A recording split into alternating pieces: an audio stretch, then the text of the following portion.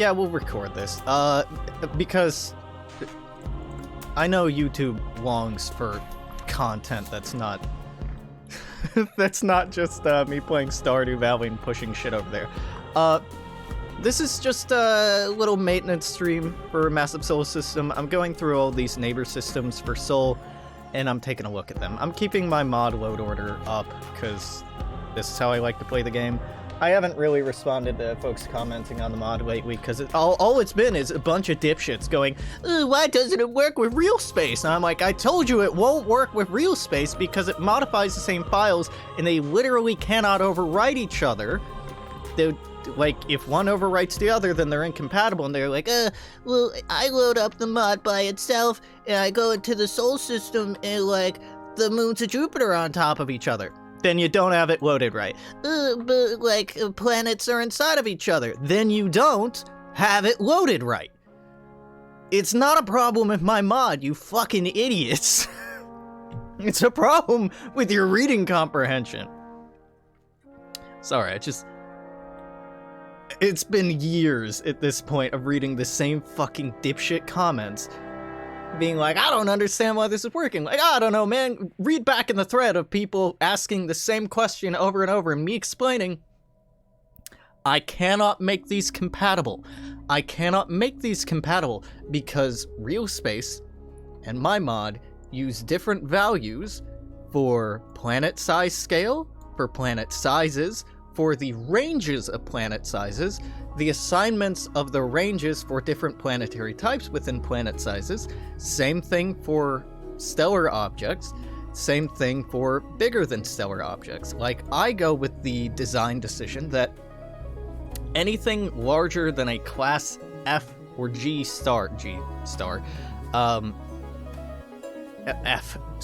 is the largest that I have. No B class, no A class, no red giants, no blue giants, none of that shit.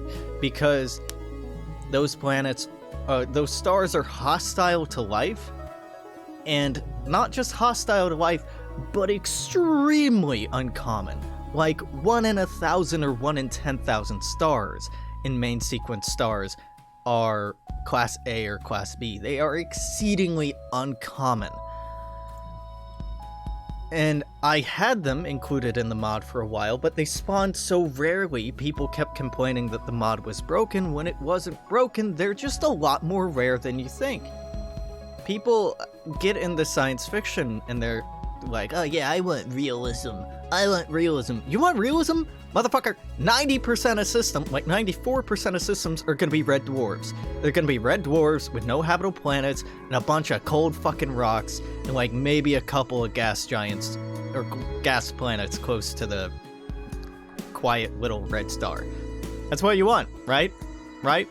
No, that's not what you want? Then you don't want realism. And real space will give you the fake realism that you think you want.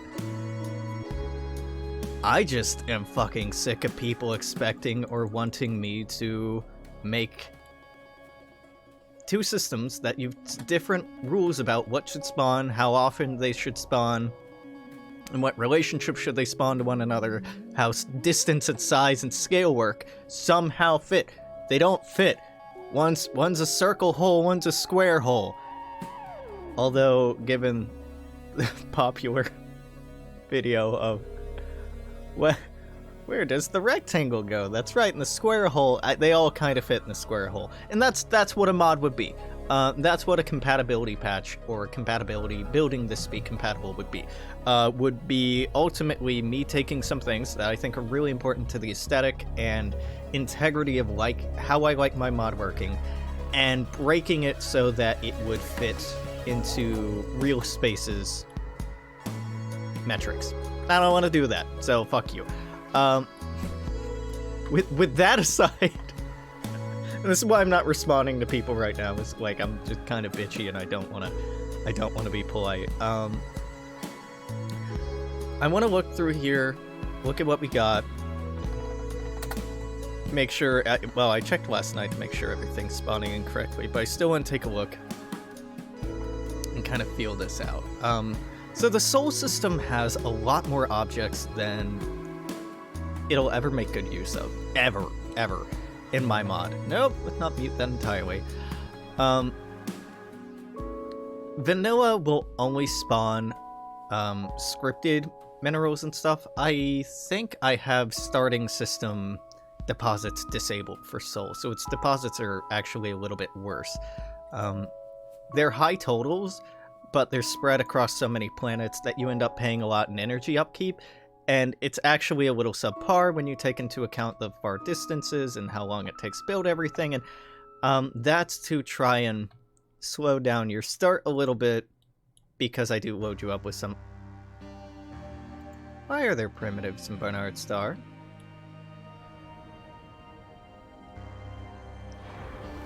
I see. Some other mod has decided that...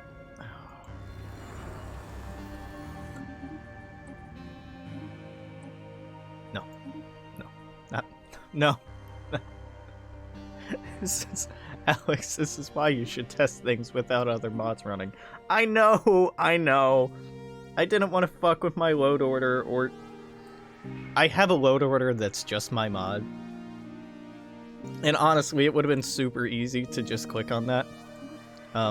If you're playing with my mod and Gilly's planet modifiers, disable planetary rings. It's incredibly important to do this because planetary rings do not scale visually the same way that most objects do, and they can look a little silly.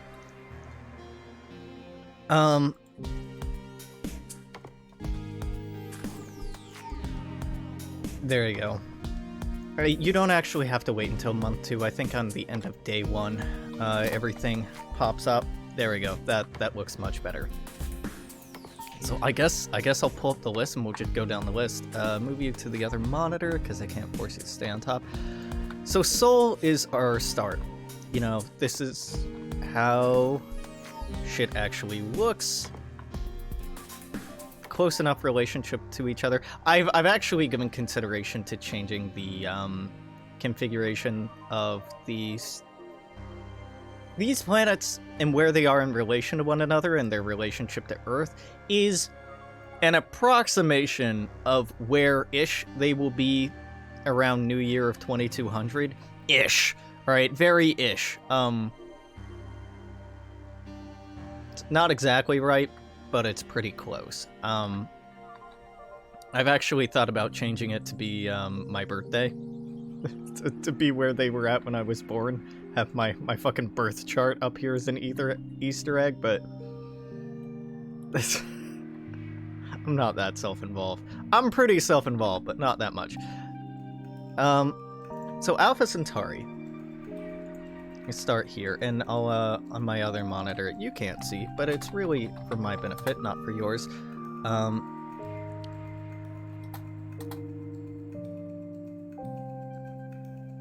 Right, I changed the name.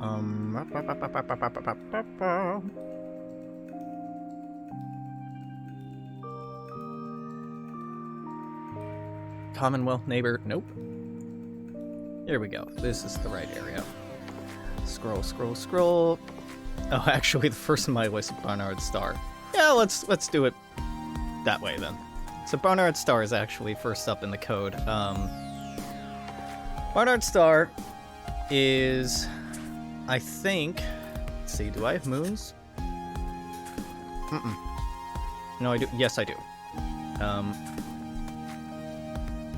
That's a lot of fucking moons. Tell me about the moons, Alex. Now, I don't have this here, but I think what happened with the moons... So, Barnard Star is a combination of planets we know that are around Barnard Star, right?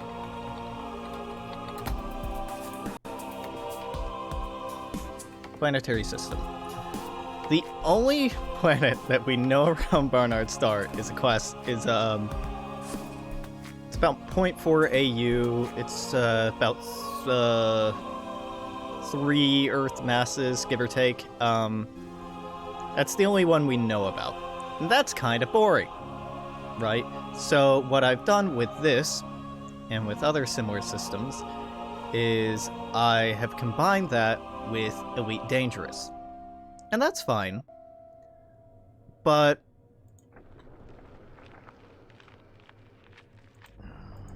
Elite Dangerous has they love spawning in like a shit ton of moons.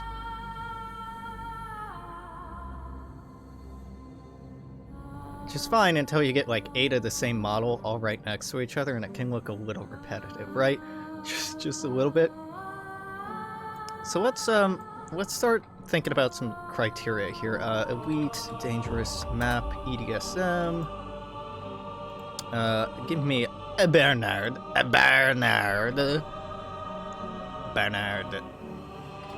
Star. Thank you. So here's Barnard Star, right? It's actual planetary system. This is it. There may be more, but right now it's just probably super Earth. That's all we've detected. If you look at what Elite Dangerous's system spawned in, it's got an asteroid belt, which I don't have because it's too close in to render. And 1, 2, 3, 4 planets, plus a gas giant with 1, 2, 3, 4, 5, 6, 7, 8 moons. Another gas giant with 1, 2 moons. And that's pretty much what I've rendered here. And now I want to make a determination as far as what my cutoff is going to be for moon size here. Because I don't think I did that very critically. Let's use Earth and the Sol system as kind of our metric here. So in the Sol system, some moons I have and some I don't. If we go look at Jupiter, for example, I only have Callisto, Ganymede, Europa, and Io. So moons of Jupiter, if we look here, by diameter is the way I did this. Ganymede, Callisto, Io, and Europa. So I think the cutoff I made is that they need to be at least 700 meters in diameter, 8. Like, the smallest things I have in-game are Orcus and Charon, I think. But I don't have Orcus and Charon as their own thing. I have Orcus and the inner Kuiper Belt as a tiny little frozen world out here. And really, Orcus, and its little moon Vanth here, they're tiny. Like teeny tiny. But they're small enough that I have them in game, right? So it would kind of stand to reason that I would keep that is the low end of the scale, but Orcus and Vanth, get rid of this,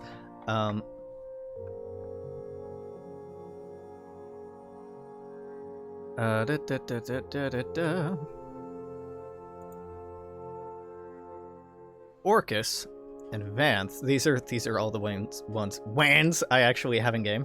I have objects whose radius is as low as 100 kilometers. Because I'm trying to fill up space, basically.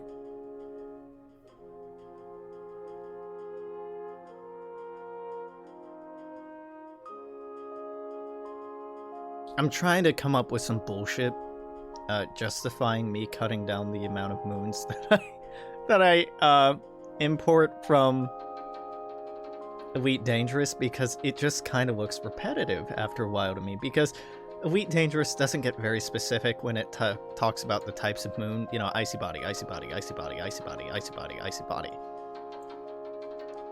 But icy body can be used to describe Europa and Ganymede at the same time. And, you know, if we look at Europa, it's gorgeous. It's absolutely fucking gorgeous. And, like, look at these two. They're pretty. They're similar, but they're pretty. But when we have to fall back on what Stellaris has available in its textures, frozen worlds have some variety to them. There's some variation. They're not all exactly the same, but there's not a lot of variation. which is okay until you put a bunch of them right next to each other. Now, I can get around this a little bit by being like, this is cold barren, this is barren, this is frozen, but frozen is actually the best descriptor and of icy body, right? Like, rocky world covered in a layer of permanently frozen ice. That's the closest thing we're gonna get here. And unfortunately, because Elite Dangerous uses like a physics model to generate its solar systems, and it's a little outdated now. We're using some really cool new models actually to predict where planets might be based on gravitational forces that I don't completely understand because I haven't read that much about them yet. But there's some very cool papers that have been published in the last couple of years I haven't read yet, but I've kind of heard about. That's a very weird way to say that, Alex. That I've heard of and meant to read. So I don't know, is this aesthetically pleasing? Not really. I think it's a little strange, but I mean, this is what we get. Elite Dangerous says that this should be a water world. We gotta clarify. This is hugely important. A water world does not mean an ocean world. Important distinction.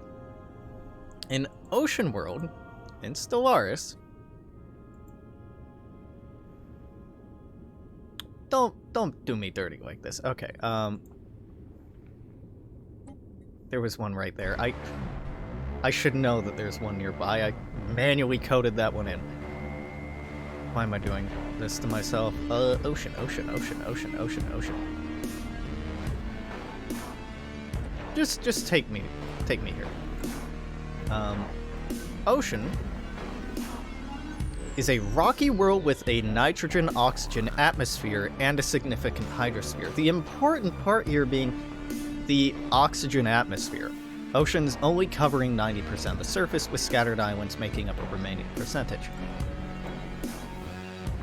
That is not what a water world is. A water world is similar to a gas giant. And its atmosphere can be hot, thick argon. And not habitable. Not at all habitable. Now, argon's not terrible, because argon tends to be inert, right? If I'm remembering correctly. So it's not a very reactive thing. So this actually isn't like a terrible candidate. But just because you see water world in the description of like what a planet could be, especially when we're talking about super Earths or supercontinental sized planets or super rocky planets, saying that something is an ocean world or a water world is often shorthand for this intermediary between rocky and gas planet. Oh fuck, there's an amazing image for this, but I know how to get here. I know how to pull it up. First thing we're gonna do is we're gonna pull up Artifexia. Incredible channel, wonderful world builder. Guy does a much better job than I'll ever do at explaining a lot of this stuff. And we're gonna go all the way back to some of his earliest stuff. This. And this, perfect. This is exactly what I wanted to talk about. So he's pulled this from a research paper that I can pull up that I don't really want to. These lines indicate based on the radius of a planet and the mass of that planet. If you chart the two, and these are in Earth masses and Earth radii, these will be what the planets largely consist of, going from hydrogen to iron, right? So these are a body of like entirely iron or hydrogen. To get water, it needs to be in this blue range, right? But solid blue, this solid blue line is a water planet. That's a water planet that is lacking a meaningful amount of iron or silicates in its core. A planet without iron in its core, or significant silicates in its core, would have, like, a problem with generating a, magnetosphere, like a lot of planets in our solar system do. It wouldn't be arable. It would probably be really difficult for plant life or animal life to evolve there. So, what you're looking at for habitable planets is in this thin-ass range here. Just because it has water doesn't mean it's habitable, which seems counterintuitive. And just because it's rocky and roughly the right size doesn't mean it's habitable either. So all the habitable planets we're talking about within the context of Stellaris, if it's colonizable, it's in this thin range right here. So a water world is on that blue line or past that blue line. Same thing with ocean worlds and ocean giants and yada yada yada yada yada. And this seems like a big segue, but man, that is such an important thing to understand. Again, Artifexian, if you don't follow him, do it. Absolutely do it. This is the paper that he's pulling from. I don't want to download the PDF. Oh, good, it loads it in browser. Specifically, that chart we were looking at is this one? Yep. And this describes mass radius relationships for solid planets, solid lines being homogeneous planets, and go check out this paper if you want a more thorough explanation, but I'm good. Point being, that's why I have this as a toxic world rather than anything else, because Stellaris does not have this planet type represented, this real world planet type represented. Water worlds in Stellaris don't exist. Gas giant is probably toxic planet, or gas giant is the closest in-game thing to it. Because, God, like, that little explanation I just did, it would be contingent on the game to explain to players, well, you can't just live in an ocean without a fucking thing in it. Like, it doesn't work that way, and I'd get sick of telling people that over and over, too. I mean, there's not much to tweak here, unfortunately. Well, hold up. Barnard Star. This asteroid belt has an inner radius of 500,000 kilometers and an outer radius of 16,000 kilometers.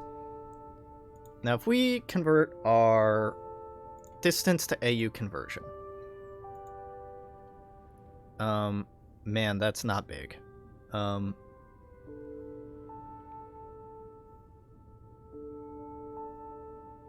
What is an AU to KM? AU to KM, I should remember this. 1 AU equals 1.5...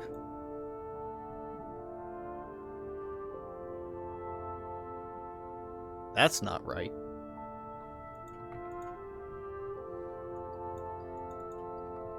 That's right. I just saw something like that's absolutely not right.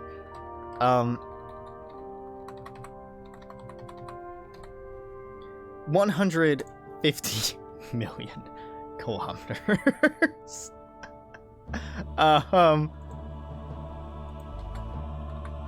That's a lot, buddy. Let's take that number, multiply that by 0.06. Why? Because I've determined that one in-game unit of distance for my sense of measure here is roughly 0.06 AU. So therefore,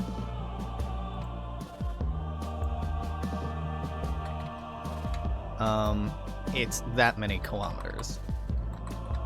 8 million kilometers. 8 or 9 million kilometers. per unit of distance. So why is that important? That is important. Let's put this up here, because if I'm looking at this and I'm seeing that the outer radius of this inner star belt is 1.6 million kilometers, that's not even one distance in my scale here. So I could have it, but it'd just kind of be like a ball around the star itself, and it'd be colliding with the planets, and I don't know, that might look okay, actually. It wouldn't serve any mechanical purpose, because I wouldn't want to put asteroids in it. And honestly, it just looks kind of silly. If I'm being honest with you, it doesn't look good to have it just be, because it doesn't scale well until you get like at least 5 or 7 units out, then it starts looking right. And this is just like something that is based off of my aesthetics, so I don't want to do it. Wrong tab. This. Do we have an outer star belt? Not looking like it, but does it actually have an outer star belt? Let's talk about that.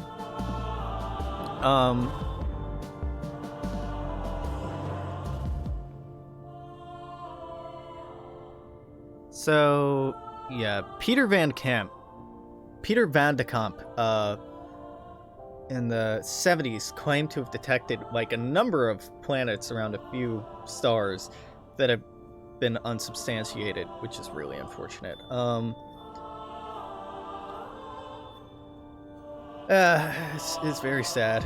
He died in 95.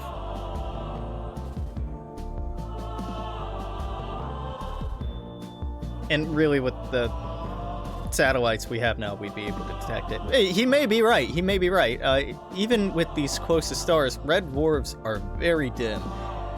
And even in planetary systems or solar systems that we think we know what they consist of, I mean, there's still the possibility of there being a 9th planet in our solar system. It's not super likely, but it's possible. So that's something really important to keep in mind when looking at these things. What I want to know about your planetary system is how likely you are to have a debris disk that's close-ish enough that I can show it off.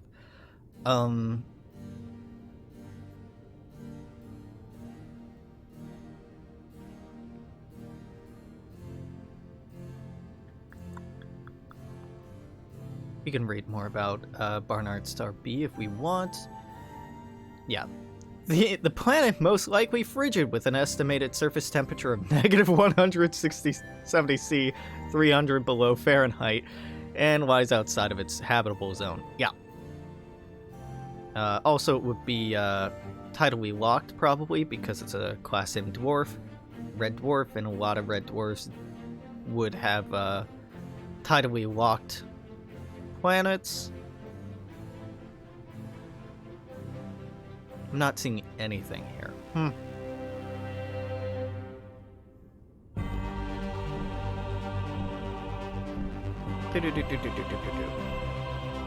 This is what fucks me up. NASA's Space Interferometry mission was supposed to start searching for Earth-like exoplanets. Had prioritized near-Sol star systems, like Barnard Star, as priority targets, but got shut down in 2010. And then the European Space Agency's Darwin program got shut down in 2007. So we're detecting, you read stories all the time about like, oh, new Earth-like planet found, but a lot of these stars are pretty far afield. We're not looking super close at the ones right next door.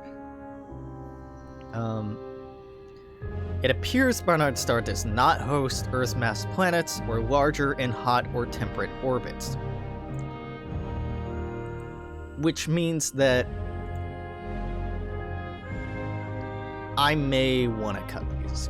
I may want to cut specifically this one, because specifically the math right now is showing that it's probably not there.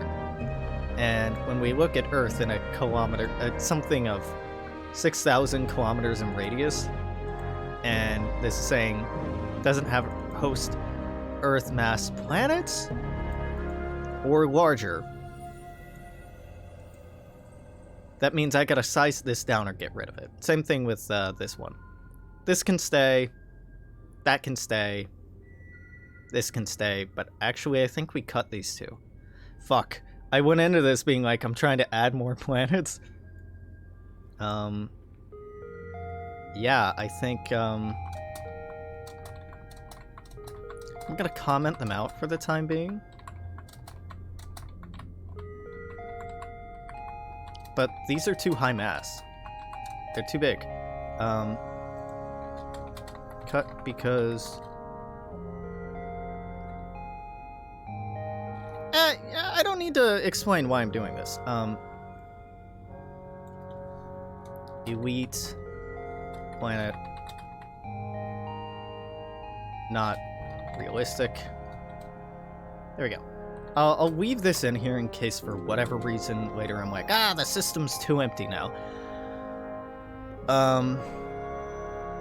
We'll leave you at a 2 and a 1, and then... Fuck. Okay. This has an orbit distance of 2. Why do I do that? Because if it's not 2 away from the star, it looks a little silly.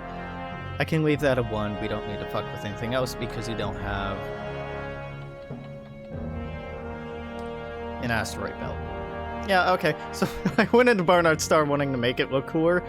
What I've done is I've cut these two, and I've moved these two closer in. Alright, well, just a minor debuff. That's fine. And let's look at Barnard Star B before we're out of here.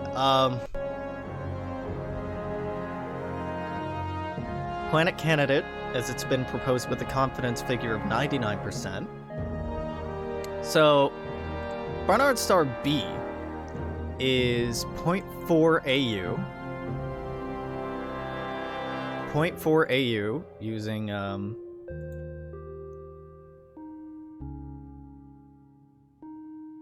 0.4 divided by 0.6 is, sorry, times 0.6?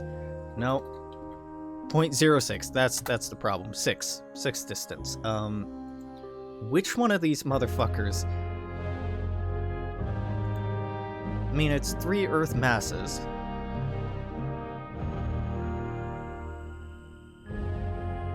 Alright, endless space, you're actually flooding me. Switching back to Stellaris. This is a difficulty in trying to combine a bullshit system from Elite Dangerous that looks cool with,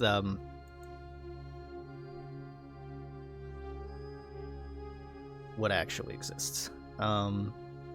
This is 0.4 AU. 0.4 AU would be at about 6 or 7 distance.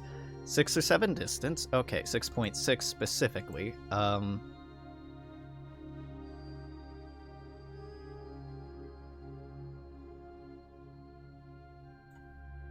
B. You're gonna be B. Why? I mean, I could reclaim this as B and keep these in here. Maybe. Maybe I might just cut these and keep the gas giants. No, I gotta take this off altogether. I can't fucking think.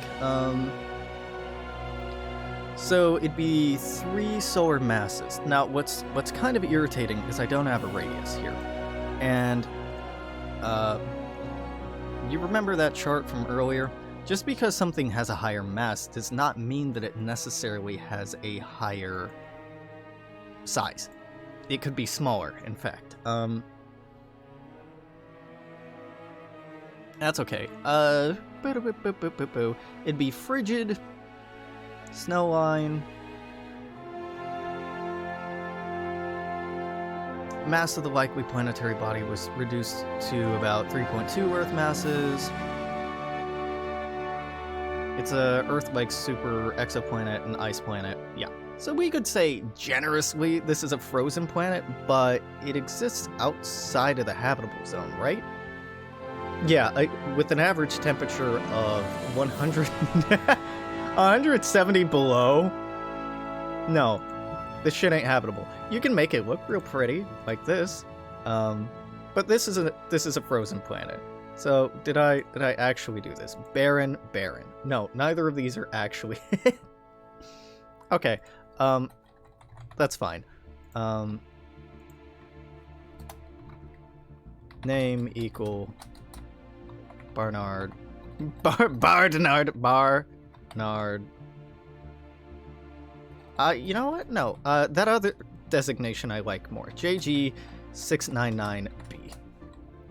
Why that? Because it'll make the name stand out a little bit. This is PC frozen. This is absolutely frozen. It's at a distance of 7, so we're going to size that up a little.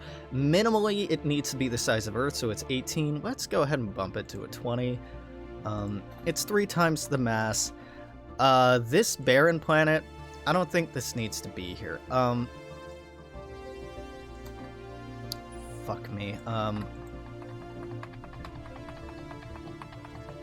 You know how I just made a point of doing that?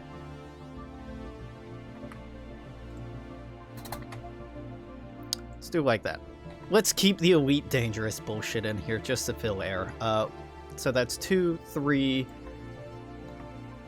So we're gonna have 2 tiny barren planets. This one will have a name to the only real MFer, the only real planet in,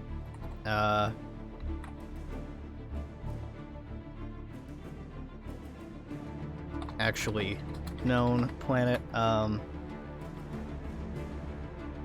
There we go, and the rest of these can just look a little silly. So what we've done is we've swapped out 2 for 1. So we've gotten rid of Barnard's 2 and 1, moved in 3 and 4 a little bit closer, then gotten an icy planet out here. So it's gonna look, you know, imagine this and this are gone. These 2 are smaller, and there's a third one like out here somewhere. I came in here wanting to make it like more aesthetically pleasing, and I've done the opposite. All right, well, let's move on to Alpha Centauri. Alpha Centauri is a fun one. So Alpha Centauri, and let's pull up the relevant pages on this. Alpha Centauri. No, not Sid Meier's Alpha Centauri, but that's a damn good game. Alpha Centauri is, like, everybody loves this fucking star system. The Centauri system gets so much fucking attention. We have 3 primary stellar bodies here, right? We have Alpha Centauri A, B, C, or Proxima Centauri. We have Rigel Kentaurus, Ptolemy, and Proxima Centauri. And each of them have their own planetary systems. Now, there's a bunch of hypothetical systems, but Proxima Centauri has 2 known planets, a 3rd hypothetical planet. Alpha Centauri has an unconfirmed planet. Alpha Centauri B has an unconfirmed planet. So let's look at what that looks like right now. Starting with Proxima. Proxima Centauri has 1, 2, and I think the 3rd one I cut for some reason. Let's look into that. Let's start with Proxima Centauri. So Proxima has a star. Yep. Then Proxima Centauri B, which I have as a PC barren cold planet. Proxima Centauri B, it seems to be in the range where water could exist on its surface, thus placing it in the habitable zone. I actually had it habitable when I coded this, but Paradox made a anomaly called Alpha Centauri Cat.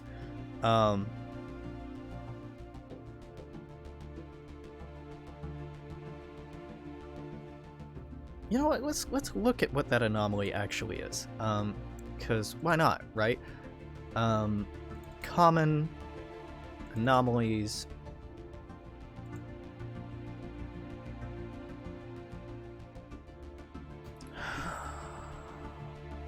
Let's just open all of them.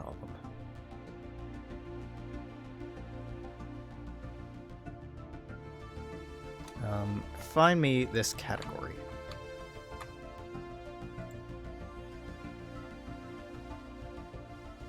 Here we go. It's an Anomaly 02. So let's take a look at this. I haven't actually read this. So, Cold Barren, it's added manually. On success, it's, if your capital is not Earth, you get this. If your capital is Earth, you get this. Okay. And what the event does is it makes it into a terraformable candidate. That's it. That's all it does. Nothing too crazy. I like that they add the modifier of tidally locked on here. Is it tidal locked? Is it not tidally locked? No, tidal locked. Huh. Oh. Why would that reduce the number of... Whatever. Sure. So that holds. Yeah.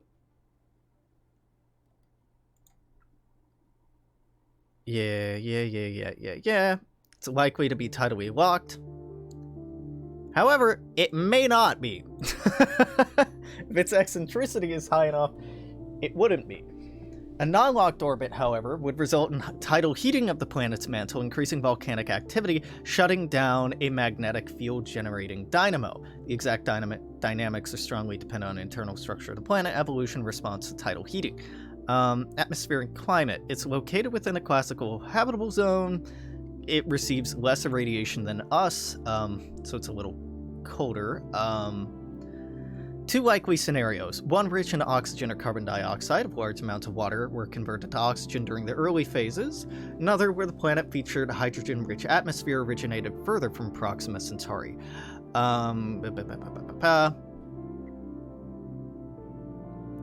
Planets part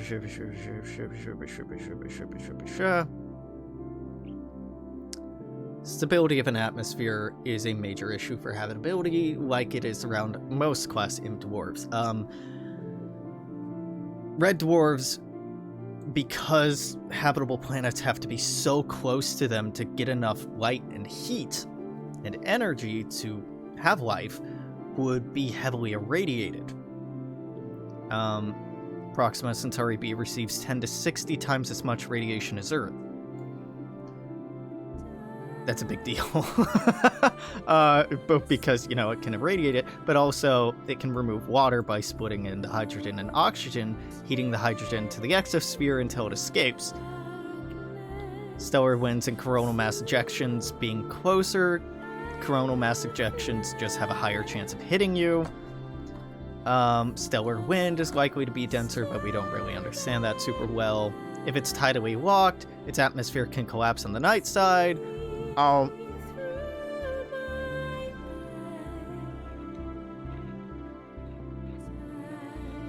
Yeah. Lots of reasons why, if you're looking for life, you don't look at Class M dwarves. You look at G-Class stars like ours, F-Class, which are yellow-white. They're bigger and brighter. They live a little less longer than ours. The math actually makes it look like K-class stars, however, are better candidates than ours for life. They're, the in-between M and G. They're orange. They're all white if you look at them, but they're called orange dwarves. Smaller stars, like Class M dwarves, actually outlive bigger stars, because bigger stars burn up their fuel more quickly and reach their end of life more quickly. So a K dwarf would last longer, giving life more chance to survive, but its habitable zone is further enough away that it tapers off the kind of radiation and coronal mass ejection worry that you have to get here. You probably don't have things so close to your stellar body that they're all tidally locked. Again, removing another obstacle for life, or presumed obstacle for life. And yeah, they're very cool. Yeah, but this shit Yeah, red dwarfs, like Proxima Centauri, have lifespans much longer than the Sun, up to many times the estimated age of the universe, and give life plenty of time to develop. But the whole array, they're very radioactive, being that close to it. If oceans are present, tides could alternately flood and dry coastal landscapes, triggering chemical reactions. It's not impossible. It's just not very likely. Proxima Centauri B has not been directly imaged because it's so close to its planetary, or its solar parent, and the only way to know... I like how they explain how far away it is here. It would take us a long time to get there and check it out. Worth doing, though. So, cold barren... Yeah, maybe. I'd probably just go with, like, barren, but that's what Paradox wanted. So, let's stick with that. Let's make sure I have the right size for this, though. Radius is 1.3 plus or minus... What? Plus or minus, up to... It could be double the size they think it is, or half the size that they think it is. What? That's a big range. Mass, it's more massive than Earth. So I'm gonna make it, I currently have it size 16. Let's make it at least size 18. At least the size of Earth. Probably it should be...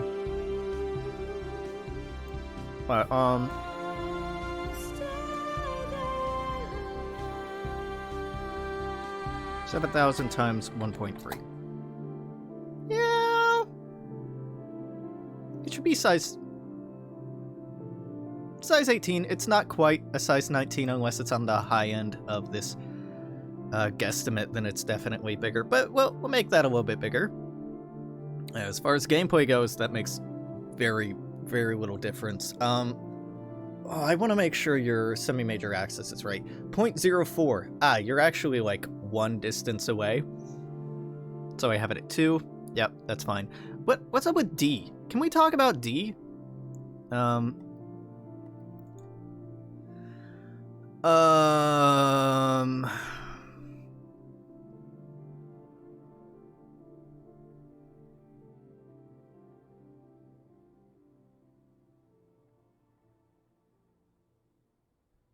D.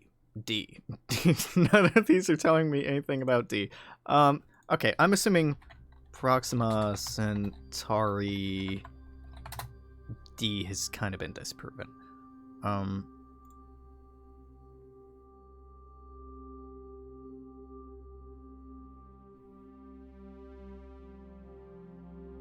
Okay, it'd be tiny.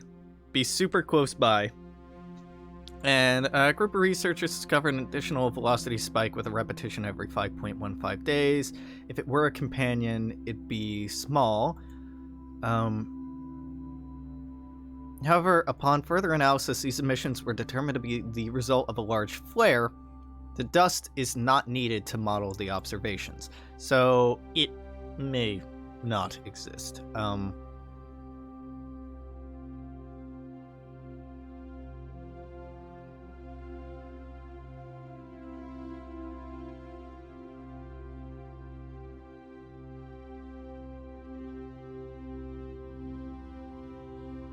2015. Oh, okay. This is. I'm like, what? Yeah, this is Alpha Centauri B. We'll get to Alpha Centauri B. We're just not doing that yet. Let's look at D. Probably doesn't exist. D is a pretty good excuse to put like an asteroid belt in that close, but again, it looks silly, so I'm not going to do it. Proxima Centauri C is a very strong exoplanet candidate.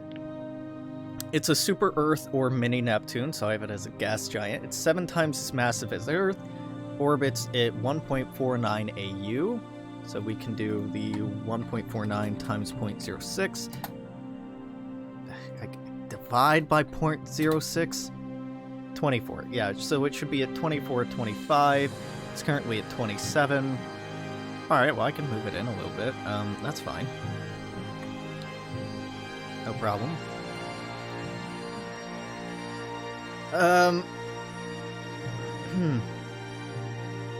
Oh, I must have used, like, its,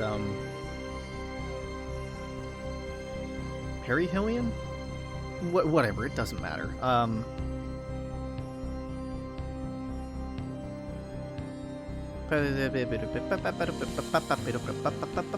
They did not obtain a clear detection. It's too bright. Their source candidate is in fact Centauri C. It's too bright of a planet of its mass and age, implying it may have a ring system with a I like that. Has ring equal yes? That is how I do that, right? It's been so long since I've added rings.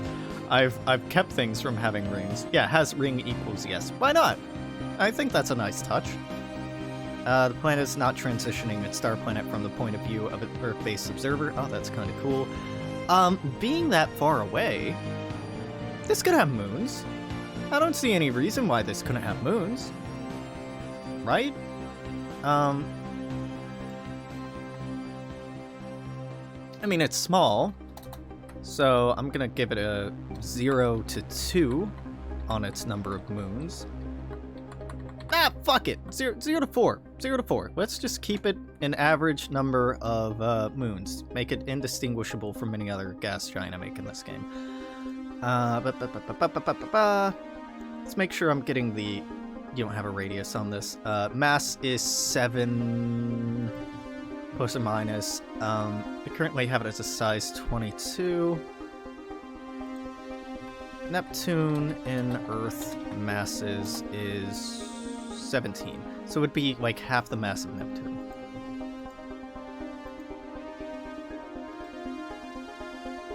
Let's keep it at 22. Maybe a 21? It's 22 is fine. I don't need to get that specific about it. Cool. And again, we've decided Alpha Centauri D is not something or Proxima Centauri D is not something I want to fuck with. Eden is, I guess, their Proxima Centauri B in Elite Dangerous. Sure. Not my problem. Yeah, not my problem. Not my problem. I'm really just here to look at your moons. You don't even have a second planet around Proxima Centauri. Ha! Ha! Antiquated garbage. This is the problem with making a science fiction setting, is you have to say, oh, this definitely exists, or this definitely doesn't exist. And then when the science changes, and like, oh, fuck, we were actually wrong about that.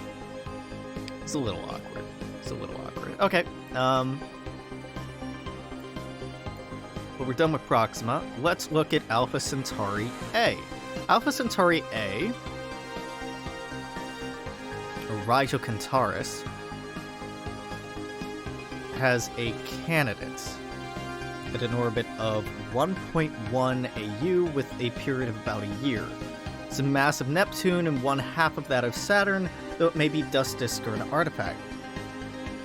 It can't be a background star. Possibility of C1 being, if it's confirmed, the temporary name C1 will likely be replaced with the Alpha Centauri AB. When was this? 2021. Okay, that's why this doesn't look anything like what I have. What I have for Alpha Centauri A is a barren planet and a gas planet. I've stolen this. But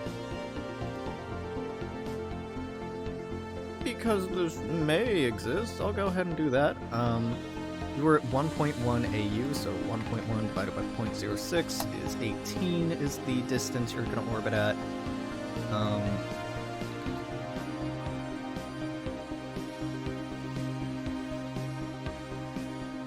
You're going to be PC gas giant. Your size is going to be... let's give you a name. Name equals Alpha Centauri A B.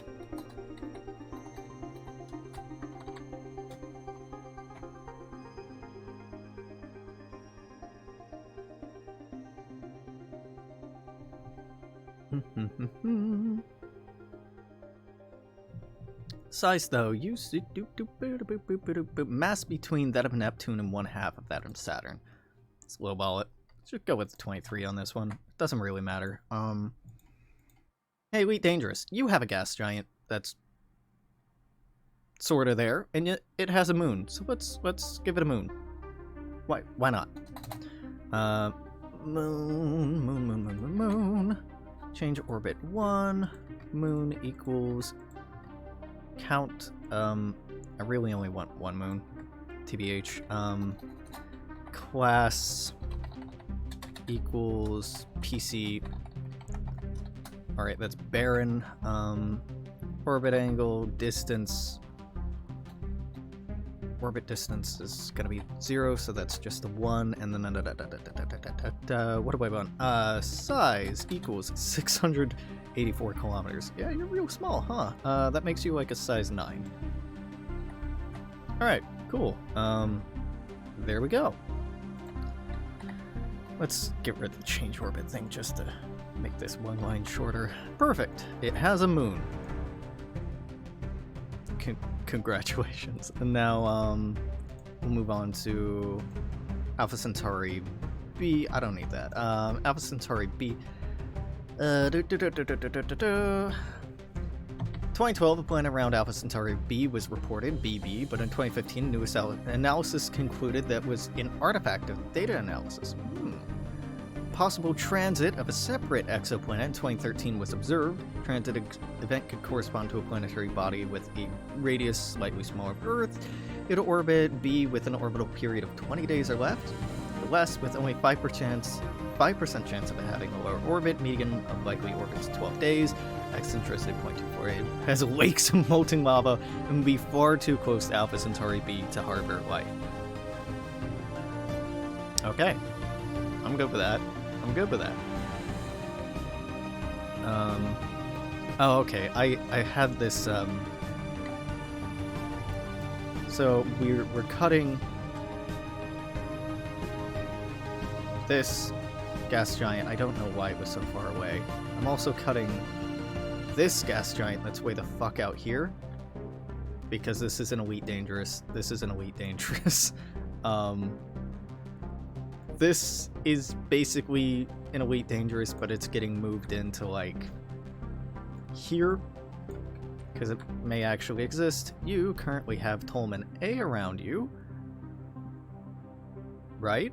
Yep, and it looks like, I need to give you, like, an actual name.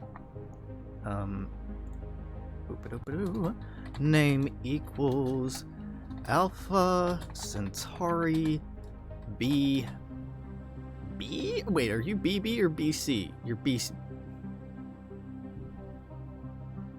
Okay, so BB is the name given to the first one that probably doesn't exist. BC is the assignment for the second one that may exist. Not confusing at all. I'm just gonna call it BB, for my sake. It has 0.92 Earth radii, so 7,000 kilometers in diameter is mostly what I use for shorthand for Earth. This would be 6440. That would make it a size 17. I currently have it as a size 14, so you get embiggened. That close, you absolutely do not get a moon. You're way too close for me to even think about moon. No idea what your semi-major axis would be, so we'll assume non-existent. And now we can look at hypothetical planets. Additional planets may exist in Alpha Centauri, either orbiting A or B individually, or in large orbits around AB, because both stars... astronomers have been interested in making detailed searches for planets. Computer simulations that a planet might form near the edge of B's habitable zone.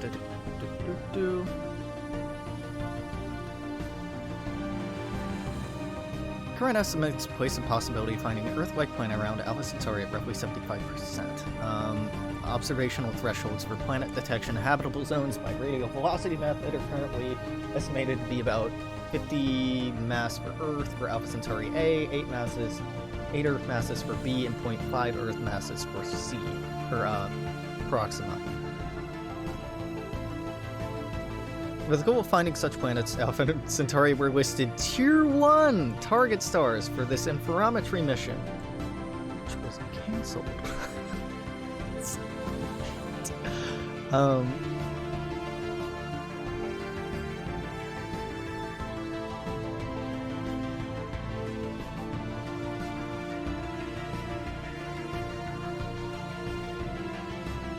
Unfortunately, this is just saying they could exist.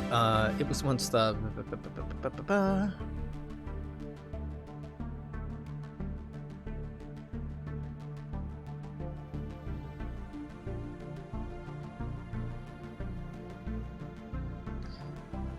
Yeah.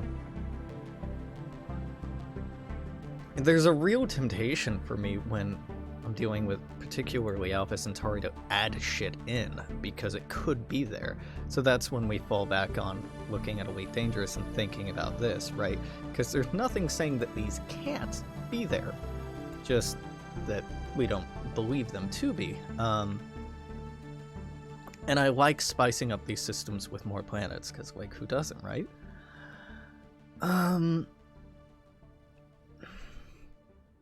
All observational studies have failed to find evidence of brown dwarves or gas giants.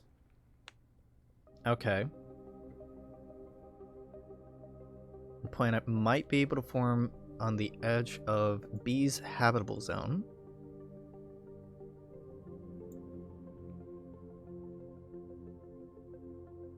Bodies around A would be able to orbit slightly further distances due to stronger gravity.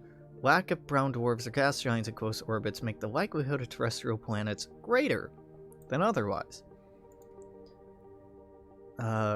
Theoretical study indicates radial velocity analysis might detect a hypothetical 1.8 Earth masses in Alpha Centauri B's habitable zone. Okay, well that's something I could do. Especially with this little tidbit down here about where the habitable zone for B is. Between 0.7 and 1.2 AU, I could add that.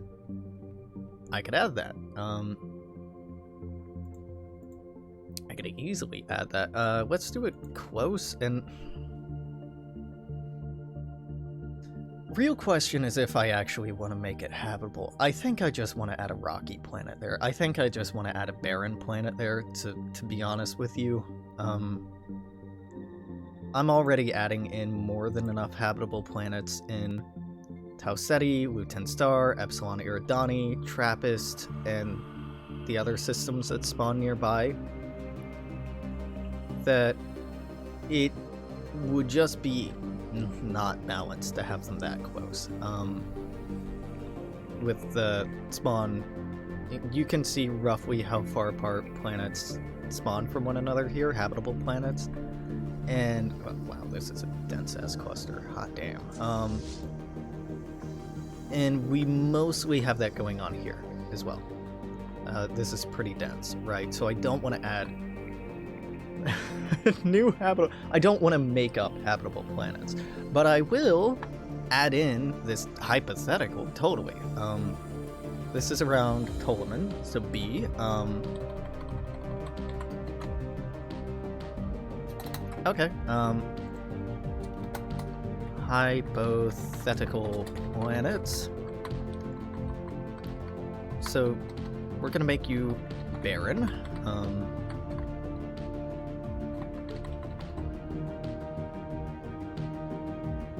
Let's see, your orbit distance.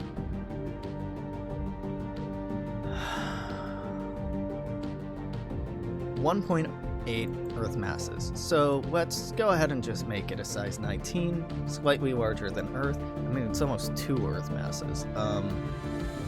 But it's not quite 2, so let's just make it a 19. So that way it's similar in makeup. And down here we had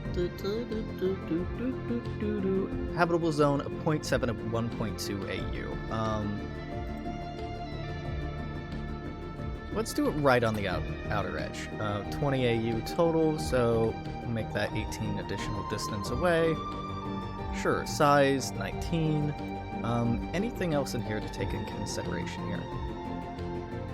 Radial velocities Alpha Centauri B were sufficient to detect a 4 Earth planet, four Earth masses within the habitable zone, but no planets were detected. Okay, so interesting.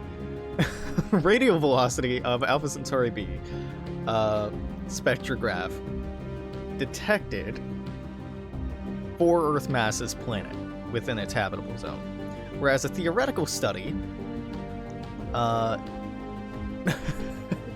indicated that a radial velocity analysis might detect a hypothetical 1.8.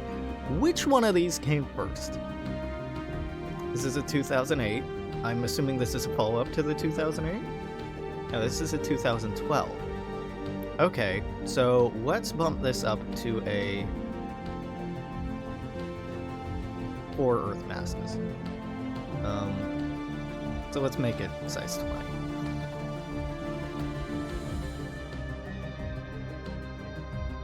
Current estimates finding an Earth-like planet around 75%. Observational thresholds. Early computer-generated models of terrestrial planets, but recent numerical investigation shown gravitational pull companion stars renders the accretion of planets difficult. Despite these difficulties, given the similarity to spectra, age type, and stability of orbits, its suggested stellar system could be one of the best possibilities for harboring extraterrestrial life on a potential planet. You know, TRAPPIST is pretty fucking good too. And the solar system,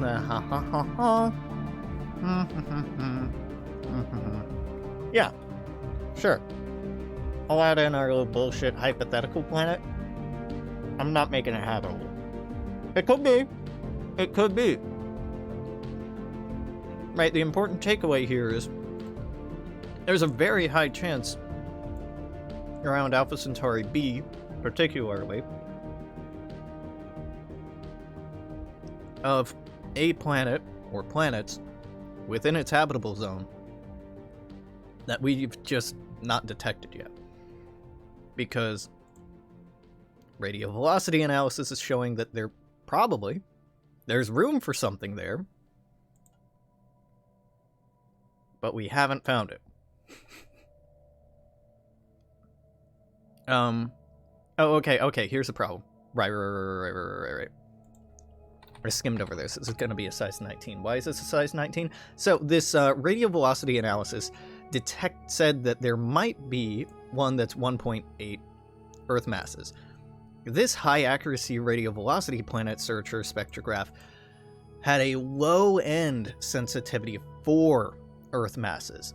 It could not detect anything less massive than 4. So it's possible that this 1.8 Earth mass object does exist here. We just haven't been able to detect it because it's too small. When we talk about exoplanets that we know about, a lot of them are super Earth this, super Earth that, super Earth this. And a big reason why we're finding so many gas planets and gas giants and super Earths, they're big. They're big, and they make a noticeable effect on the gravitational dynamic of a solar system. It's easier to see bigger wiggles than it is little wiggles. Or when something's transversing a star, transversing meaning it's coming between you and that point of light, if it's small, like, you know, dust particles in the air are between you and the light, they cast shadows, but they're very tiny shadows. But if it's a fucking rock between you and a light, or a hand, you know, it casts a bigger shadow. It's a lot easier to pick up on. So just because we can't see something doesn't mean that it's not there. Just because we can't prove that it's there doesn't mean that it's not likely to be there. And this isn't just true for Alpha Centauri. Alpha Centauri is so close to us and it's so similar to us that we studied the hell out of it. So that's why this has these paragraphs here. But this is true for every solar system.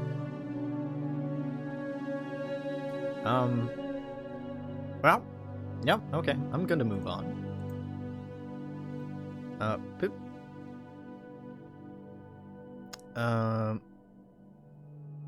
I skimmed over this. It once thought Jupiter and Saturn were crucial in perturbing comets, providing water. Isotope measurements of deuterium to hydrogen comets in the Halley values approximately twice Earth's oceanic water. Less than 10% of Earth's water was supplied from comets. Why am I seeing this? Why is this here? Proxima Centauri may have influenced planetary disk as Alpha Centauri was forming, enriching the area with volatiles, which would be discounted, for example. Such icy bodies reside in the Oort cloud. When they're gravitationally influenced by gas giants or disruptions to nearby stars, icy body can then travel starwards. Okay. Yeah, this paragraph doesn't need to be here. This is too inside baseball. like, okay, neat, but is it adding anything here? I don't think so.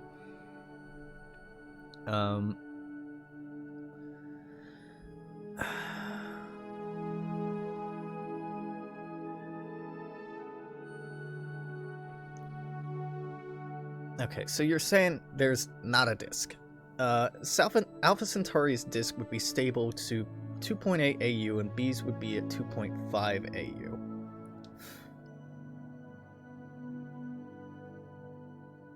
AU. Circumstellar disks, I'm assuming...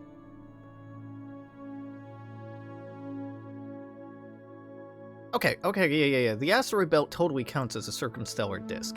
I thought so, but it's not a term that I'm familiar with. So I was not too positive about that. So okay, let's put an asteroid belt around Rigel Kentaurus, around the primary star here. Asteroid belt equals rocky belt. Around A, it'd be 2.8 AU. So this is at 46. We have a planet at 23. Okay, then I can just add in some random asteroids at an orbit distance of 23 after that. So we'll add in an asteroid belt around Rigel Kentaurus, the, primary star here. An Alpha Centauri, and some asteroids. I'm getting rid of a couple planets, adding a couple more. So this will look a little different. Okay, this is why I go back and take a second look, because the science on this shit changes. And it doesn't change rapidly, but it does... It do be changing. It's not a constant. Wolf 359 is up next. Whoop. Wolf 359, let's talk about your planetary system. You got C, and you got B. I currently have 1, 2, 3 barren planets, a gas giant with the potential for moons in Wolf 359 right now. 3, 4, and moons. Yeah. I'm assuming this is influenced by Elite Dangerous. I may cut down on the number of planets here, but it's a very empty system, so I may not. Let's read about you. Let's label these fucking planets, because I don't have them labeled. Luckily I have semi-major access here to help me figure out which is which. In 2019, submitted a paper for peer review with the results of first reported detection 2 candidate exoplanets orbiting Wolf 359 using radial velocity method, with HARPs in Chile and HIRES in Hawaii. Man, rip. Similar to, but more extreme than that of nearby Proxima Centauri, interplanet Wolf 359c receives 3 times more solar radiation than Earth, making it very unlikely to be habitable. No shit. No fucking kidding, dude. It's also much more massive than Earth. I have it as a size 22, but that's kind of extreme. It could be as little as 1.2 Earth masses, so I'm gonna reduce that to a size 20 here. Orbit distance of 2 because that's as close as I can get it. Honestly, you're that close, I'm gonna make you PC molten. Especially with you getting that much radiation. I don't know, you love to throw in molten planets where you can, right? And then B has a semi-major axis of 1.84. So your orbital distance should actually be 30. Okay, here. I think I know what happened here.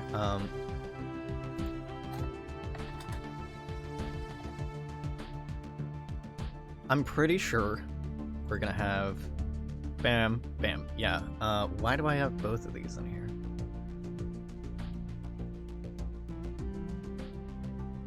.7, so you're like a size 13. Yep, no, this one's size 13, and this would be 1.8, so you're a size 11. No, I have it as a 12. Okay, so I've added these two barren planets in here. Let's add a note. Wheat, dangerous.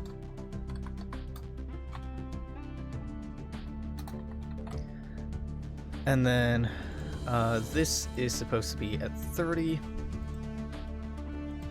How far away are you from each other? You're not that far away. No, y'all should be in the same fucking orbit. These two at least should be in the same orbit. Yeah, so that's 30 away. Okay, and then I just give it a chance of random planets, of course. These two are barren. And they're pretty unremarkable. Okay, so we have... I'll go ahead and name these. Name equals Wolf 359C. Name equals Wolf 359 B. And the others will have weird auto-generated names, but that's not my problem. I'm kind of putting the names in there for myself so that I know they're real or not. Not much else we can add in to spice up Wolf 359. Again, it's so small. If it had an asteroid belt, it'd be like choking it. And there's nothing in here about a circumstellar disk. So it's just kind of small and boring. I mean, honestly, I feel kind of obligated to pull these two out. But like, imagine all that's in this system is planet next to the red dwarf and gas giant with 0 to 4 moons out here, and that's it. I mean, it's okay. Not every system has to be interesting, but like that's too little. That's just too little. Like for me, that's too little. I'm gonna spice it up a little. All right, we're on to Lumen 16. Yeah.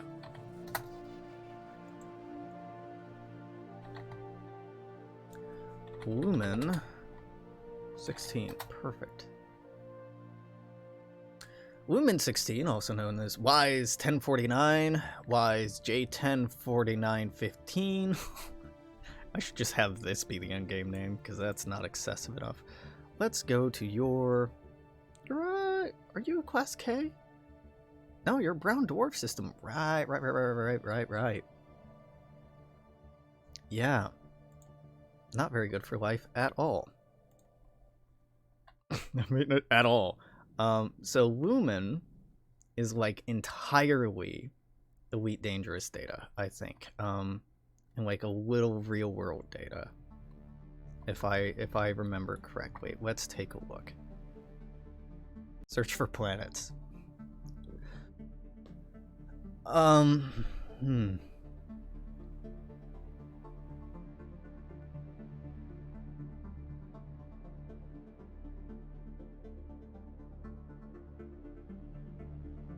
Okay, no. So, perturbations of orbital motions in the system were reported, suggesting a third body. Any companion would need to be below the brown dwarf mass limit because it otherwise would have been detected through direct imaging. False positive of 0.002%. planet have a mass between a few Jupiter masses and up to 30 Jupiter masses, Jovian masses. Although they mention a more massive planet would be brighter and therefore would affect the photocenter of the measured position of the star. Subsequent astrometric monitoring excluded presence of any third object with a mass greater than 2 Jupiter masses, orbiting around either brown dwarf with a period between 200 and 300 days. It does not contain any close-in giant planets. 2014 to 2016 observations with Hubble confirmed the non-existence of additional brown dwarfs, ruled out any Neptune-class mass objects with an orbital period of 1 to 2 years, makes the existence of the previously found exoplanet candidate highly unlikely. Okay, so what do I have in here? What does Elite Dangerous say is in here? Tiny metal world, tiny barren moon. Tiny metal world, tiny ice world. Tiny ice world, tiny ice world, tiny ice world, tiny ice world. Oh, you gave women be an asteroid belt. That's way too close for me to portray. Well, you know, it's the thought that matters. It's the thought that matters. Yeah, barren cold. Well, yep. So, all these little motherfuckers in here are just Elite Dangerous objects. But I wanted to have Lumen 16. Wait, did I fuck up your name? Lumen 16A. Ah, Lumen 16B doesn't have a name. Okay, well, yeah, we can catch that.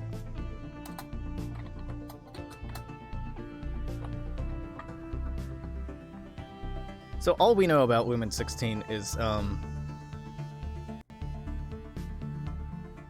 it probably doesn't have a third big buddy. It may have other stuff, but that's really all we know. Alright, fair enough, moving on. What's hilarious is because of the amount of moons that, again, Elite Dangerous populates this with, this is a busier system than Wolf 359 is. Even though Wolf 359 has a proper sun, because Elite Dangerous fucking loves to give systems a lot of moons, perhaps unnecessarily, this is what we get. So I'm kind of on the fence about keeping these, honestly.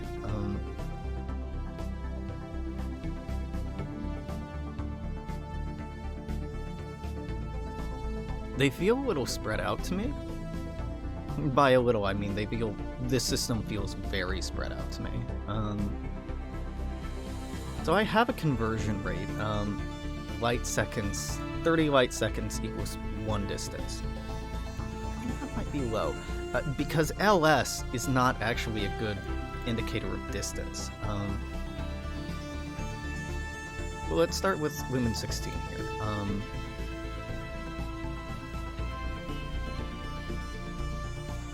You got Planet 1 and its moon. Then you got 2, 3, I would say. No, I have that on a orbit of 1 distance. Nah, you're close enough. 40 plus 60 on top of that. Yeah, okay, you can be 2 distance away. Then 1 more on top of that, sure. And then you two share an orbit. Yeah, okay. Let's look at B. B. Oh, this is a shared planet? Yeah, okay, I have that out at... I'm not doing this math. 171. Yeah, that's pretty far out there, huh? It is 30. Yeah, no, fuck it, kid. You can beat 170. See if I give a shit. Yeah, you can be real far out there. That's cool.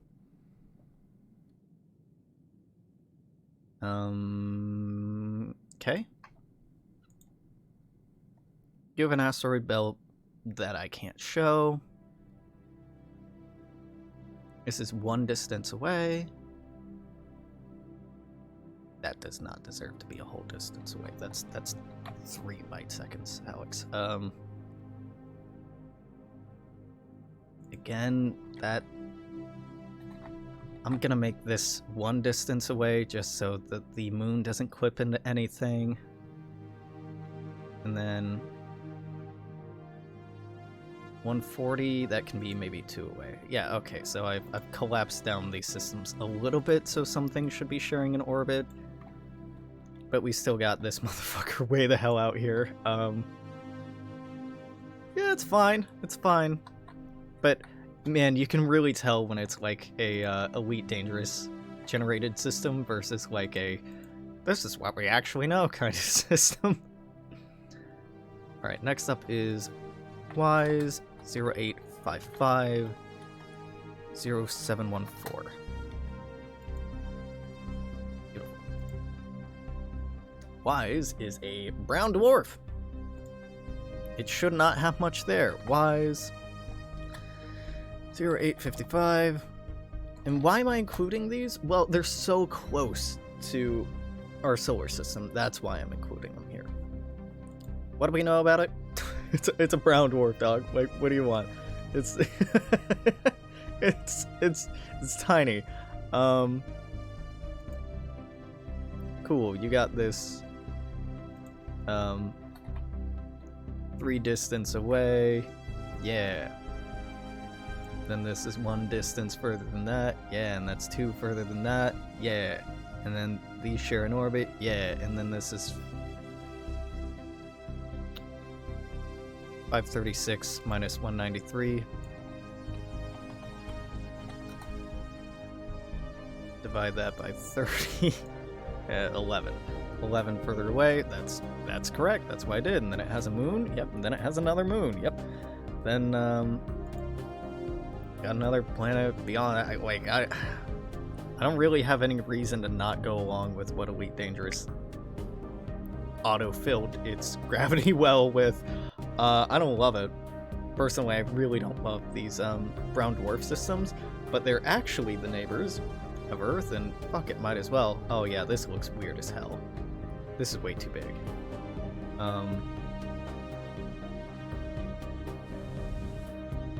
This is way too big. Do I cut him? Do I cut him? I kind of want to cut him. I kind of want to get rid of him. I kind of want to get rid of him.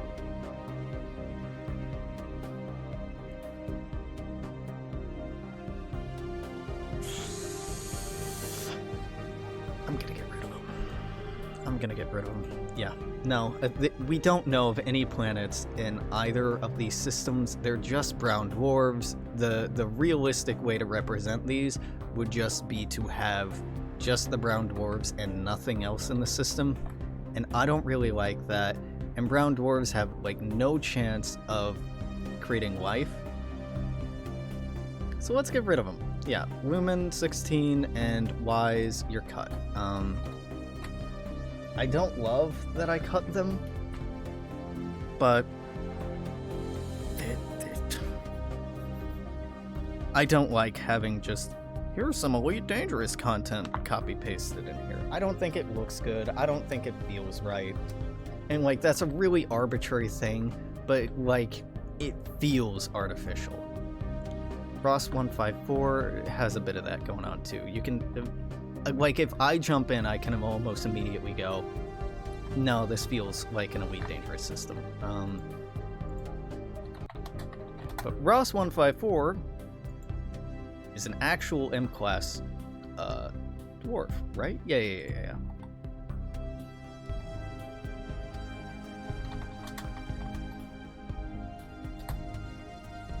So let's talk about my boy Ross.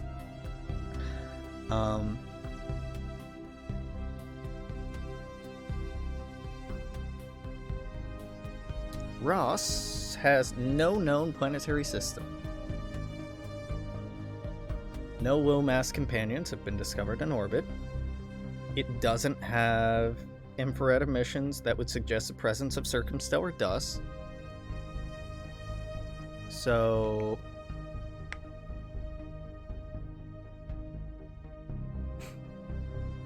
doesn't have much going on. Importantly, no low-mass companions. I think that means, yeah, no brown dwarves. and probably no gas giants. This is probably a young star with an estimated age of less than 1 billion years. Abundance of helium, heavier than helium, is about half the size of the sun. Huh. Little baby system. Itty little baby. And of course, Elite Dangerous is like, yeah, it has a circumstellar disk, even though it doesn't. It doesn't have a circumstellar disk. And because it doesn't have a circumstellar disk, it probably doesn't have planets.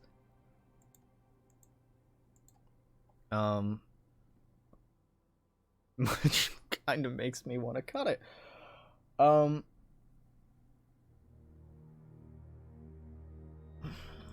Ross 154 planets.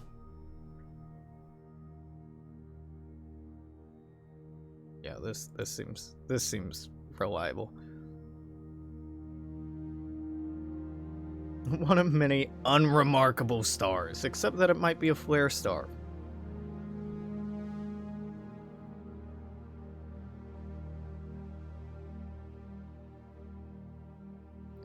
Searches for faint companions failed to find supporting evidence for a large Jupiter brown dwarf-sized object. Efforts to detect dust were unsuccessful, but astronomers were optimistic about future efforts.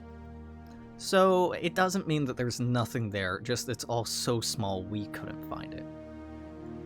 So this motherfucker at 50,000 kilometers.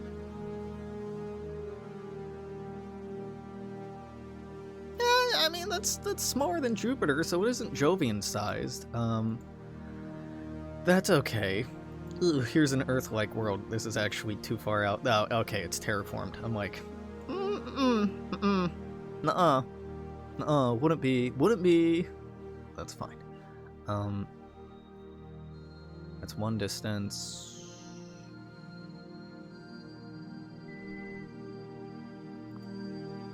What was that? 226? 226 divided by 30? Is that right? No, that should be 7. Yeah, not 3. I can do some math.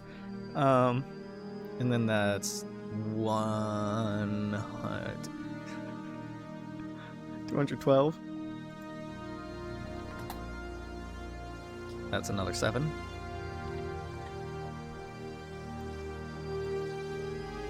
And then that's, okay, 842 minus 488. Divided by 30. It's gonna be 12 on that. And then 1502.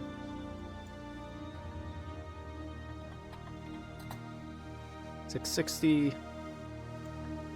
That's 22, Alex. Yeah, I know it's 22. And then the last one is 2576.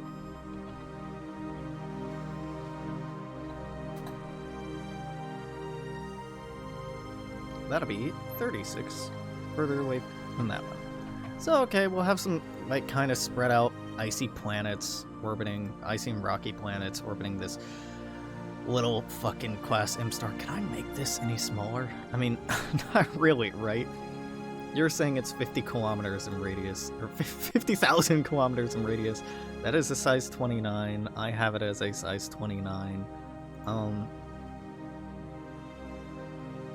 Actually, it's just slightly smaller than that, so I'll go ahead and take that as an excuse to downgrade it to a 28, just to make that scale feel a little bit better. But, stars can get pretty fucking small. So Ross 154, not a lot of this is going to change. Some of these outer planets are going to be a little further out. This will be a little smaller. It's not, I'm not proud of Ross 154. Honestly, I think it's kind of bad and I don't like it. But, you know, entirely fictional. Sad face in my notes.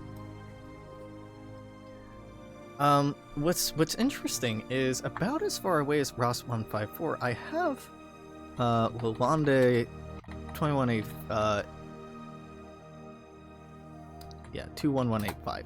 Lalande 21185 is actually a little bit closer than Ross 154. It's about 8 light years away. And this has a known planetary system. Well, known's kind of a, you know, you're gonna have to give me some air quotes here. All elite dangerous. But why don't I do some of this? I can add this in. Prior to Ross 154? Yeah, this will go above Ross 154. We can say hyperlane jumps. This will be 1 to 2 away because I cut out some other ones, so fucking might as well. Name for this initializer is going to be Lalande _ 21185. That is the initializer. Okie dokie. This is Lalande 21185. I'm just gonna copy. Oh fuck.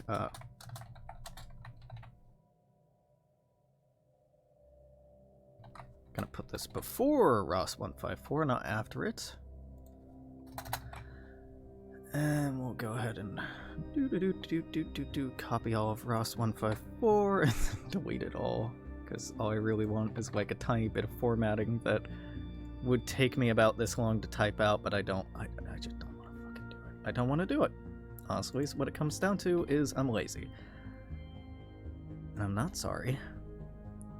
we do be making mods. Nothing too exciting though. Nothing too visually stimulating. So this is Lalande 21185. It's Lalande a class M. I would guess it's probably a red dwarf off the top of my head, but I don't remember. It's a red dwarf. Good job, Alex. Radius is 0.32 solar radii. So give me. Oh god. This is 700,000. Can't believe I accidentally removed that. Times 0.392. Is that right? 329, 392. Is that not right at all? I just saw it. Radius 392. Yeah. Boom. That would give us 274,400 kilometers in radius, which would give me approximately a size of 42 by the scale that we're using. So, okay. It's going to be a size 42. Tell me about your planetary system. So you got a 3 planets. Well, 2 known planets. But we're probably going to throw D in there as well.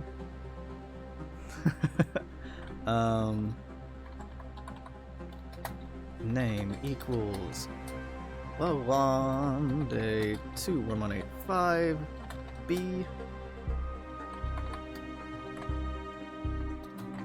C. No, BDC. It's really funny. You know, when systems auto-generate in Stellaris, you get A, B, 1, 2, 3, 4. It doesn't work that way. The naming system that we have for stars and planets is actually the order that they were detected and discovered in. That's why you get the closest one being B, and then D, and then C. I'm using some EDSM stuff to help fill in stuff for like moon sizes, or to help balance out or fill up systems that only have a couple of planets known. Go into the EDSM, see what bullshit that threw together, because Elite Dangerous's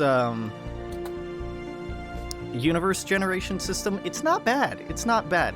It loves throwing brown dwarves all over the place where they don't belong, and then it does some really quirky, unrealistic things. But if you know what to look out for and to correct that kind of thing, it can help nudge in like how to fill in a system. So these don't have their own pages, do they? Okay, great. So I don't have a radius for any of these. They're all bigger than Earth, that's not surprising. Semi-major axis 0.07. Okay, that's just an orbit distance of 2. Oh, no, I know the EDSM is not realistic at all. Yeah. but thank you for the warning.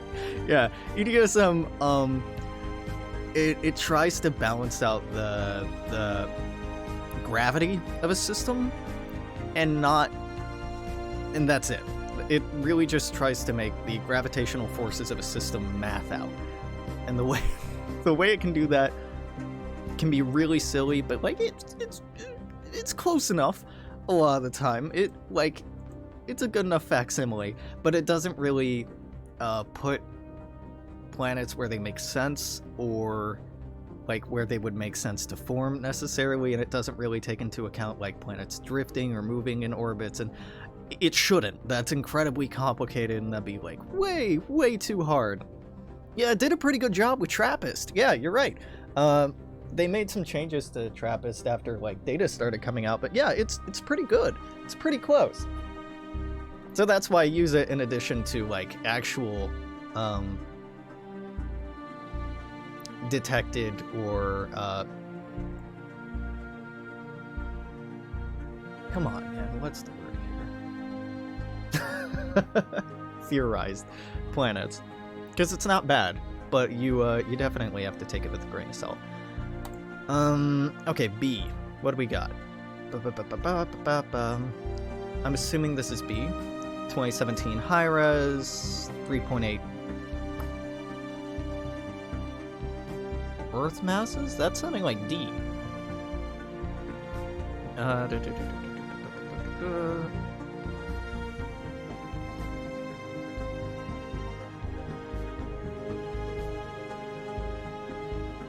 Damn you for not specifying which one this is. I'm assuming this is B because it was the first one discovered.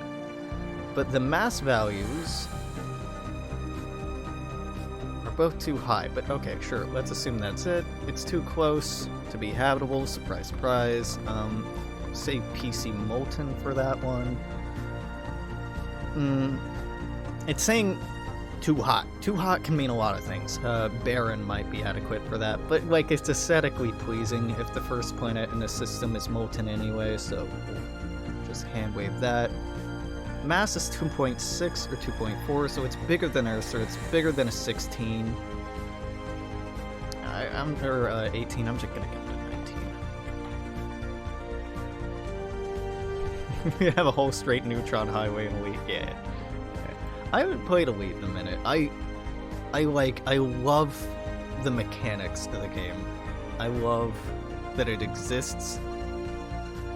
Playing it, I find it's a lot like a trucking simulator for me.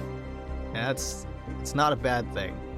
But lately I've wanted like a more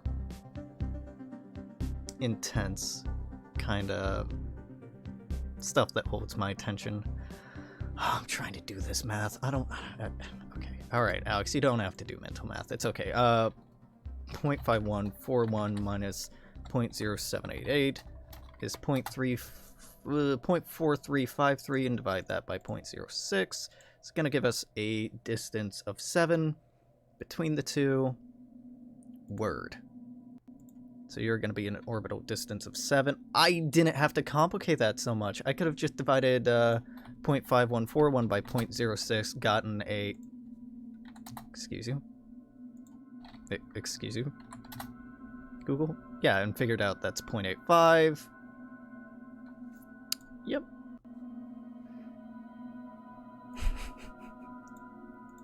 Yeah, so this is 4 masses, plus or minus 0.5 masses, so it's bigger. I'd hand wave it, call it 20, size 20. Okay, what can you tell me about, this is the third one. It's suspected in orbit. Yeah, that's fair. That's fair. That's totally fair. B is in the habitable zone. Interesting. But its equilibrium temperature is 370 Kelvin. It's a little hot. It's a little hot. All right. C. What do we get? 14 Earth masses. So you could be like a really small gas giant. Like really small. Like super small. And you are 2.84 AU, which if we convert that using my AU to conversion system, 2.84? Really, 2.84? That's... What a coinky-dink. 47. And... So 40, 38. This is gonna have an additional distance orbit of 38. I'm gonna make it a gas giant. I'm just gonna make it a gas giant. Like... with 10 Earth masses, it's a tiny boy. It's not a big gas giant. In the end, compared to what lies on the edge of the observable universe, our region is same. Like, we don't have... Yeah, there's a lot of, like, crazy shit out there that we don't have to deal with. But, I mean, it's important to take into account the lens and perspective.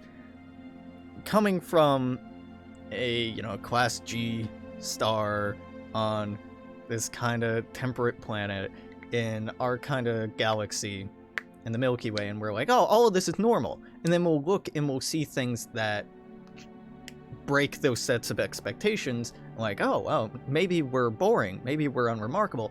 And the inverse could be true, right? That these spectacular or remarkable phenomena are actually a lot more commonplace, and that the fact that things are so quiet here is really the remarkable thing.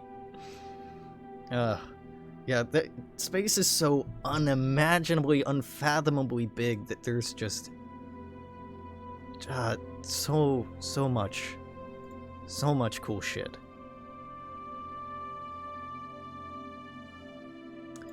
And that is why my favorite part of Stellaris is always the beginning of the game and the exploration phase and like that feeling of discovery. Okay. Yep, and Elite can't really help me fill this out. Okay. This is not going to be an exciting new system. I'll level with you. We're going to have a molten planet, a barren planet, and then a gas giant with some moons. Is it exciting? No, but it's a decent replacement for the brown dwarf systems that I just cut.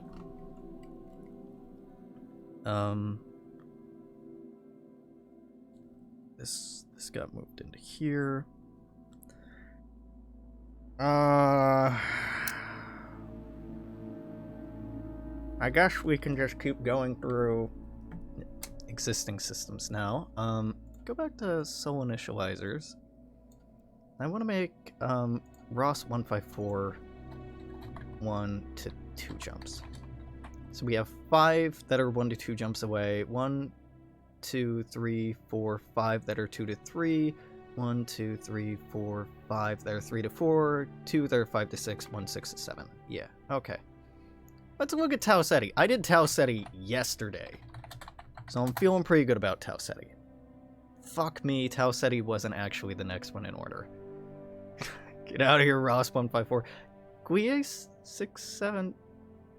Oh, you're way the fuck down here now.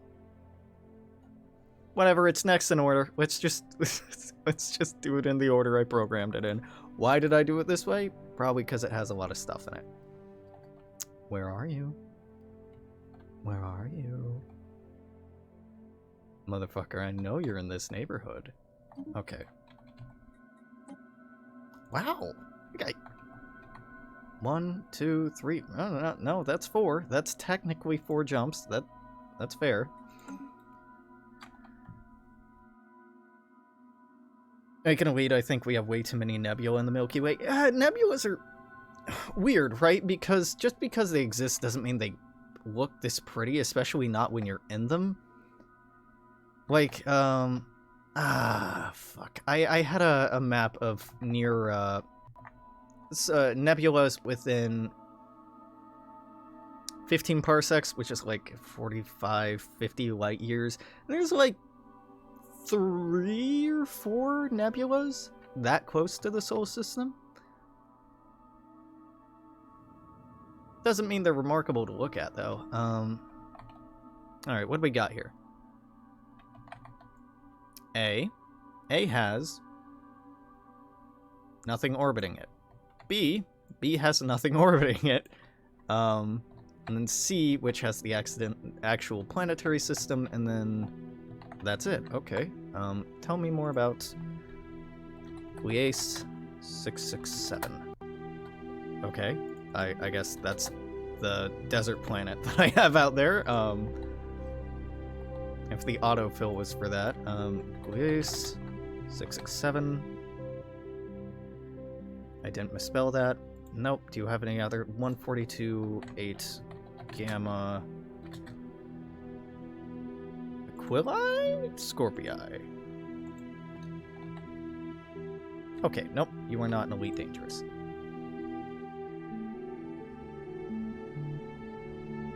Yeah, it's been so long since I played Elite. It's so pretty. It's so pretty. Right, so that's why I only have 3 planets here. AB.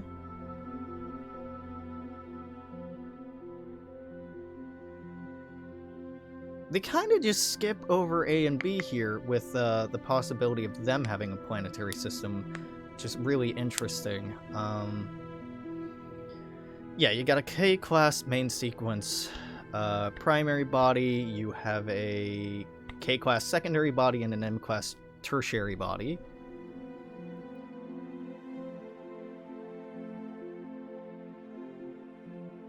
Cool. Cool.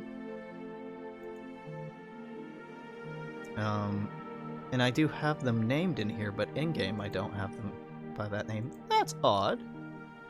Why don't I have that? Okay, well, whatever. Name equals Gliese 667 CB.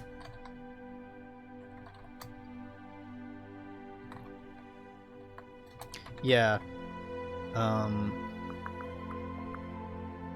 Oh, weird. This is BCD. This is in order.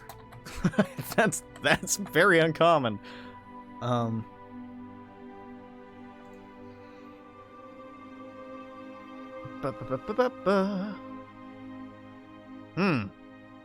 NASA Exoplanet Archive considers D disproven. Fuck. There already wasn't much in here. Come on. All right. Goodbye. Goodbye to that one. Rip.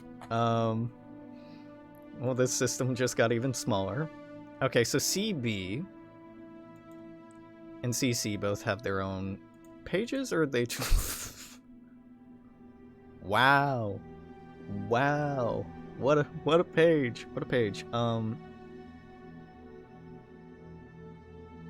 It's likely tidally locked. I guess I'll go ahead and give it the tidally locked modifier. I haven't been giving that to a lot of things, but why not? Why not add that effect? It hurts nothing. It hurts nothing to give this uninhabitable planet a tidally locked modifier. There's no reason not to do it. But okay, the only reason not to do it is like laziness. But I'm not that lazy.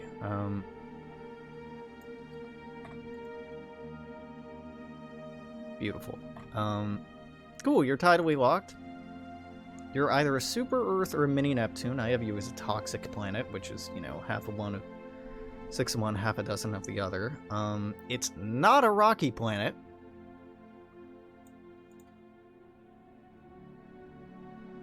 I'll call it a gas giant. I don't. we'll call it a gas planet. I'm good with that.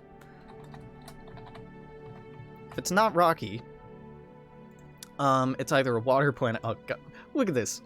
Look at this. Oh, it's so pretty. Yeah. Yeah, no. No. Oh yeah, we've detected so many super Earths that it's just because they're big boys. Super Earth can mean anything. It can just mean it's just bigger than Earth, but it's not a gas giant. Ice giants fit in this range, gas planets fit in this range, ice dwarves,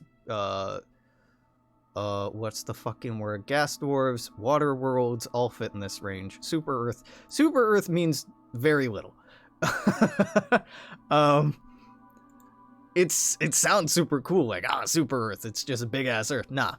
And Mini Neptune is, again, same thing. It's like, it's a smallish gas planet, maybe. So it's a big planet or small gas planet. We know its mass and we don't know anything else about it, basically, is all this is saying. So basically every planet ever generated in No Man's Sky. That's right. That's right. That is absolutely right. Orbital stability analysis indicates can't be more than twice its minimum mass. Orbit's too close. Okay. Alright. Well, it's a tidally locked gas giant. Sure. Sure. And it's too close because it's tidally locked to have a moon system. So that's it for you. 667cc is a exoplanet. It's a super Earth.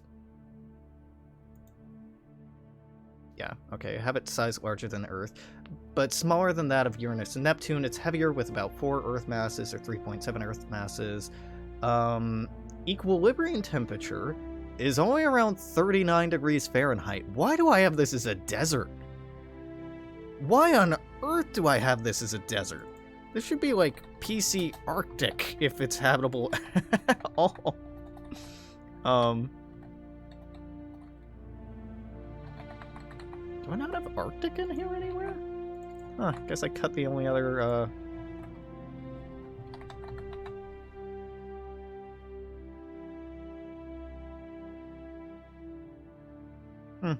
Yep, guess I cut the other one.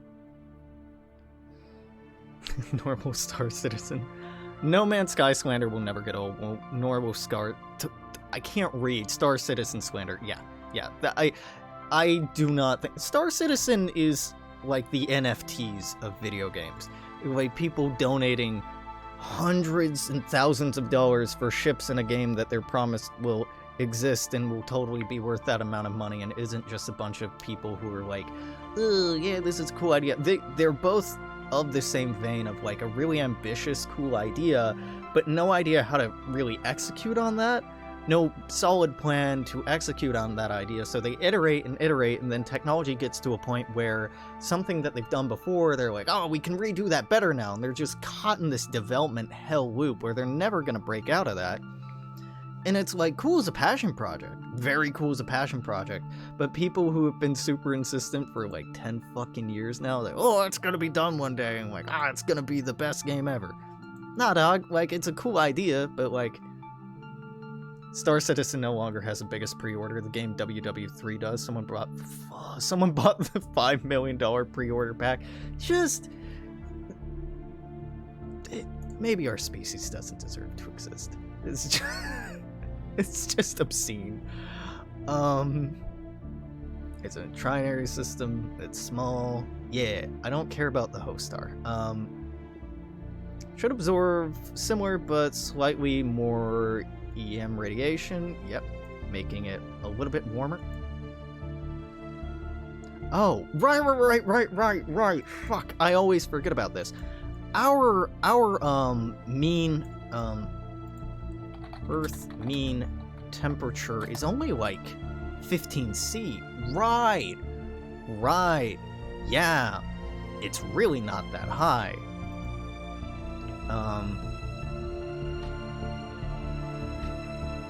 The hot inner edge of the habitable zone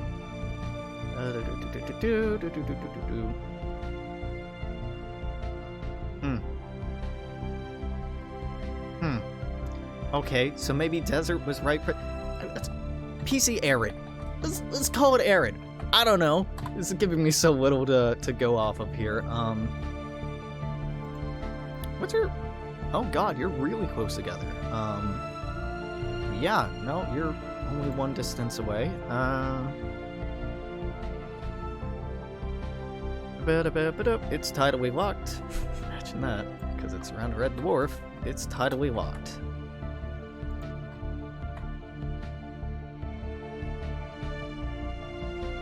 The problem with... Yeah, it's a good idea, giving things the terraforming candidate marker.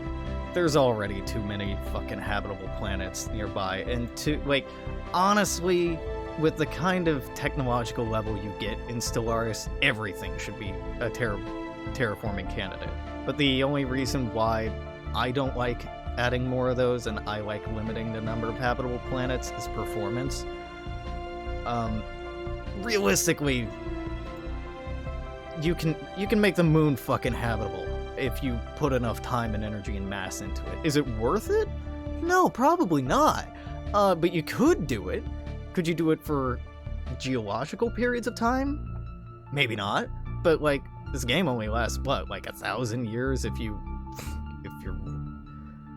hate your CPU. In that time frame, yeah, totally. You can make Mars habitable, sorta, kinda.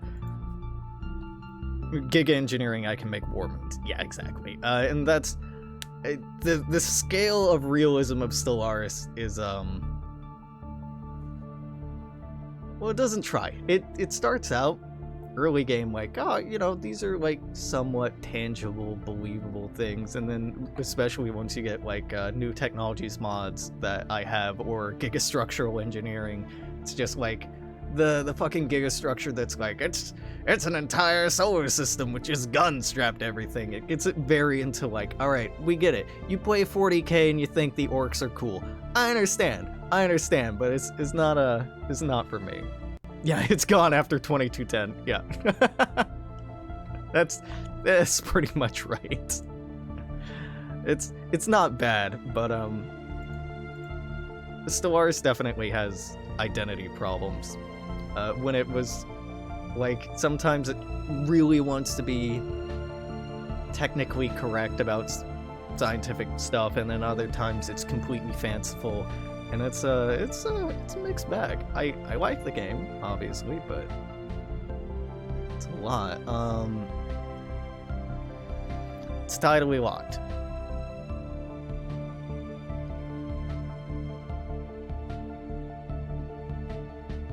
Okay, its tidal heating is up to 300 times that of Earth. That's pretty extreme. If it were colder than Earth, that would be okay for subsurface oceans.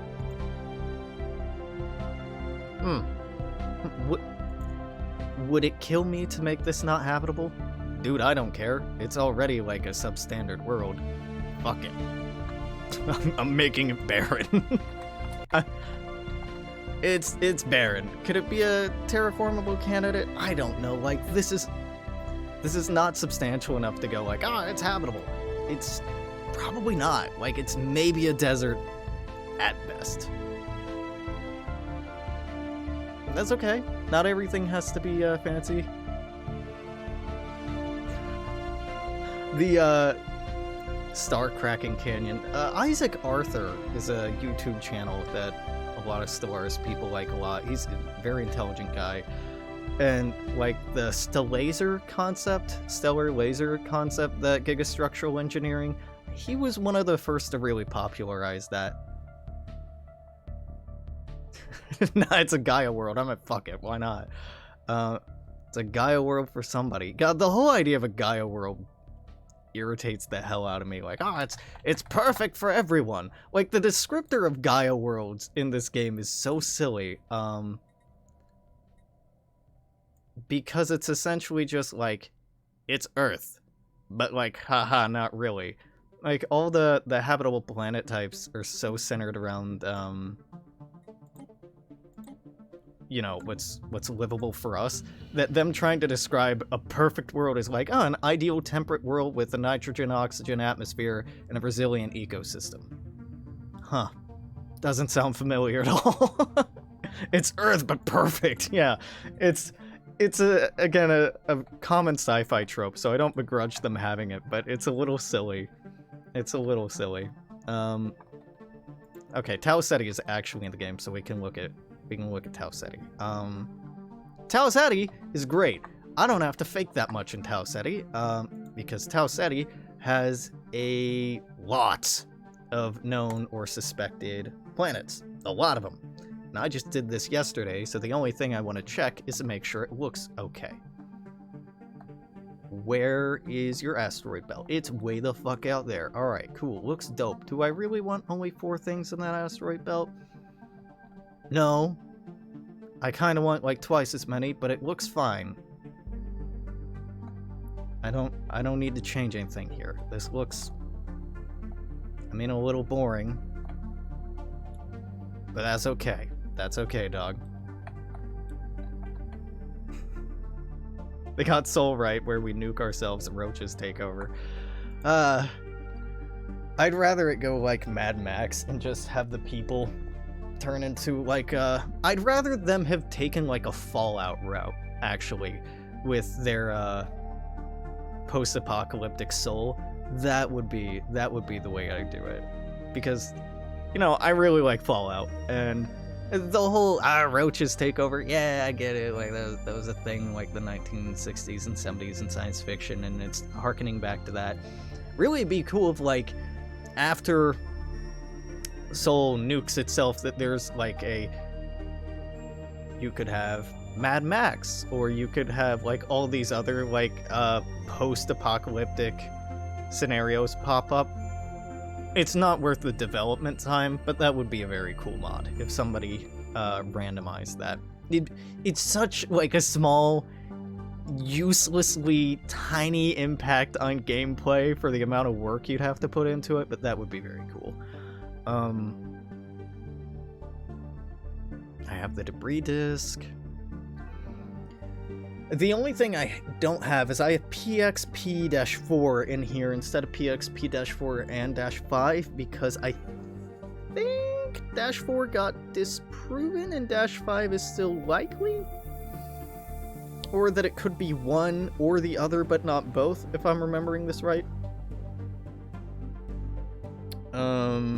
Yeah. Here's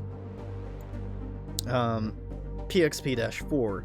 PXP-5 isn't actually explained in this Wikipedia article at all, and I had to go read the fucking paper to figure out what that is. Tau Ceti's good, dude. Like, I don't need to play with this. Yeah, just scrolling on. The only thing I wanted to look at, and actually the point of why I wanted to poke around today, was make sure things look like vaguely aesthetically pleasing. But this is real-world distances. I mean, ideally I'd like to line them up in a way that looks neat, but this is actually randomized, their layout. Okay, no, works for me. What's up next? YZ Ceti. You know, I'm curious. What do you have for Tau Ceti? 7 bodies.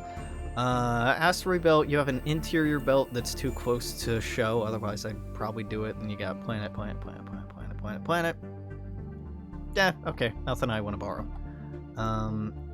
YZ Ceti. YZ Ceti has 4 confirmed planets. E, B, C, and D. Yep, and then I have elite dangerous planets added on the end. Yep. Ooh, I have a brown dwarf added at the end. I should probably cut that, because that's large enough mass that if it existed, we'd see it. Let's see. 3 planets were discovered. Possible 4th sub-Earth planet. 3 confirmed planets are too close to be within the habitable zone. Right. What do I have them as? Frozen. I mean, maybe.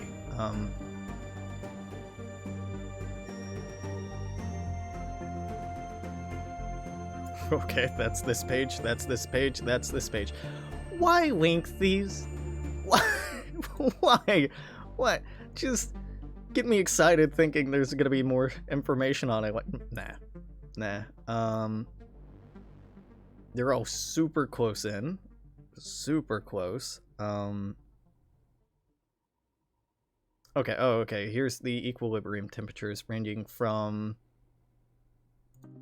hot to hot to hot to... You know, the low end of these is not actually so bad. 74 degrees C. I mean, it's still hot. Like, 165 is bad, but, like, it's not uninhabitable bad. Okay, yeah, no, these are more like PC barren. And that first one is molten. Yeah, no, that's an oven. The second one, it could be an oven, but it could not. So let's give it the benefit of the doubt, and I'm just playing with the planet types a little bit for the aesthetics here too. Oh, that's for B, C, and D, so E would definitely be molten then, if it exists, because it's even closer in. Barren. And then D would be 8 to 203 degrees Fahrenheit. That's not terrible. I mean, it's not great, but it's not that terrible. The mass is about right for D. Study, re-examine, discovery measurements confirming D, but finding a possibly marginally longer orbit for B of 2 days rather than 1.97 days. So the 3 confirmed planets are too close to be within the habitable zone. I mean, yeah. Yeah, alright, no, that's fair. That's fair. But it's not that bad. And then Elite Dangerous, what do you say about this? YZ SETI. Jesus, 21. Okay, this is why I had them icy, because Elite Dangerous, like, they're icy bodies, because Elite Dangerous thinks everything is a fucking icy body. Okay, Elite Dangerous, we can keep these tiny frozen planets because they're small enough that we wouldn't detect them. I'm cutting out the brown dwarf companions because we'd see those. So those definitely don't exist. The gas giants are massive enough that if they actually existed, they'd probably be detected too. So I'm gonna cut those out. So all this really adds is like some frozen planets and moons. But hey, you know, it's something. It's something. We'll change this one to a cold barren. Do I not have any cold barrens in here? Really?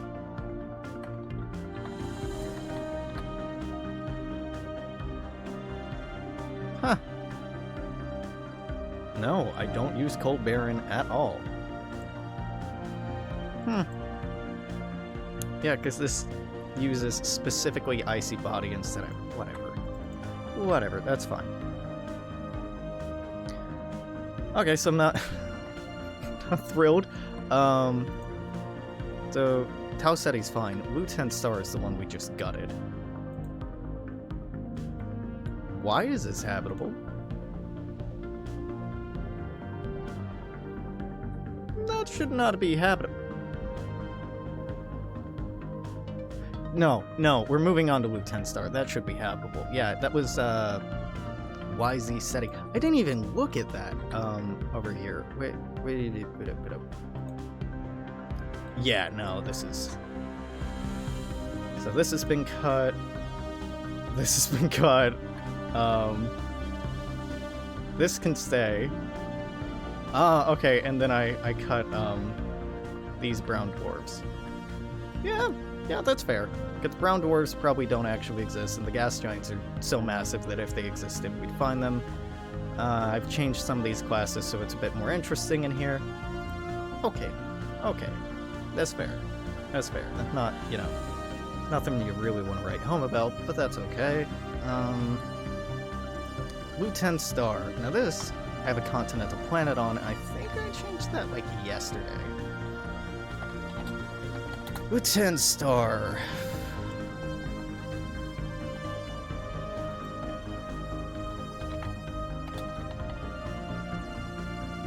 Not confusing at all that the Wu-10 designation was given to a bunch of things too. So you have C, B, D, and E.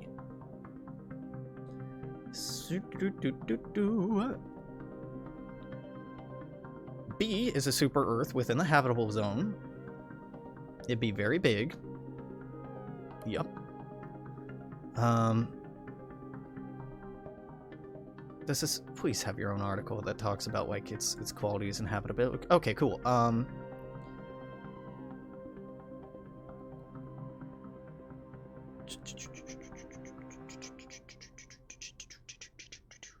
Mass and size. It's less than Uranus and Neptune. It's around 3 Earth masses. It's the low end of super. 1.4 Earth radius. Okay. That's actually super helpful because I think I oversized it. Maybe not. That comes out to 9,800. Yep. Really? Damn, no, it's size 18. I have it in here as size 21. Nope, size 18. Okay, that's a good correction. Oh, for an Earth-like composition, it'd have to be that small. Due to its low mass, it's likely to be terrestrial with a radius below 1.5, so it's possible that it's Earth-like in composition. Temperature, it would be very similar to Earth, a little bit warmer, actually. It has an equilibrium temperature of 4 degrees Kelvin higher. That's really not much. So right now it's continental, and I think I'm going to leave it that way. It's close to its host star, yada yada yada yada. Would it be tidally locked? With most planets this close to a star, it'd be tidally locked. It has a moderately high orbital eccentricity, which might allow it to be in a spin orbit resonance. Okay, so it isn't tidally locked. Neat! Neat. There's enough ambiguity there that I can say, oh, maybe it's not tidally locked and get away with it. I'm gonna do that.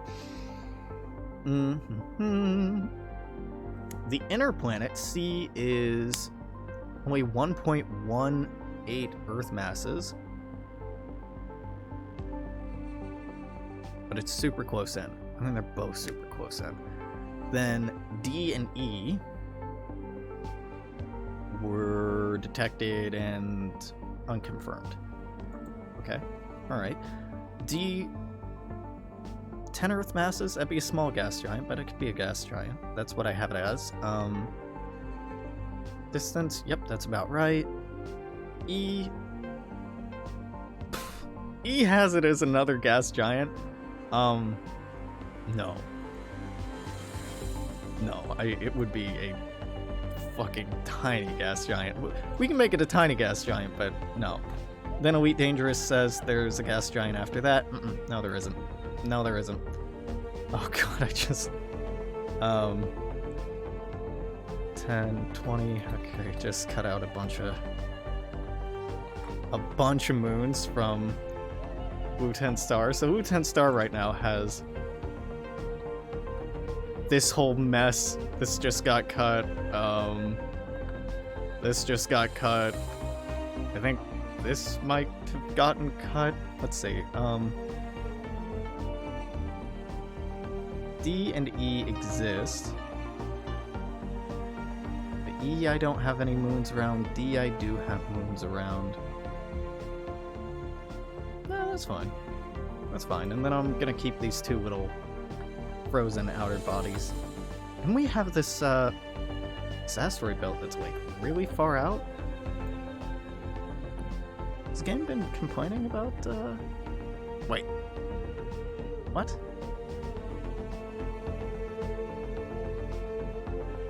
Wu-10 Star doesn't have...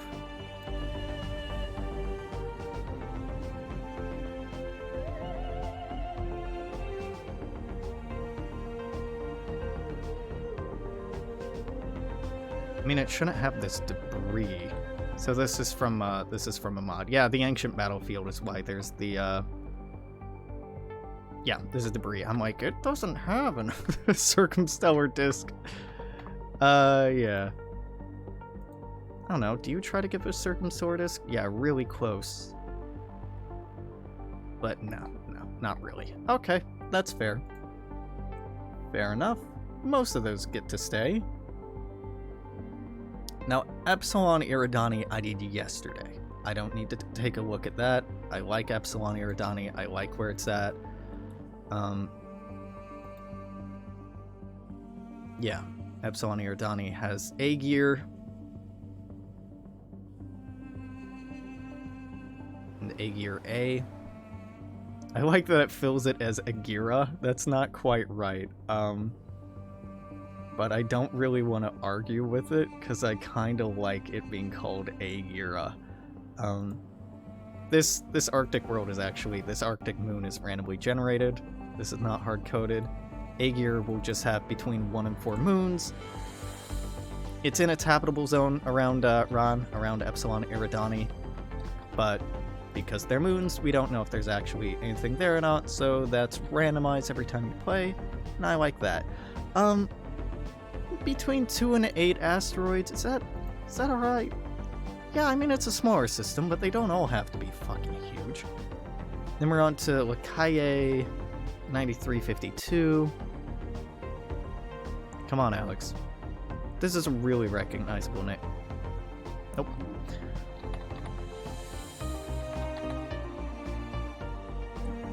Yep, I'm staring right at it.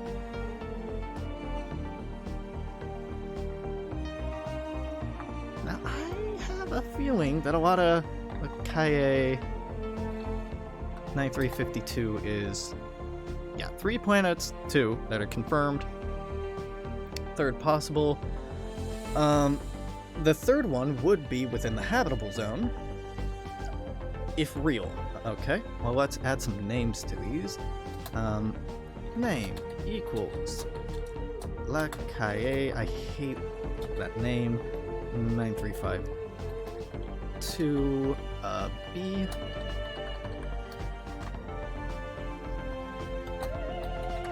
C and D.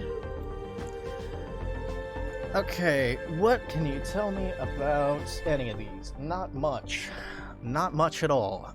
2 super Earths. B. Is this just gonna open the same fucking page? Of course it is. Of course it's just gonna open the same fucking page. You got me.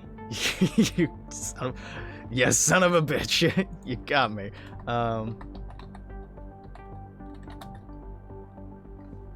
Okay, there is an Elite Dangerous for this, I kind of figured. Jesus, 29 objects. That's a lot, and that's where I got the planet type from. Yeah. Okay. Wait. B and C are super Earths. Yeah. This has 4-2 and 7-6.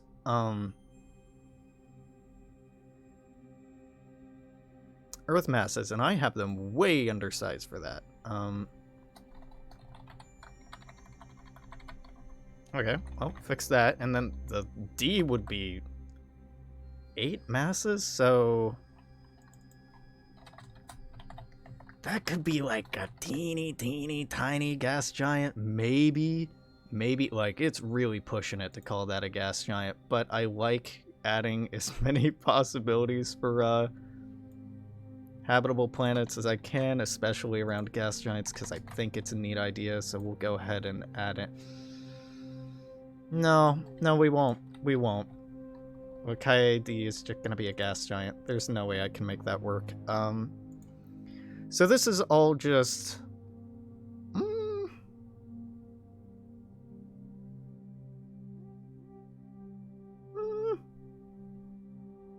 I mean, bullshit. This is all bullshit.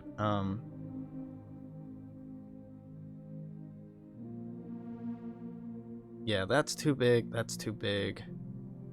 That's too big. That's too big. That's too big.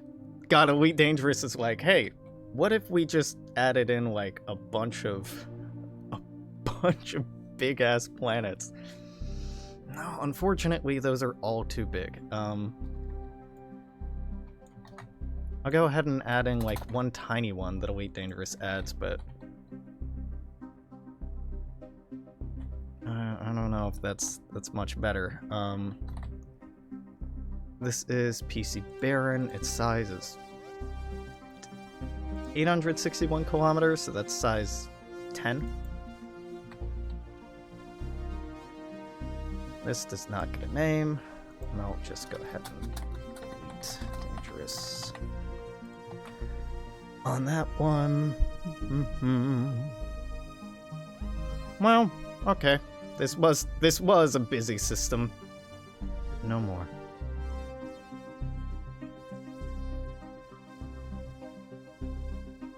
Okay. Are those orbital distances right? I want to double check that. Yes.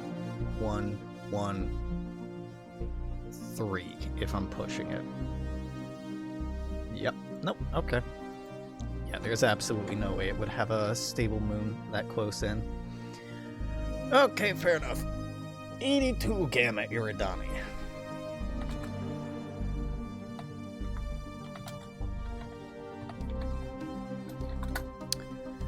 Hey, why you gotta use G Eridani instead of just like...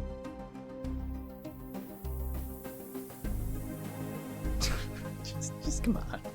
Come on, life can be simple. Dust disk and a hot dust. Okay, I do have it having an asteroid belt. It does have between 3 and 5 asteroids. That's an interesting number. Why not? Rocky.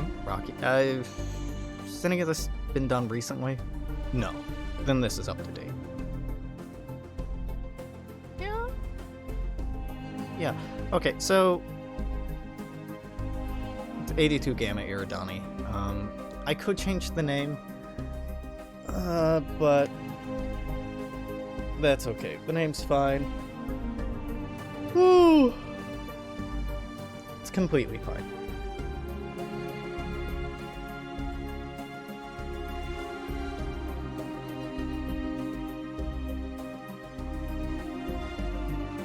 It even has a gas giant with moons. Cool. Is that distance right? Let's walk this out. No, that's right. And then this would be... Nope, that'd be 0. Okay. And that would be 2, yeah, 2, 4, that's close enough to 2, 4. How above this is 2, 4? 12, so yeah, that's another 2 out, okay. And then this is 14 out, so 2-ish, and then U is...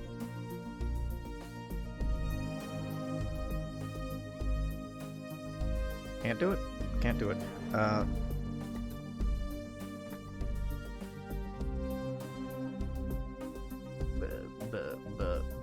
14. I can't do it. 8.75. Right? No, 0.875. God damn it. 14 total. 2, 4, 6, 8, 6. Yep, that's absolutely right. And then I leave in a bunch of space, and then asteroids. Yep. And I don't suppose you have... like moons I could steal. I'd totally steal your moons if you have any... Okay, you're not in here as 82G Eridani. Are you in here as HD 207? 94. No. HR 1008. No. Are you in here as E Eridani? No. Okay. Alright. That's... Okay. No, it's fine. Ba, ba, ba, ba, ba. 19 AU. Is that really right? 316. Yep. Okay. Yep. Oh, that's the closest I can make that dust disk. Say that 5 times fast. How does that look? How does 82 Gamma Eridani look? I assume that G is for Eridani. If it's just 82G Eridani, then I hate it. Yep. Lots of little rocky planets. Here's you with your moons. That looks okay, right?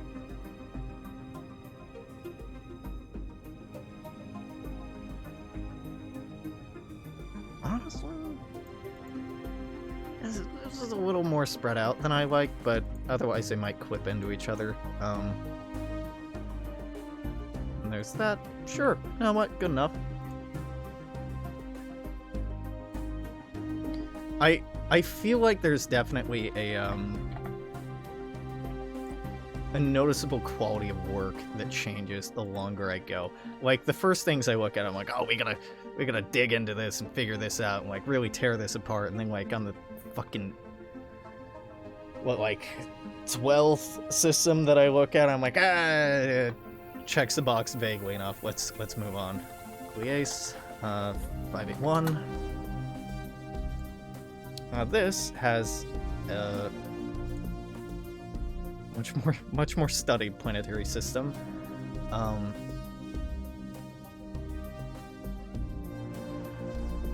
curious. Okay, 2021.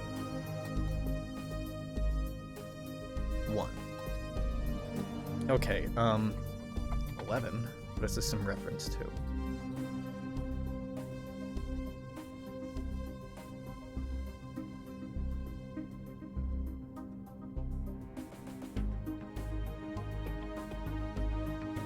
Where's the 11? Oh god, you don't highlight. Fuck you. Okay. Right now, it does. Goddamn, it does. It does have the rocky debris disk. We got E, B, C, G, and D. Even though G and D are unconfirmed. Then we got some rocks. Yep, this is very similar to the last one.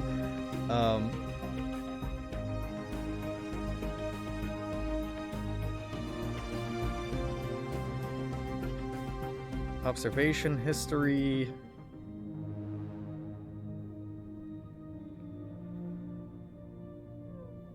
(2014, 2015). No, this is new. Yeah. What's the habitable boy? Who's my habitable boy? G. G would be the most habitable here. E, B, C, G, D. Let's look. E is 1.7 Earth masses. It's rocky, but it'd be similar to Io because of the tidal heating. Okay, yep, I have it at molten. Checks out. B. You are...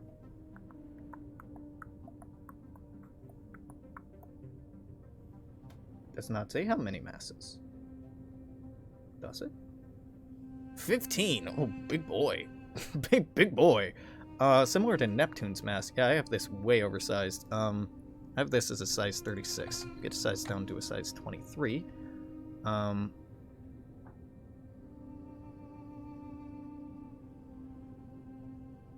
Does this have radiant? No. Okay.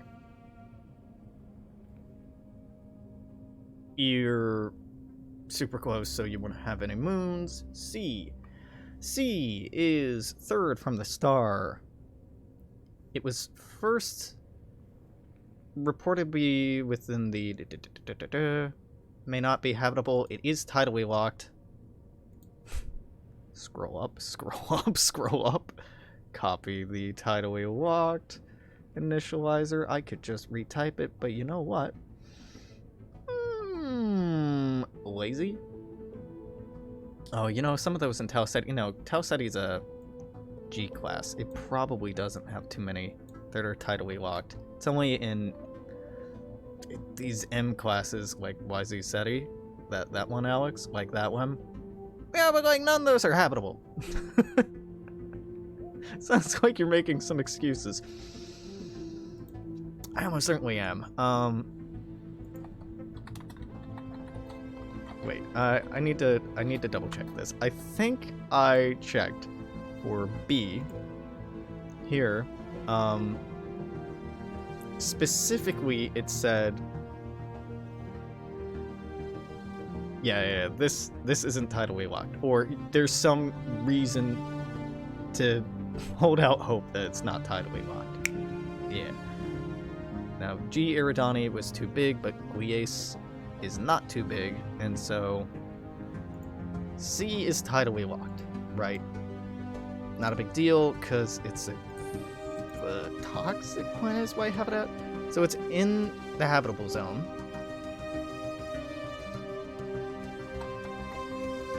It is tidally locked.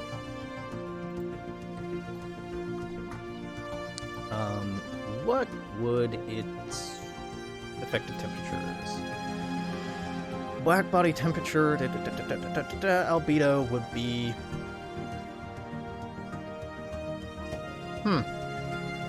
hotter than Earth.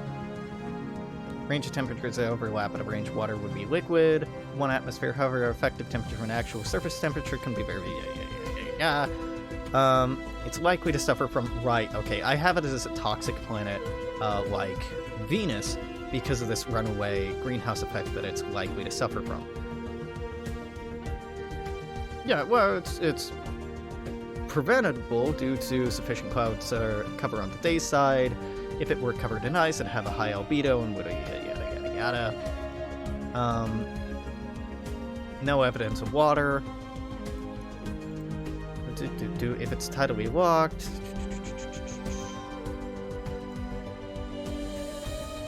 Yeah. No. Not habitable. G. I got that mass right? Yeah, that is pretty massive.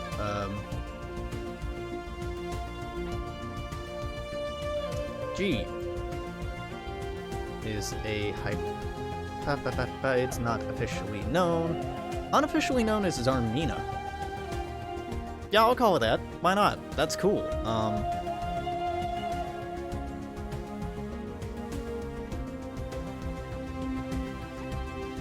Huh. Why don't I have that for any of these? Weird. Okay, I don't have the count, the planet count for any of these. I guess you, strictly speaking, don't need it when you have a count of 1, but... Weird. The game will assume that you have 1 of an object, unless you specifically mention otherwise, but... Why did I not do that? Okay, name equals... Zarmina? I'm gonna go with Zarmina's world. Because, I don't know, that's a bit cooler. Unconfirmed, frequently disputed exoplanet. Thought to be in the middle of its habitable zone. Could sustain liquid water. Could not confirm its existence. 2014 said it was false positive. 2015 said it could still exist. Tidally locked. Okay.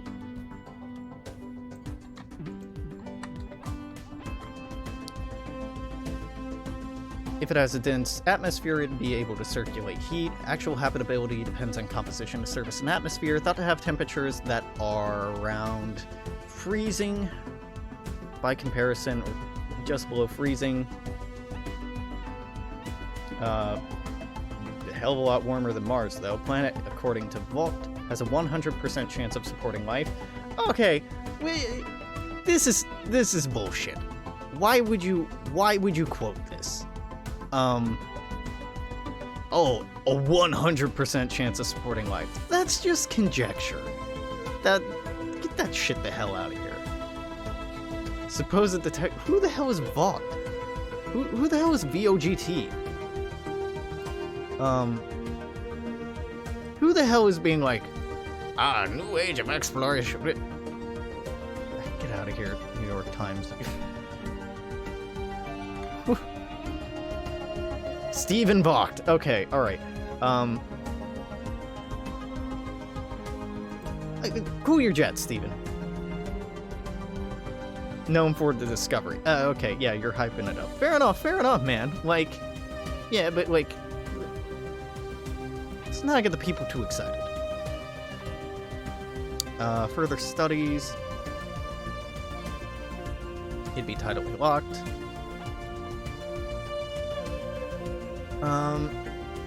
Oh god, yeah, eyeball Earth stuff going on. Global equilibrium temperature. You have a page. you have a table. My god. Alright, so you're showing, on the low end, it might be closer to Mars. With our greenhouse gases, it'd be like a very cold Earth. It'd be like a cold Earth. With Mars's greenhouse, this is Mars plus the greenhouse effect. Really want it to be that much warmer. And here's your albedo. It's likely to be okay. Yeah. Interesting.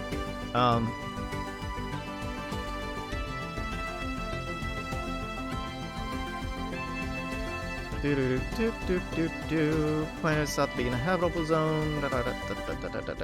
Chances are 100%. I have almost no doubt about it.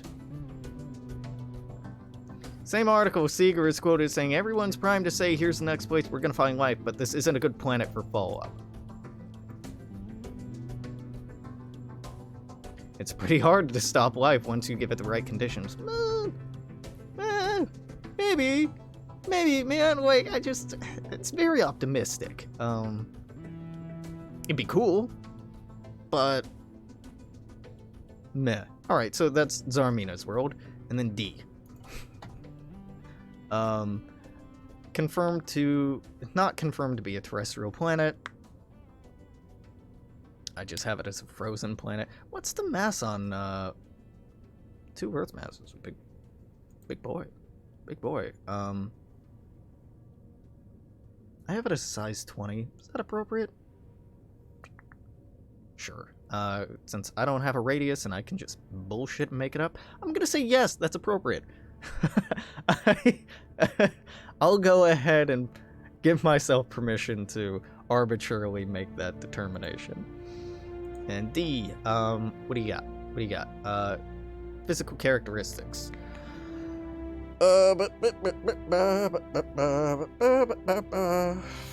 What is your temperature? Would you also be tidally locked?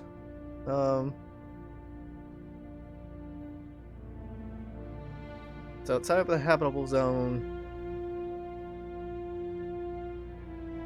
With a revised orbit, Climate Solutions thought it could be a large and deep ocean.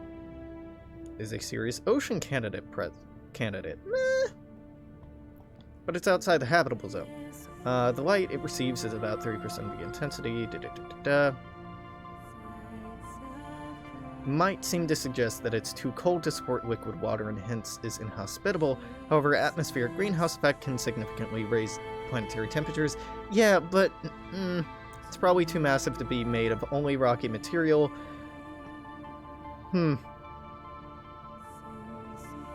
Calculations by Barnes et al. Suggest that tidal heating is too low to keep plate tectonics active on the planet unless radiogenic heating is somehow higher than expected. So it's probably frozen. Yes. Yeah, no, okay, I'm just leaving it as a frozen rock, and I'm not sorry. And then we have this debris disk, which is at 25 plus or minus 12 AU. Okay, so I have it as an alpine world, and I think that's pretty appropriate. Tundra would also work for being that cold. Turned out to be a wondrous planet here. Yeah, no, that'd be good. Alright, what's up next? HD 219134. How close am I to being done? Please God. Please God. I got like 6 more to go, and then I can think about adding stuff, because I've removed 2 and added 1. And I added 1 yesterday, so on the whole, it's the same number. I'm not super happy. I wanted to add more, not add 2 and then take 2 away. So 219, 134. This looks real.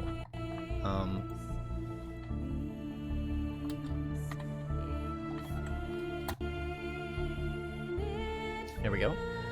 Yeah, hot damn, BCFDGH. I don't have them named, and I also don't have a count for these. What the fuck, Alex? it's so weird.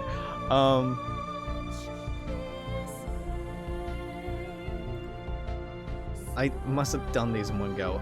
You don't have another name, please. No, you don't. Okay.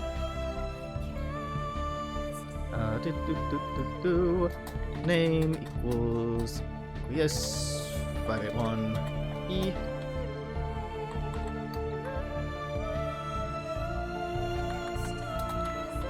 B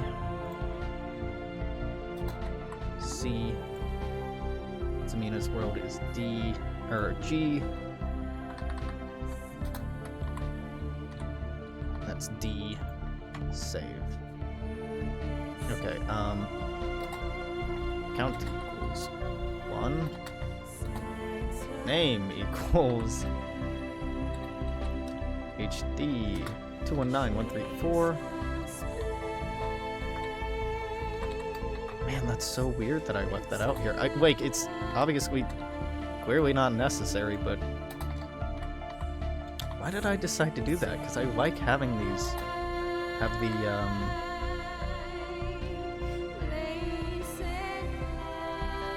official designations as their name, if it's possible to do that. I probably deleted it because it's not the naming convention for the rest of Stellaris' systems, and so it makes these stick out a little bit more. That may have been why. But honestly, I can't recover it. Okay. 2020. Yeah, that's new.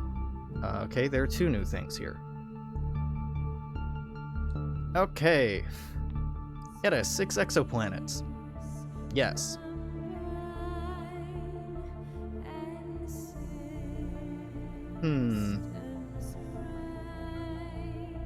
So that's 6 and 21. None of the planets are inside the habitable zone. Right, well, I don't have any of them being habitable. Fair enough. And 6...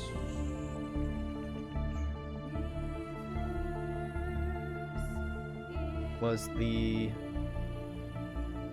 parallax has changed. Okay.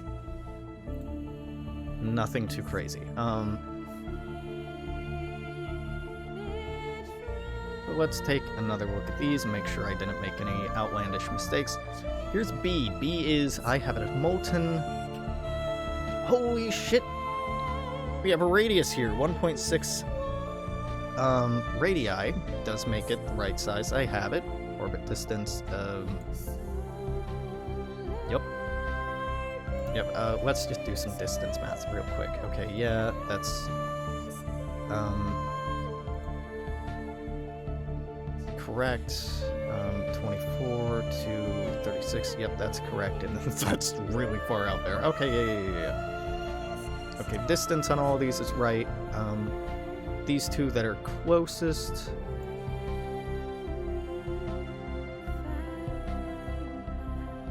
You mean to tell me that... It's 1050. Is that not... It's not actually large enough.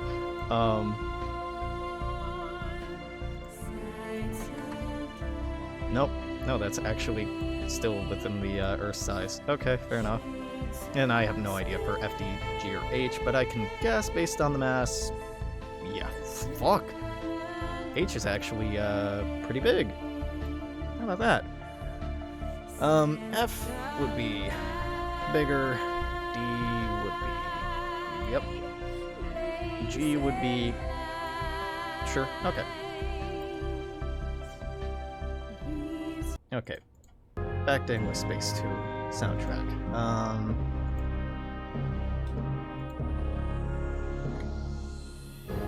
B.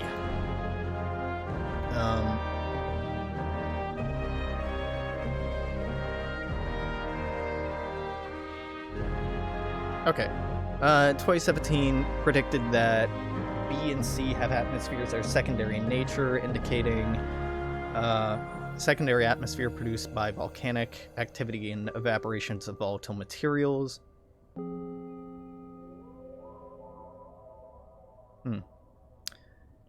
Consistent with a rocky Earth-like composition.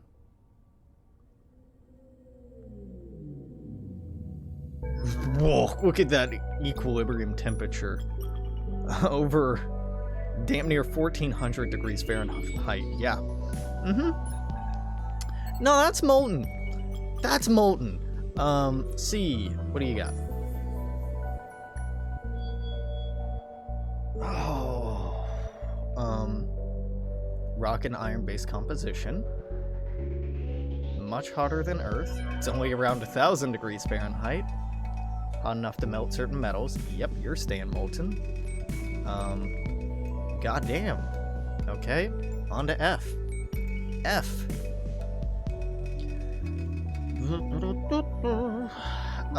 480 degrees Fahrenheit. Not quite molten. Barren, maybe? I mean, it's hot. It's like oven hot. We can leave it as molten. That's fine. It's close enough. Yeah, and it doesn't look bad. No, it doesn't look bad at all. Okay, F, you're out. D, how about you?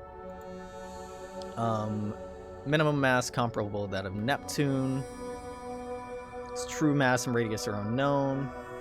Predicts a possible radius of 1.61, equivalent to pure iron.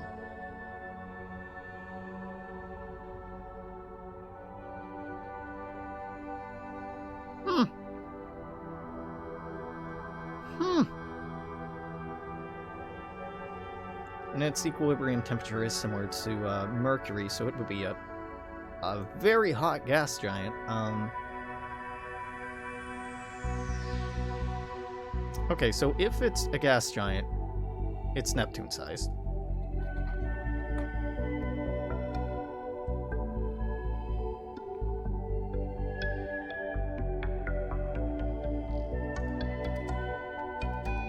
Yeah, we'll say it's Neptune-sized. And Neptune-ish. G.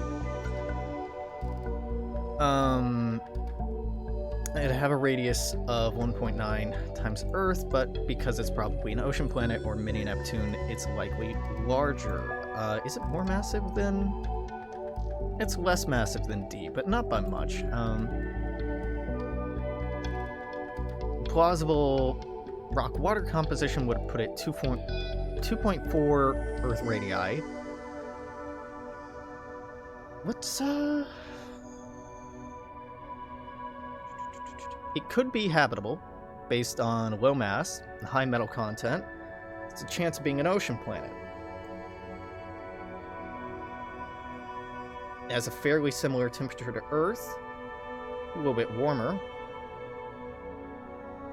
Exactly the same as Venus's equilibrium temperature, if Venus had an albedo like Earth.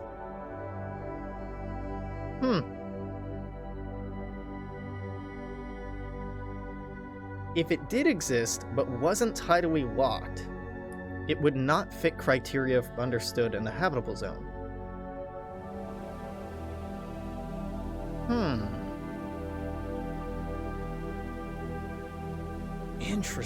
Interesting. So what do I have this as currently? Gas giant. Okay, that's appropriate. It's not inappropriate. I'm kind of tempted to make this an ocean planet, but this is... I mean, it could be an ice giant, it could be rock water, making it an ocean planet, it could be a gas giant. We really don't know enough go off of. It's closer to the star than the inner edge of the habitable zone, so...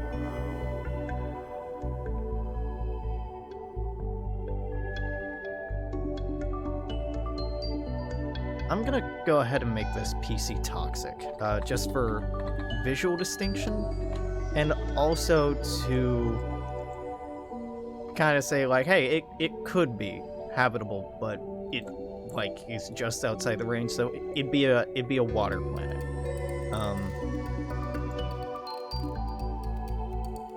Yeah.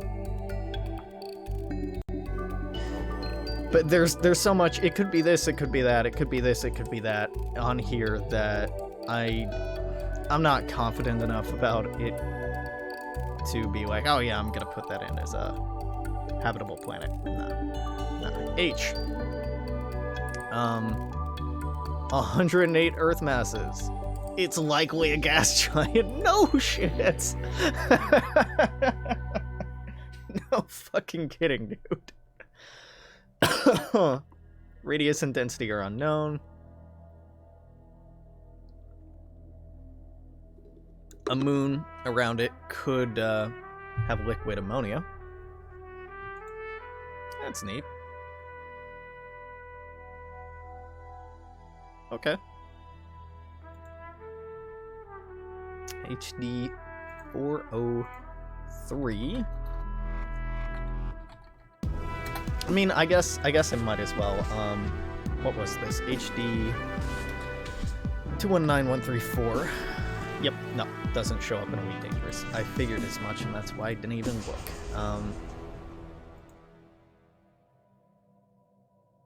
HD 40307 is also missing the count and name sections on everything. Why did I do this?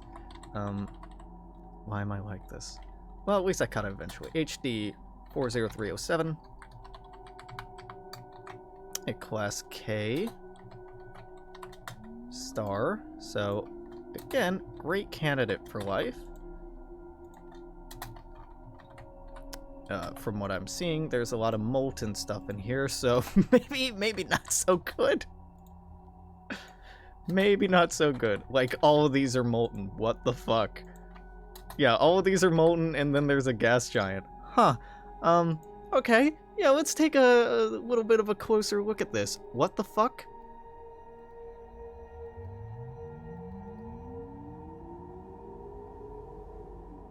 First thing is making sure the orbital distances are mostly correct. Start out with 2. You're within that. Honestly, yeah, that's within that. 12, and then, yep, 1, 1, 6. Yep, nope, looks about right. Okay, starting out with 4037. Do we have radius on any of them? No, of course we don't. They're all pretty massive though. 4 Earth masses, 6. Dang. Yeah, none of these are small. 6, 9, 3.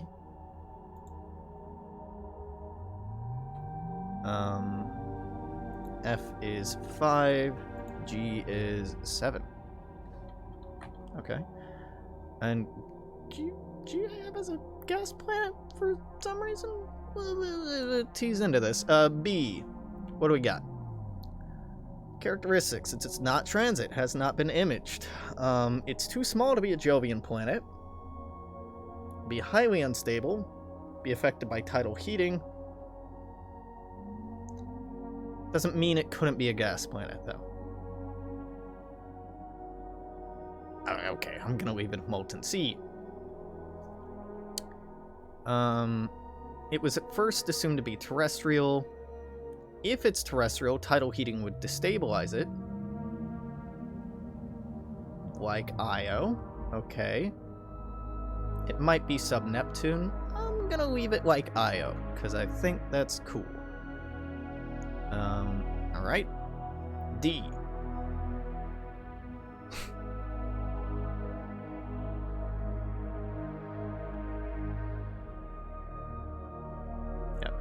Strong tidal forces would destroy natural satellites.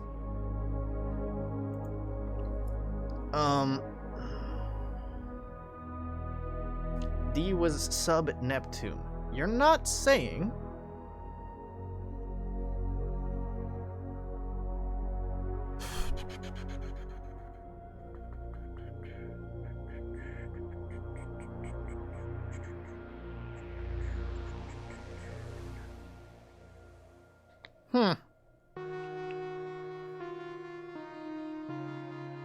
It's not been imaged. Radius composition or average surface temperature cannot be known. Okay, well, fair enough. Gonna say you're a gas planet, because sub-Neptune? Sure. Sure, I'll play along. I'm game. E, what do you got? Minimum mass of 3.5 Earth masses. Same insulation from its star as Mercury gets from the sun.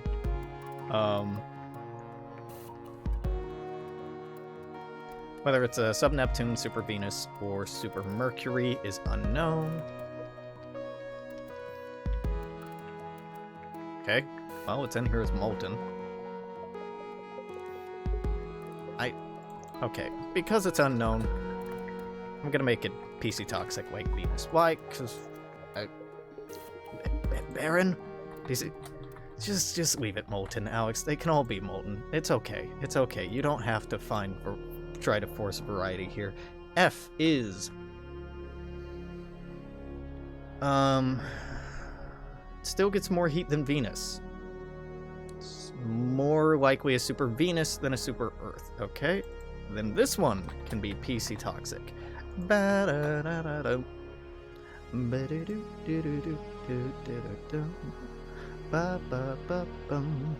G. What do you got? G. It's really not that much bigger than Earth, huh? Probably a mini Neptune.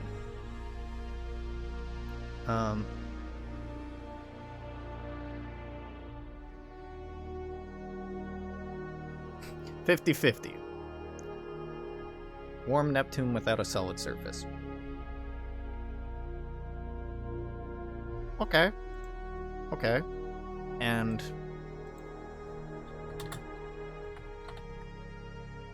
yeah, didn't think so.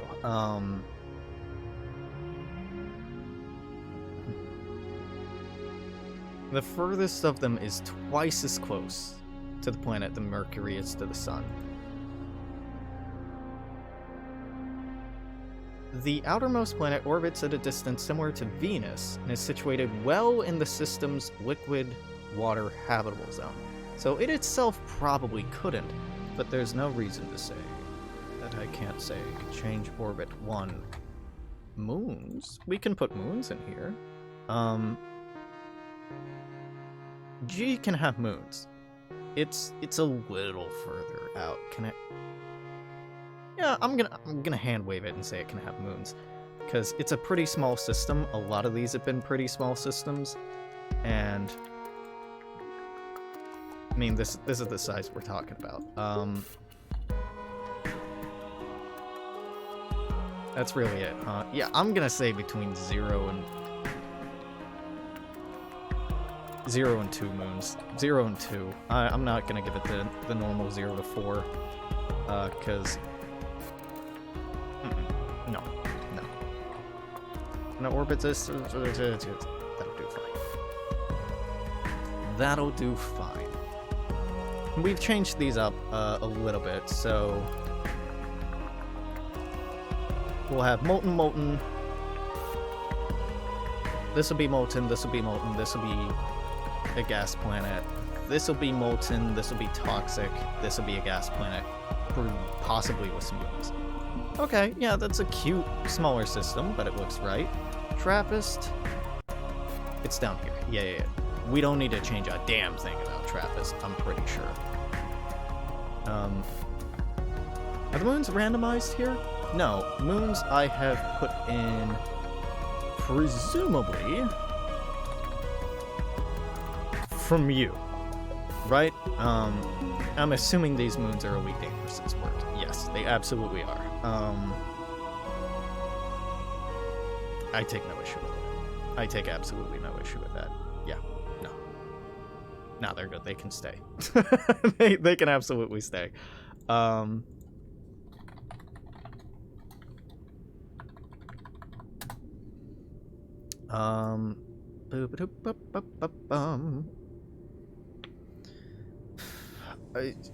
Did 2021. As of 2021, there's no evidence of an 8th planet, but possible properties have been computed under the assumption of part of the resonance. No comets have been detected. Good God.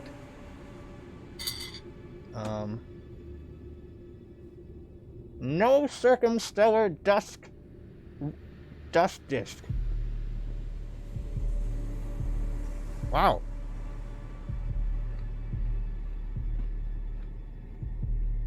That's kind of nuts. Well, let's go down the list.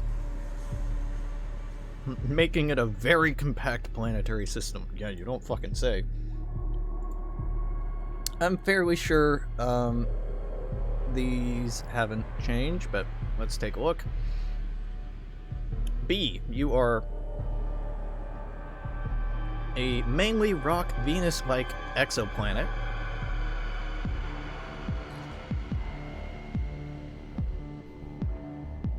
Sulfuric acid cloud. Okay. I had it is molten. I can do toxic. I can do toxic.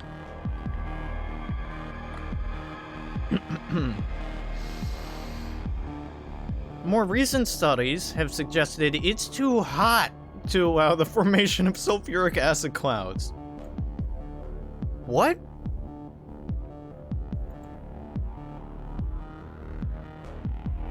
The combined transmission spectra rule out cloud-free hydrogen-dominated atmospheres, so they're unlikely to harbor extended gas envelopes.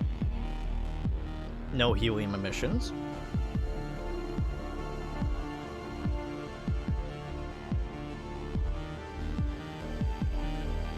What?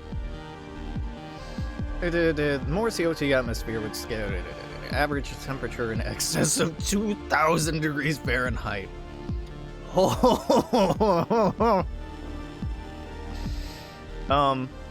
But its equilibrium temperature is actually closer to like 250 degrees Fahrenheit.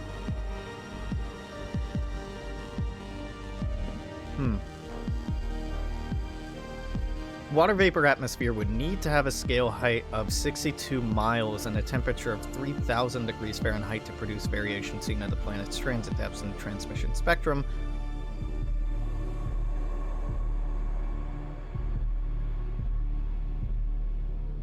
Ow. That's kind of nuts.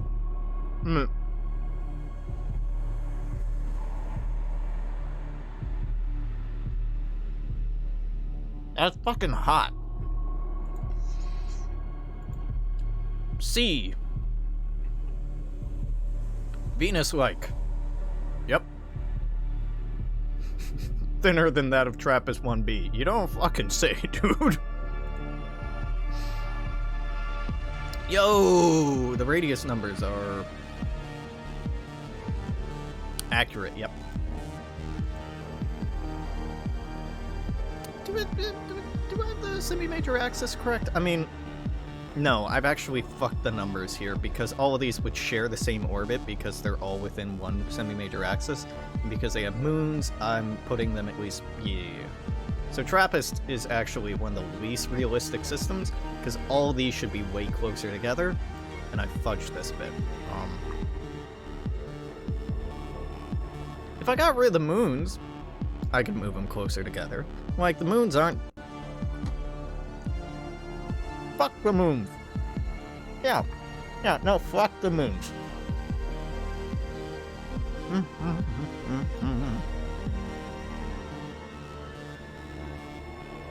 The moons are entirely an elite dangerous invention.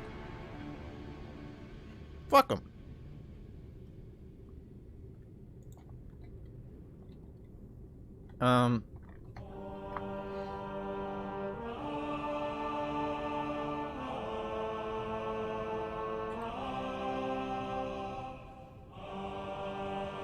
I really only want, like, 2 planets sharing an orbit at any given point, so I'm crunching the system down, ripping out the moons. Okay, yep. C is toxic.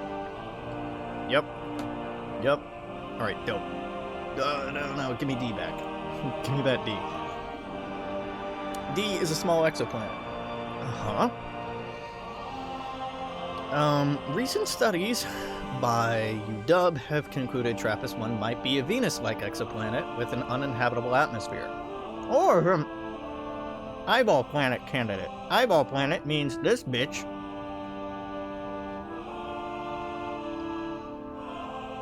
is probably tidally locked.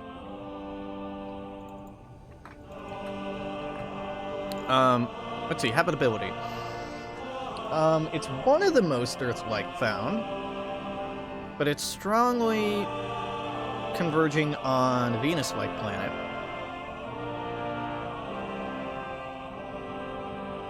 Advanced 3D modeling converges on a runaway greenhouse effect. Some solutions have a little water surviving beyond early hot phase history. It may resist this heating if it has an albedo that's Earth-like. Researchers point out that such proximity to a host star tends to raise geothermal. Okay, so I did have 1D as continental. Now it's toxic. This is the way that TRAPPIST goes. Basically, like every year or two with TRAPPIST, people are like, oh no, it's more habitable, less habitable, more habitable, less habitable. And outside of looking real close or going, there's no way to know for sure and to settle the debate. E. E is maybe the most habitable here. This is one of the most Earth-sized worlds, 91% of radius, a little less mass, a little more dense, a little less gravity. It's terrestrial, has a solid rocky surface, it's cool enough for liquid water to pool on the surface, not too cold for it to freeze.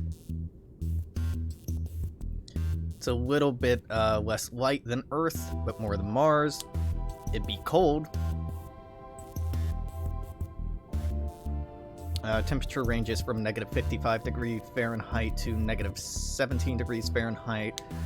Between these are between Earth and Mars as well. In addition, its atmosphere is confirmed to not be dense or thick enough to harm the habitability. If the atmosphere, if it's strong enough, may also transfer additional heat to the dark side of the planet. But it is tidally locked. All these little bastards are.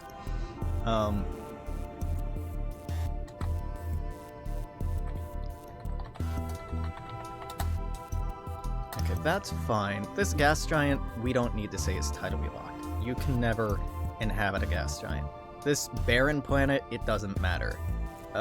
It will never be habitable. Toxic planet, again, doesn't matter. It's not habitable. Alpine planet, we keep it on that because that may be habitable. Okay, good. Part of me wants to keep it in for like everything under the sun that might be might be tidally locked, but then like everything would be tidally locked, and not everything, but a lot of these would be, and it's just it makes a file bigger than it needs to be. Not by much, but like I like reducing file size as much as possible. Like,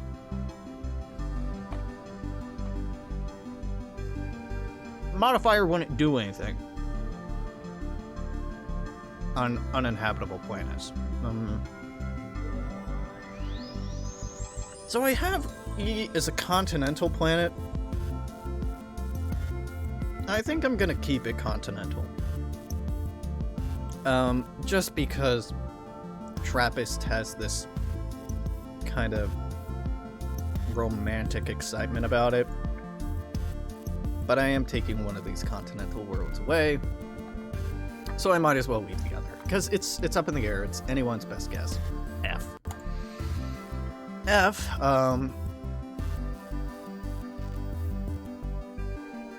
How habitable are you? It's either within or slightly outside. Could have frozen water. Same radius as Earth. Less massive.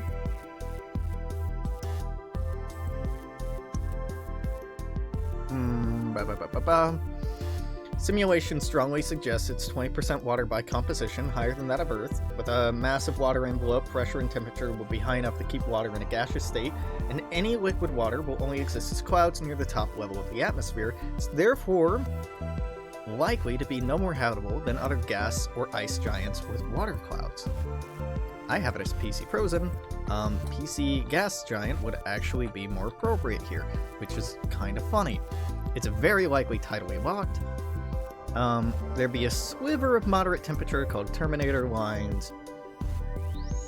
A much larger portion of the planet may be habitable if it supports a thick enough atmosphere to transfer the heat to the side facing away from the star. A lot of ifs in here, right? Like, a lot of like, maybe. It's an eyeball planet candidate, which means that, it's a frozen ball with, frozen ball of ice with, like, an ice-free zone melted into it from where it's closest to the sun, or the opposite, where it's scorched on one side and has water on the other.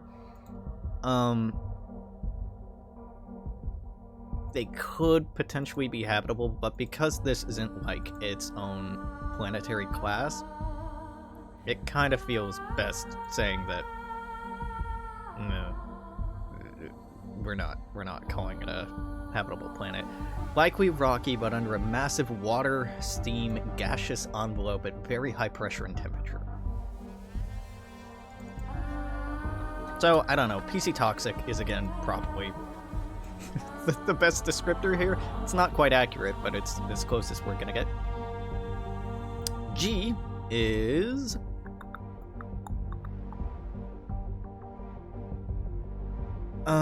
it's covered by thick ice envelope if an atmosphere does not exist. Could have a global water ocean or exceptionally thick steam atmosphere lying over supercritical ice. According to simulation of magma ocean atmosphere interaction, it's likely to retain a large fraction of primordial steam atmosphere during the initial stages of evolution, therefore today likely to possess a thick ocean covered by an atmosphere containing hundreds of bars of abiotic oxygen. A water world. Yeah, a totally uninhabitable water world.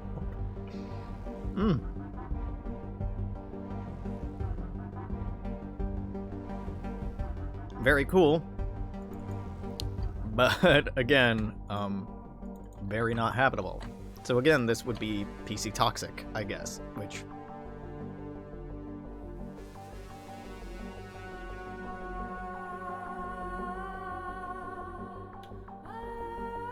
yeah, not quite the right descriptor, because it would...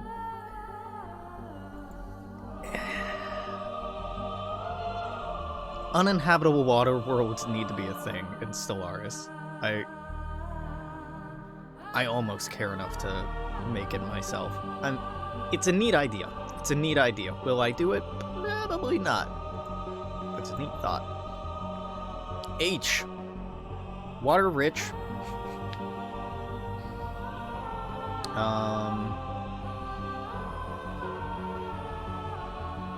Although it's within the frost line, it could have liquid water.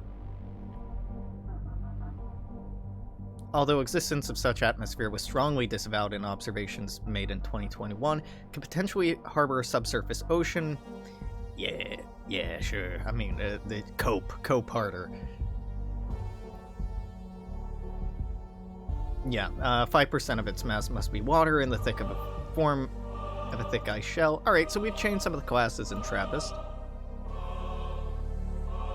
Am I happy about that? Not really. Not really, no. I like that, having two habitable worlds, but oh well.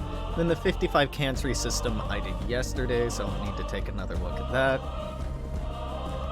We're so near the end here. Now we're HR 8832.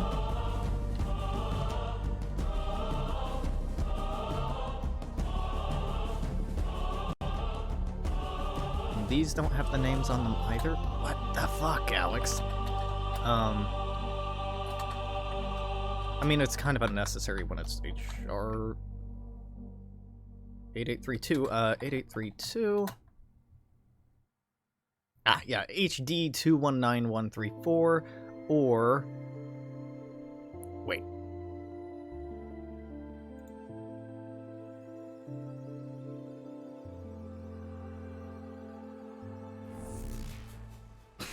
Wait, what?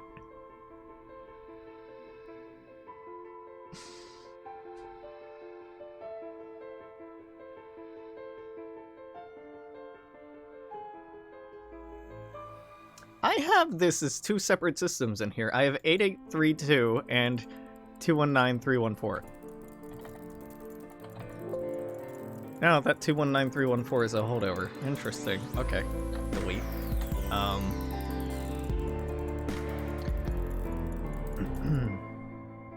I probably should conform most of these to the same naming scheme. Like, I could call this Gliese, 892.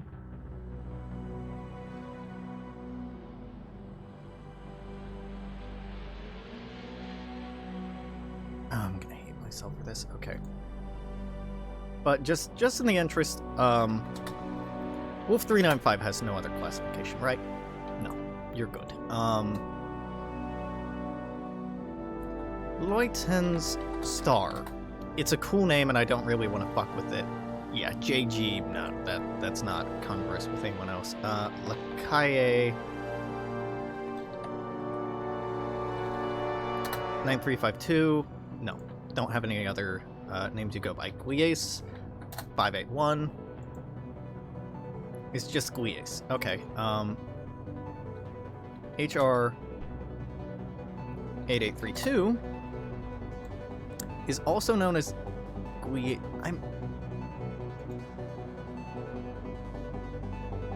I'm gonna change the display name on this. It's still gonna be HR 8832. But I'm gonna call this Gliese 892. Just for my sake.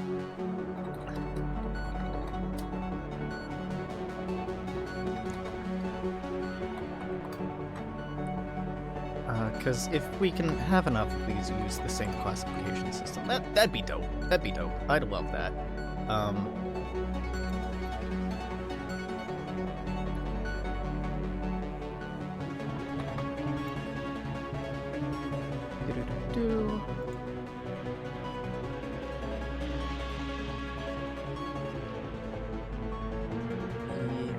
Okay.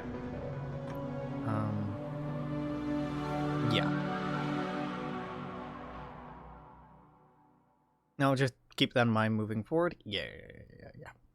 Switching to Gliese if at all possible. Or yeah, I mean that's the ideal here, right? GLIESE 892. Oh.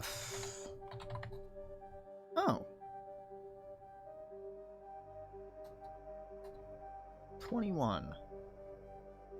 None of the planets are in the habitable zone. Okay. I swear, did I not just do this? I'm getting serious deja vu. That's okay.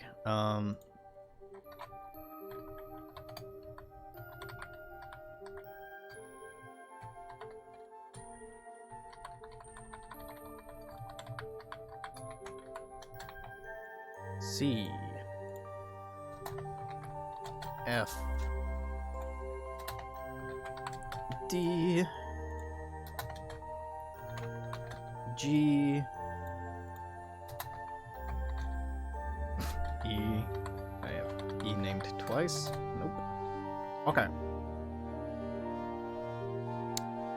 B C F D G H. Alright, B, what do you got? Let's make sure the orbital distances are right. I swear to God I just did this.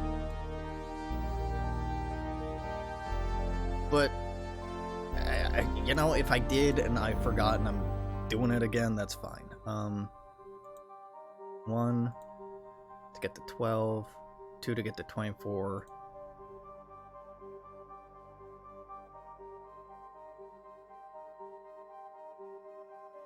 I've been here before. I swear to God, I've done this before.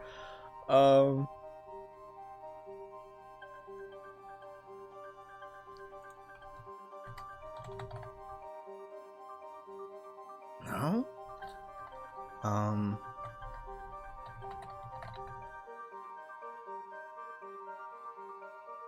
I did do this before. I did under its other name.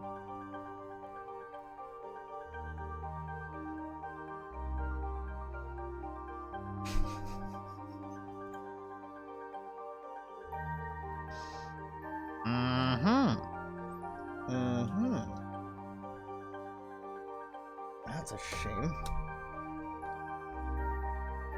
Okay. Well.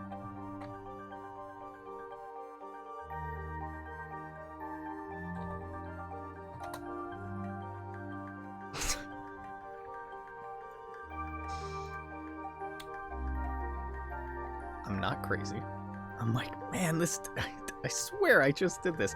Okay, well, that's a good catch, because right now, this and...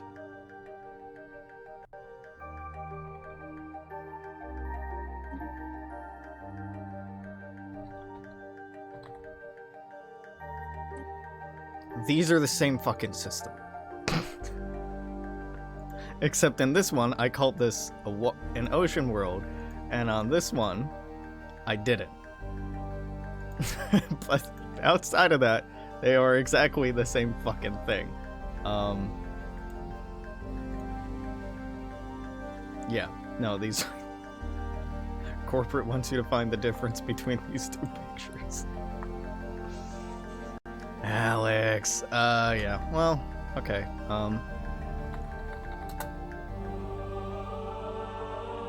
slash... No, I know, 892 slash HR 8832. This is why it'd be so fucking nice if there were just a unified naming convention. Glace 892 is what you're gonna be called.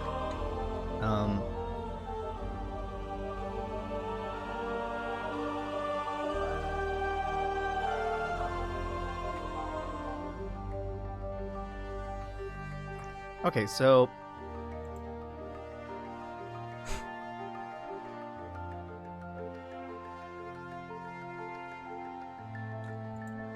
well, okay. Mistake solved, huh?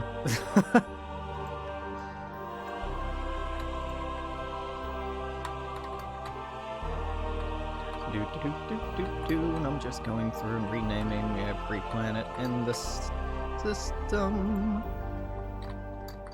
to the correct naming scheme. I wonder how exhaustive of an effort it would be to unify all of these different naming conventions. I get the naming conventions are like... I don't know, just seems like it would be a good use of time. Next up is Glace 667. Yeah, and this one I know I haven't done. Glace 667. Right? We have not done this today. Ah, because this is entirely Elite Dangerous. Then why is it in here, Alex?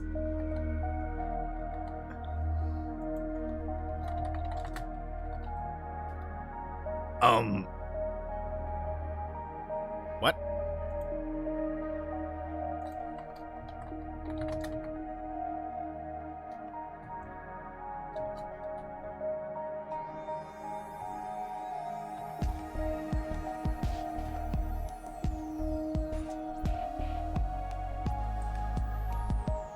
The notes claim that I got all of this from Elite Dangerous.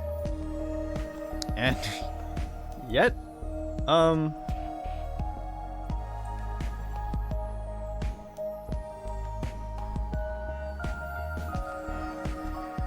and none of that's actually formally dangerous. Okay, we'll go ahead and get rid of that note, because... No, it's not. Oh, it's not! Most certainly is not. Huh. Yeah, weird, okay. What the fuck was I thinking? This is a trinary, so it has 2 K-class parent planets. Stars. Yeah, my brain's... Well, I've been at this like 3.5 hours. I think it's fair for my brain to get a little fried. M star, and then you have B and C around you, and not even D.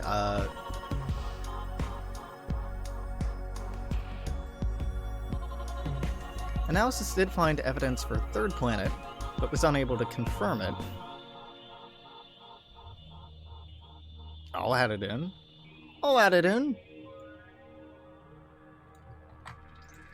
Because so far there's only 2 fucking planets here. D, orbit distance would be 2 or 3. Because it's 1, that's 2.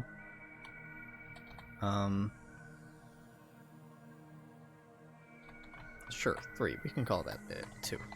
Orbit angle. Why do I have these all at 60? What the fuck? Why are these oddly specific? Get these oddly specific orbit angles the hell out of here. Why did I lock that in that way? I don't like that. At one point, 5 additional planets were thought to exist in the system, 3 of them being relatively certain to exist. Subsequent studies showed that other planets in the system could possibly be artifacts of noise and stellar activity, cutting the minimum number down to 2. But evidence of the 3rd one still exists. Okay, fair enough. How massive is it? It's fairly massive. But you don't really know anything else about it. Okay, right now I have it being a gas giant, barren, and barren. It's not very exciting. Let's take a closer look at these. If I can.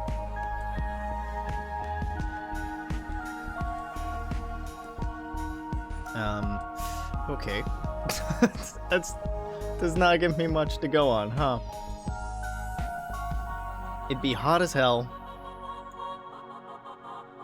It is not a rocky planet.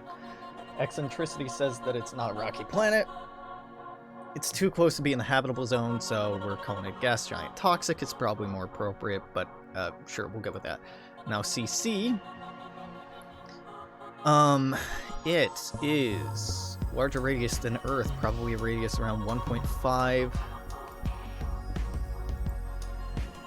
Earth radii. Wrong tab.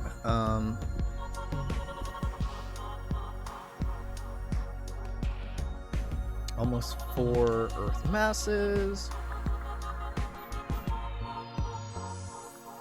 It's orbiting toward the inner edge of the habitable zone. Temperature's not that bad.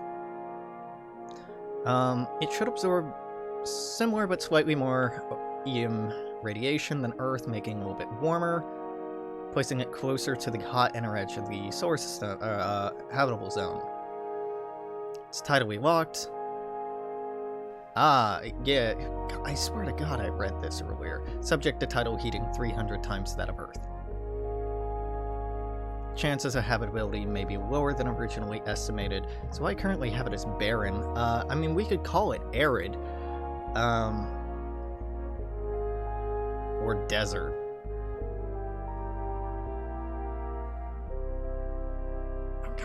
I'm okay leaving it barren. It's close, but it's not quite there. D would be probably on the other side of... Where's your habitable zone? I don't want to calculate your habitable zone. Hopefully you just...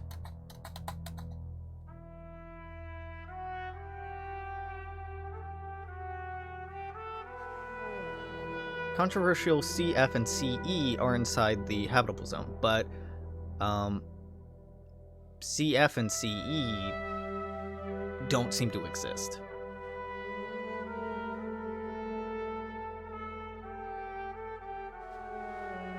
The CC, which is in the habitable zone.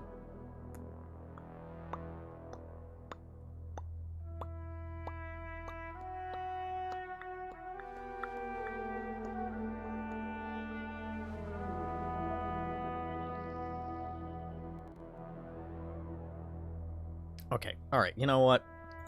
PC arid. I'll make it an arid world. I'll be nice. I'll suspend disbelief enough to be like, it's fine. But then, we got a gas giant, we got an arid planet, we got a barren planet. Sure. Sure. Sure. Why not? Let no one say there's no joy in my fucking heart. Yeah, we did do this already. And I think it was desert, and then I made it barren, and now I'm walking that back by making it arid. I'm kind of walking it back, making it arid, because I've taken a couple other things out of the running. Right now, between 1 and 2 jumps, I have 1, 2, 3, 4, 5. 2 and 3, I have 1, 2, 3, 4, 5. 3 and 4, I have 1, 2, 3, 4, 4. Then Trappist and 55 Cancery between 5 and 6, and HD 40307 between 6 and 7. Sounds about right. So I kind of would like one more between 3 and 4, which would be the 20-ish light years distance, or and find something closer. So Lalanda, I already added in, right? Yeah, Lalanda 21185, that was new today. We added that in, right? Epsilon Eridani I'd added in yesterday. Okay,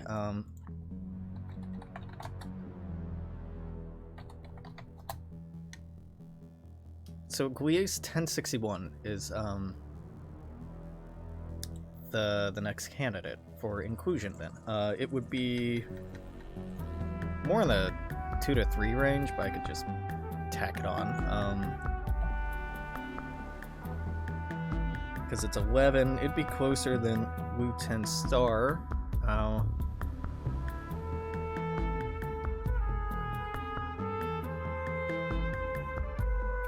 mean, these don't have to be equivalent, but I don't want to crowd it that much. Let's see, what are your, seas potentially habitable? It's bigger than Earth. Probably gravitationally locked.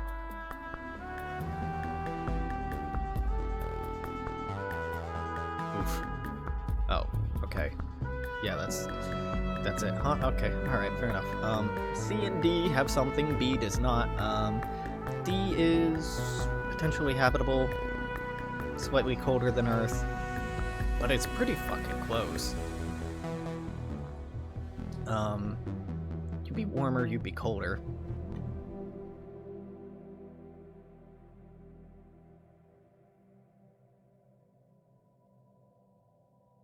Huh. Huh. Huh. Okay. Yeah. What are you, M? Yeah, okay, imagine that. Imagine that, it's another fucking red dwarf. Unfortunately, this doesn't have any planets in...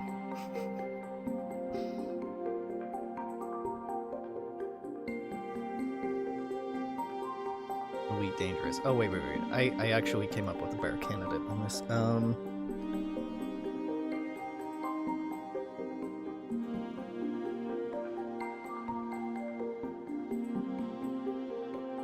Did I?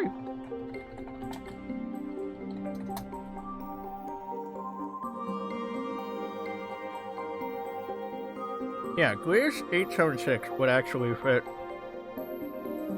reasonably well in here.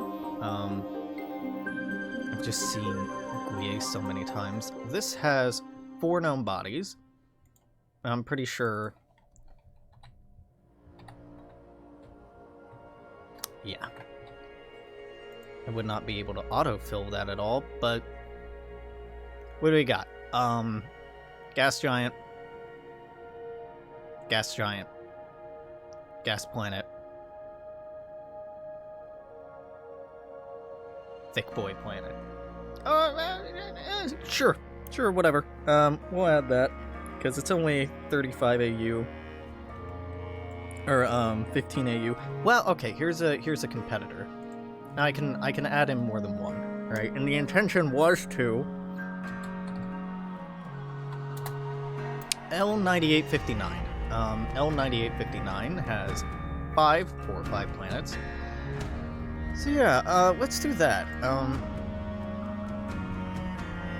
Where do I want to put you in? Trappist, basically. I want it to be 5 to 6 jumps away.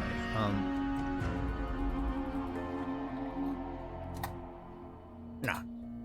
There we go. Closer to 55 country? Yes. But barely closer.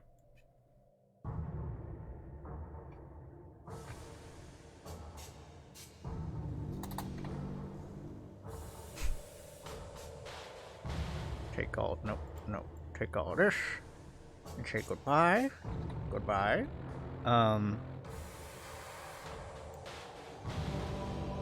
L98-59. What a great name. It's real endearing. I didn't need to say system. I left some gratuitous notes in here last night.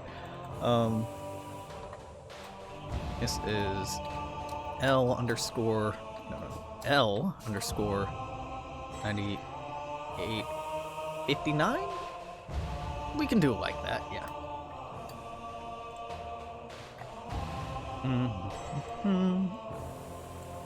Right above this, boo. Name is, that's not a winning name, right? L98-59, not win a lot of competitions with that. You are probably class M, had to guess? Yeah, no, see, crazy. I mean, statistically, you're better off guessing class M just all the time. But I did look at this last night, so some of this is going off of memory. Oh, it's so small! It's so small! Jesus, that's what she said. Badumsh. Times 0.314? No, tiny. 40. Okay. Names are gonna have to change. Delete. Okay, we got pop my back, pop my neck. Oh, just pop me out of existence. 3, 4, 5. So we got B, C, D, E, and F. Okay, first orbit distance is gonna be 2 because it's always 2. Then 0. 0. 1 because it's crowded, and then 0. L 98-59B. Very cool and creative names. Some of them, get cooler names because they're named after, like, the people who found them, or, like, whatever, but honestly, exoplanets very rarely get named. Very, very rarely. Because it's not really important scientifically.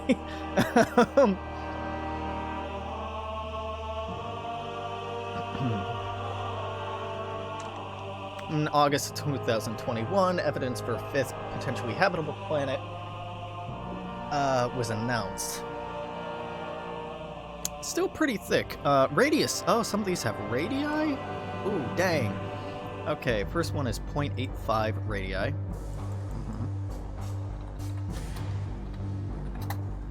So that puts you like 6,000 range. Small, small, small. Alright, B is 16, C is... I'm gonna keep making them as 1.83, 1.385, 0.385, 96, 95, 18. Clicking on the wrong one again. 1.521. I think this is still 18. 10, 6, yep. And then we gotta guess based off of the mass on the latter two. Increasingly massive? F might not be.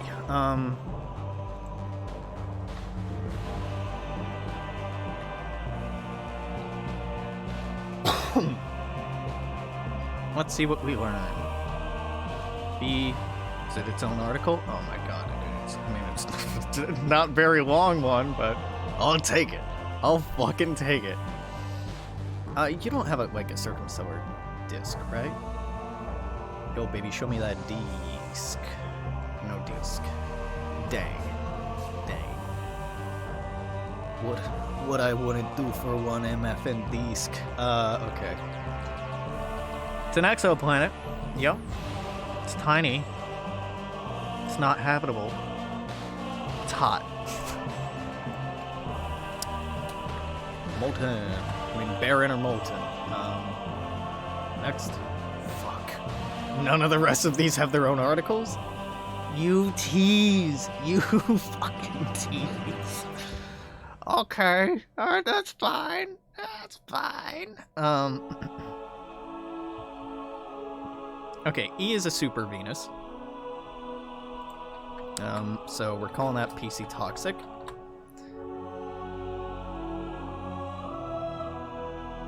So I'm assuming this is B, C, D, E, F. Okay. So I'm good with molten here, because those first two look mighty toasty. D, large amount of water, 30% of its mass. May have an ocean covering its surface.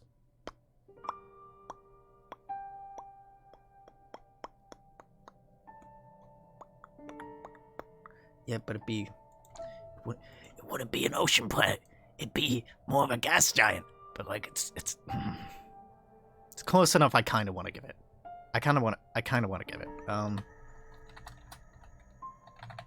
Is it ocean? Is it oceanic or ocean? Find all documents.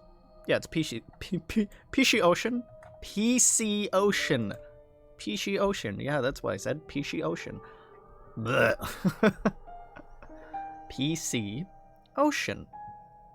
PC. No, that's actually kind of difficult. And then F, you know, like nothing about, except that it might be in the habitable zone.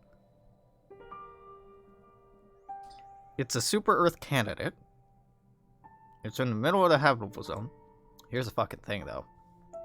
This is around an M dwarf, or M-class dwarf, so you don't have to tell me it is tidally locked. I know it's probably tidally locked. It already has an ocean planet.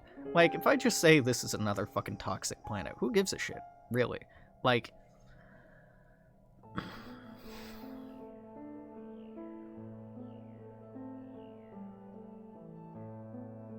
It's more...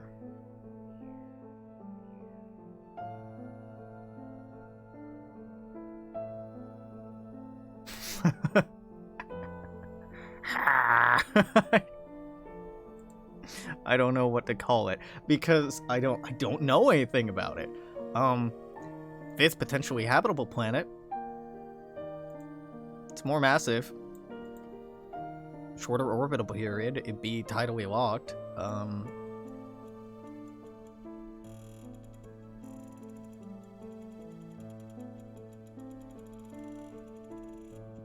Please don't just spam me with ads. Okay. It's an ocean world.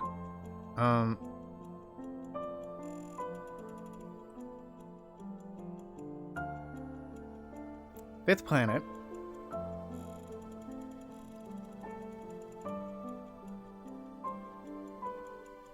It's in the middle of the habitable zone. Fuck it. I mean, why not? Why not? Why not? I don't care. Sure. PC Continental. Fuck it. Fuck it. If I'm finding later that it's too much, we can do something about it then. But I'll make it a tidally locked continental planet. There we go. Yeah, fine. Are you happy now?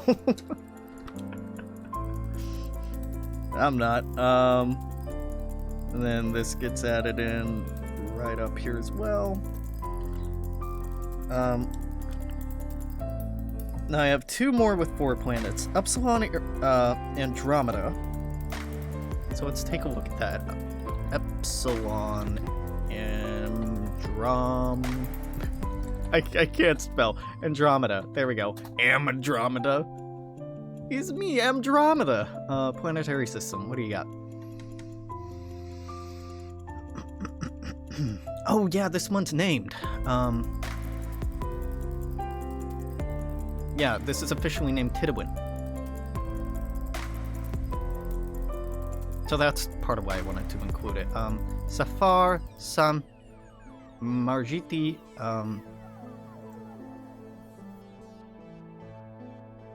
This is huge. Big boy.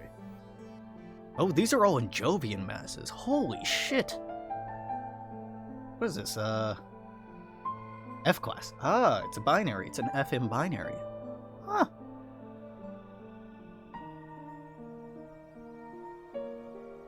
Nah, I'm down. I'm down. This is cool. This is cool. I'll do this. it's actually further out than HD 4037. The HD 40 space 37. Whatever. I don't give a shit. Let's do it. Let's do it. Let's add it.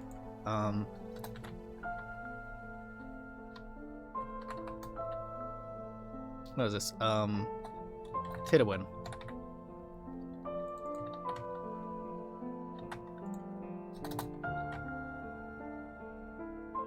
I think it's cool, and honestly, why not? That's enough reason for me.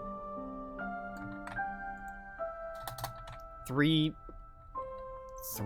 motherfuckers that are slightly bigger than Jupiter. Yeah, you know, it does inspire the imagination a little bit. Tidwin slash Epsilon Andromedae. Medae. Tidwin.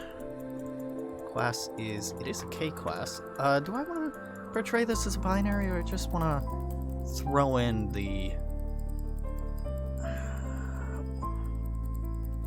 Is it a tight binary or a loose binary?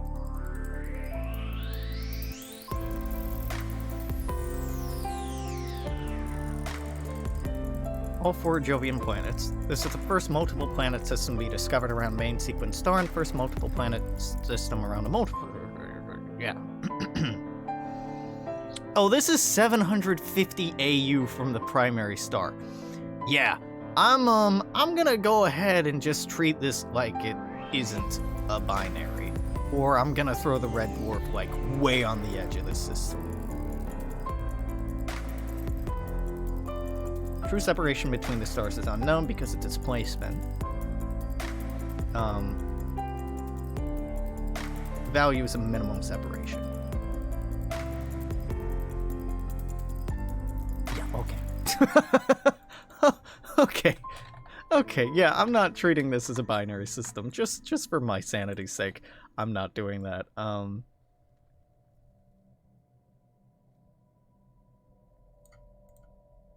was about to get rid of all the gas giants in this template I just copied over, but actually I kind of want to keep those because these are all going to be gas giants. How big is Tidwin though? Tidwin is 1.48 stellar radii. Solar radii.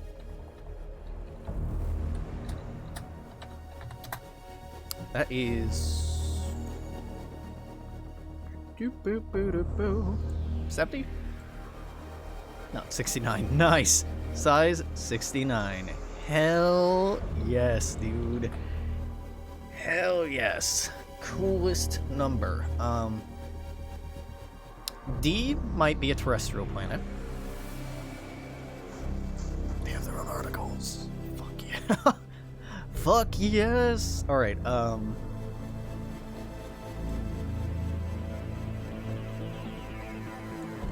D.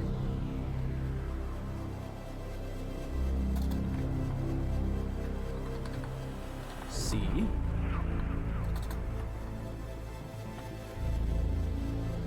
B. E. This is the wrong one, Alex. Yep, good catch. Good catch there, Smarty Pants. Very good catch. There's only 4 of these bad boys. 1, 2, 3, 4. It's still B, C, D, E, though. Oh, wait. B, C, D, E. C, D, B, C? C, Shwee-bida-boop, and I probably got the... No, that's 1.48. No, okay. Radius is still right on this. Semi-major axis. You are gonna sit at 2. Really, you're that close in. That sucks. 82, Jesus. 0.82. You're at 13, so we'll go ahead and throw 12 on that, and then next up is... You are 2.53.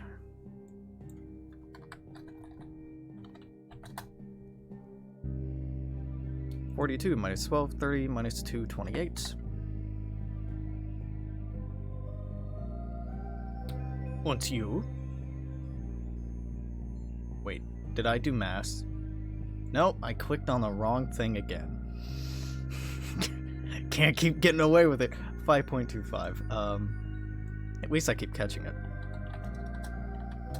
You know what? Here's something that'll help. Let's move this one all the way over here so I quit fucking doing that. 87 minus 28 minus 12 minus 2. You're at 46. Beautiful. Alright. Radius, you are 1.3 Jovian. Radii, that's pretty big, dude. 70,000 times 1.3. No, you're still size 34. You may be big, but you're not big enough, kid.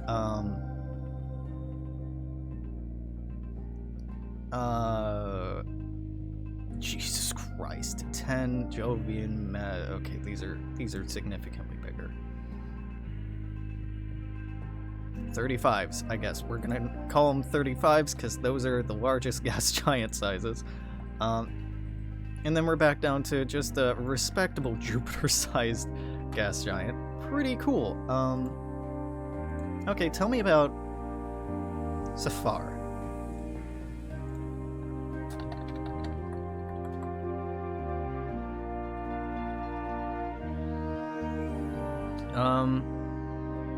It's a gas giant, yep. Unlikely to have large moons. Okay, good to note, so I'll make sure this one can't have moons. It does seem too close in to have moons. Okay, C.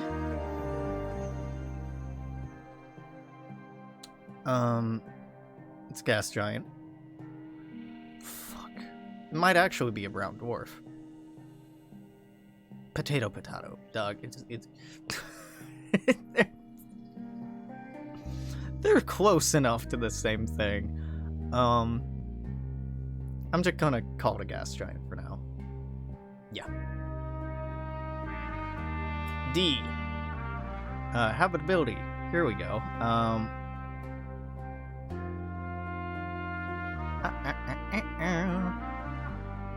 It may have moons or moons that are habitable. Because it's in the habitable zone.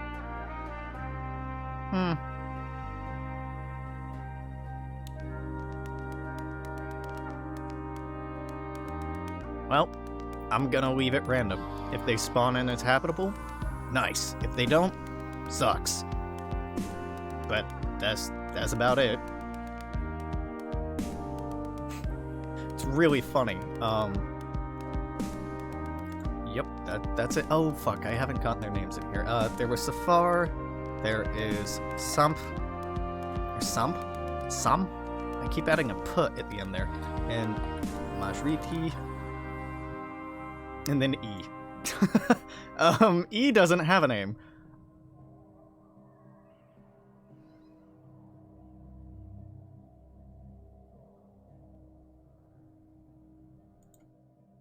So, unfortunately, we're gonna call this one Upsilon Andromedae E. Is a callback to the other name of the system because it's not classified.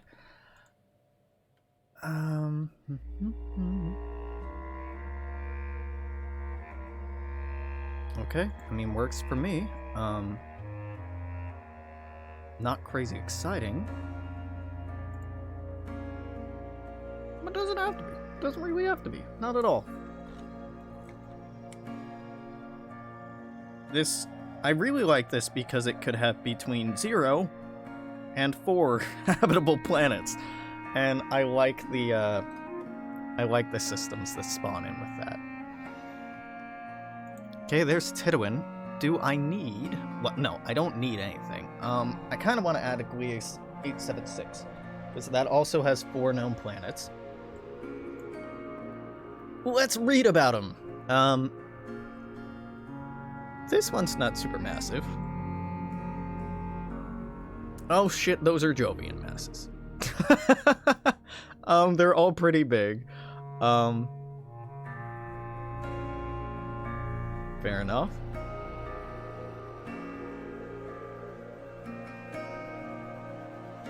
Oh, do I wanna go ahead and add in this, companion red dwarf?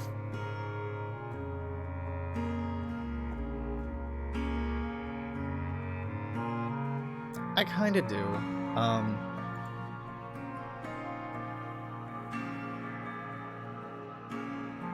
Yeah.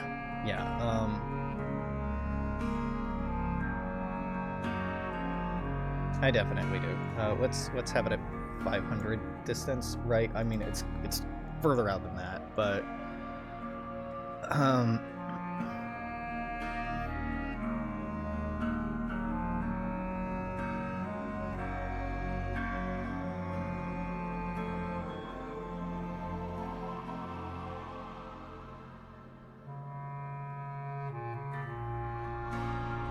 where did I see?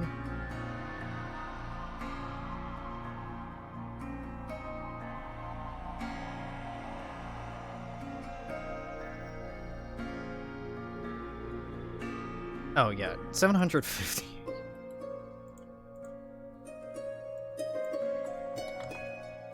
Yeah, that's how far away it would be in in-game units. So that's kind of why I don't want to put it in-game.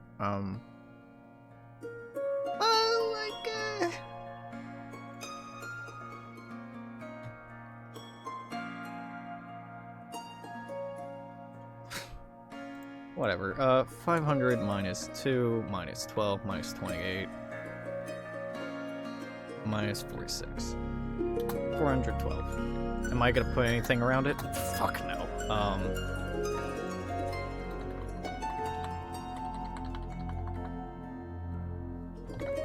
Fuck no, I'm not putting anything else around it. What am I calling it? Epsilon Andromeda B, probably, right?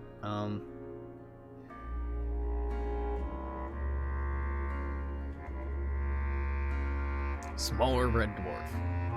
Yeah, I'm just gonna call it Epsilon Andromedae B. How big is it? Not very, if I had to guess. And the red dwarf companion is so far away. It might as well be its own system. I mean, it would be its own system by the metrics I'm using. How big is it? If I don't know how big it is, then I may just not put it in.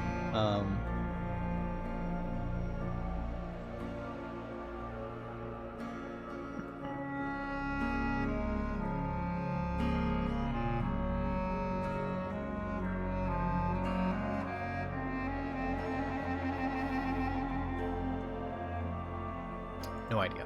Alright, I'll bullshit something. That's fine.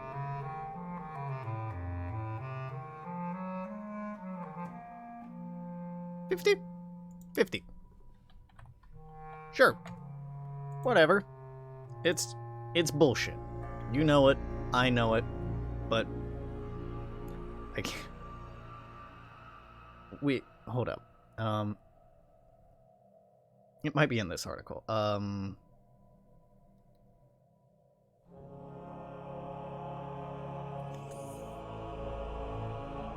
I don't want to read through it. I don't want to read through it enough to find that out. I don't care that much. I don't care that. Cut it. Cut it. Cut it. Cut it. Cut it. Yeah, no. It'd be outside the scale, and I don't wanna. So I'm not gonna. Luis 876. Why not? Why not? What would this be in front of?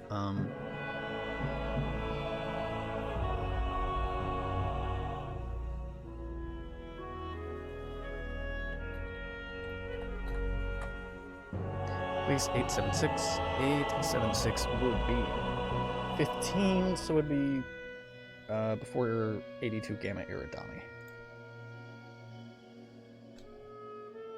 Sure. 82. 2 Gamma Eridani. Do I just want to copy this?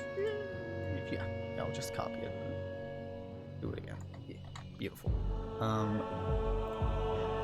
Buddha?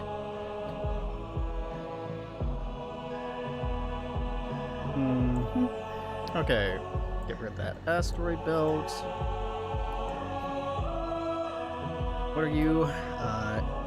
Liace 876.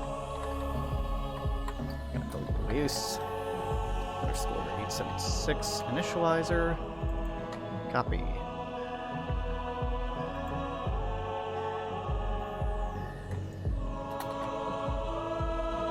Copy. This is definitely probably the last one. Definitely probably the last one I'm doing, because I'm wearing down enough that I know I'm gonna start making mistakes left and right if I keep at this for too much longer, because I'm at 4 hours and yeah, I need a break.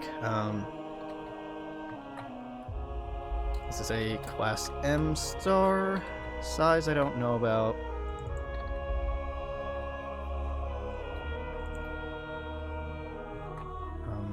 Okay, we should add name in here. Okay. So we got A, B, C, D, right? Super easy system. Yeah, or B, C, D, E. B, C, D, E. How big is the star? Hey girl, how big your star? 376. I know this isn't right. 263, 263, 263, 263, 263, 43.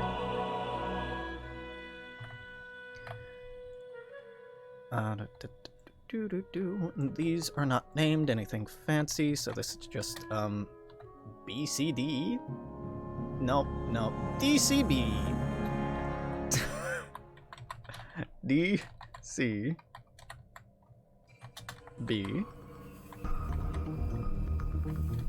E. There we go.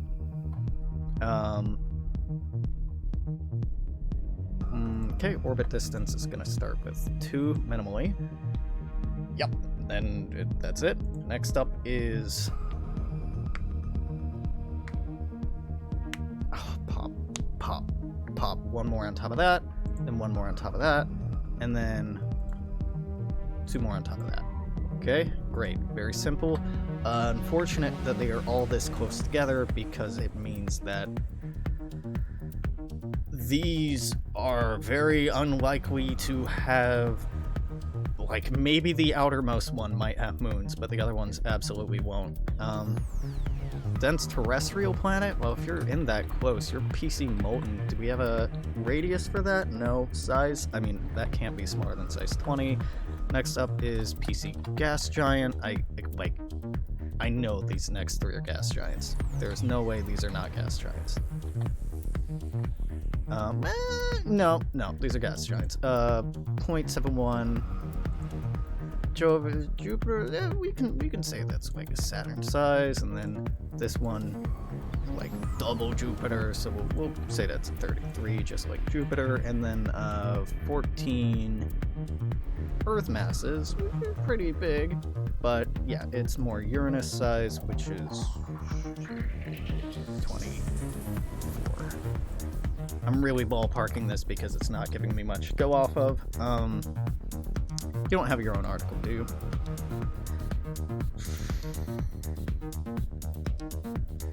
You kind of do. You kind of do. B. B is a gas giant. Yep. Future habitability. It's at the outer edge of the habitable zone. In trillions of years, it will be in the habitable zone. But it's way too fucking big. Why are you even talking about if this is...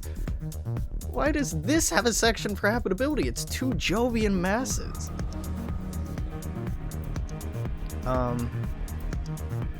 Oh, it's talking about moons around it. Okay, large moons, yada yada yada. Yeah, and it formed outside of its, Use your words, Alex. Don't hold back. It formed outside of the gravity well a little bit, so it could have a moon. Have moons. But given that it's so close to everything, I'm gonna say that it can have between 0 and 1 moons. Because it's just everything's so close together in that system. So you can have your shot at a moon. See?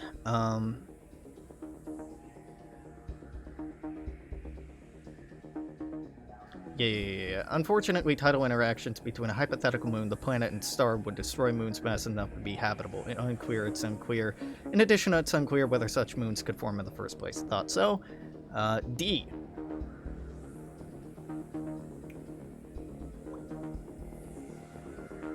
I mean, you can have moons. Why not? Sure. Again, like 1 moon. you may have 1 moon. I'll say this one can have 0 to 2 moons, but it's still ain't much. This is gonna be a sparse little system. But hey, some of them are. And no stellar disk, huh? If it has a comet disk, it's undetectable. Okay. It's a candidate system for the Oumuamua object. Alright, well I added it. Am I really satisfied that I added it? Not really. I'm gonna have to redraw this later. It's there. Am I happy with it? I'm alright with it. I'm actually pretty alright with it. So let's restart Stellaris, watch it crash because I made a typo somewhere because I shouldn't be doing this for this long. We'll see what happens.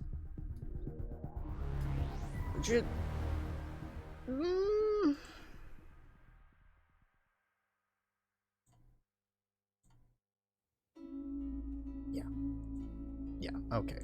Massive solar system? No, that one. Why ask me what playlist I want if you're not actually there, gonna let me pick the playlist I want? Why?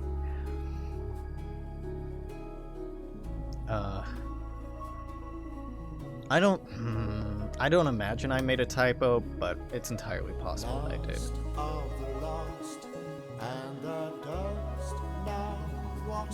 Oh man. Oh god, what time is it? Oh, about 3 in the morning. Yeah, that sounds about right.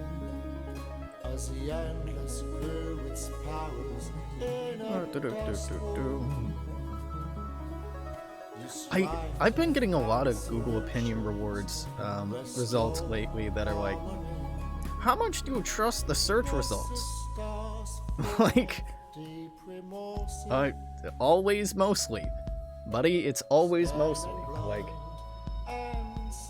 I don't think my answers are gonna vary much on that. Like, no, I really don't trust the search results for, like, this specific thing. It's always, like, I mostly trust it, but also, like, I independently verify information. I look at multiple sources, so...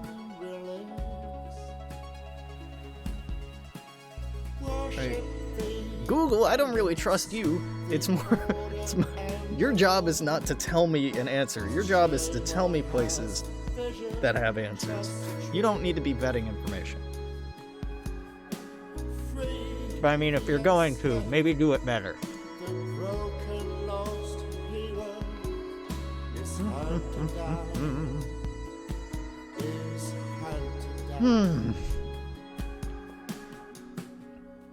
Here I was like, 1 hour Stardew Valley, I should rest my voice, and instead, just tack on 4 fucking hours of me talking at myself while I make minute changes that don't really matter. Well, they matter. I'm gonna walk that back a little bit. Oh, fuck. Right.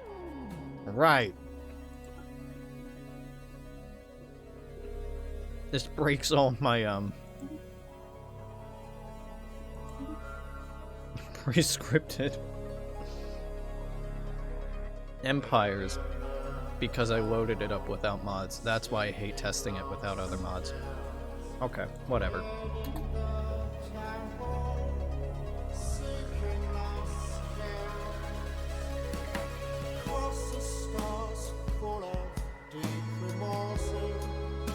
Oh god, look at this disgusting vanilla spawn system. Look at this gross piece of garbage.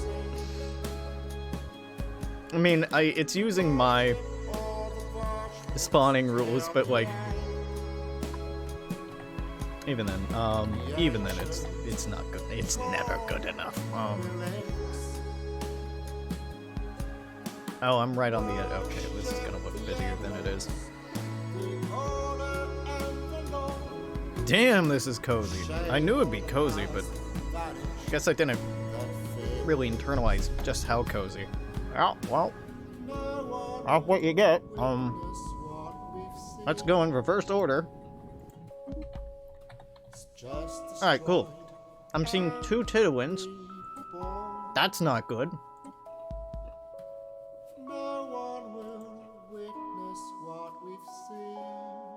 This is not my Tidwin. This is a random Tidwin. I guess the name is in the name list. That's really funny. Because it's the name of a real star, and that kind of makes sense. Yeah, no, this is my Tidwin. That's, like, dangerously close, but that's how close it is.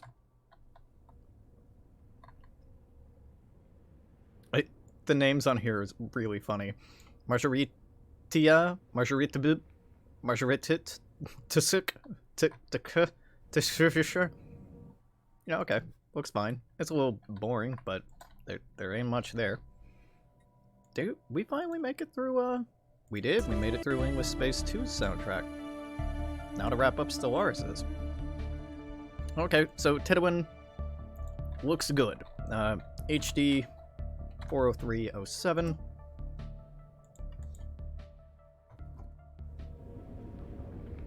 Seems fine. Seems just fine. Good enough.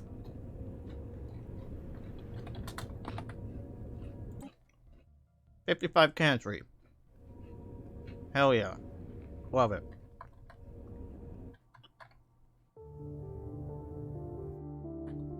Yep.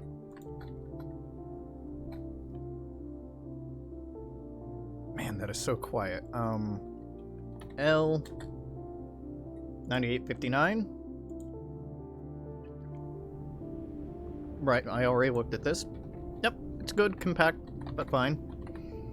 Trappist. It's down to 1 habitable planet. Sad.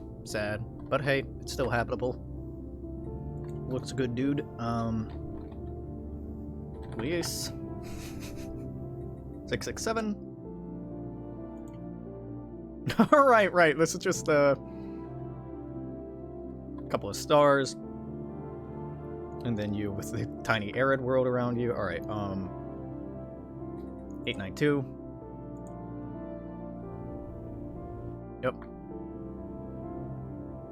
Well, it's very close, but okay. 892, 581. Yeah, there's that asteroid belt. Semina's world. It's a little tight, but that's okay. What's up next? 82 Eridani. 82 Gamma Eridani. Wait, whatever. 82 G Eridani. 82 G Eridani. Okie dokie. Gliese 876 is up next. Yep, another tight little M-class system. Kaye 9352. Yep, another little cutie. Epsilon. Oh no. Alright, one of these.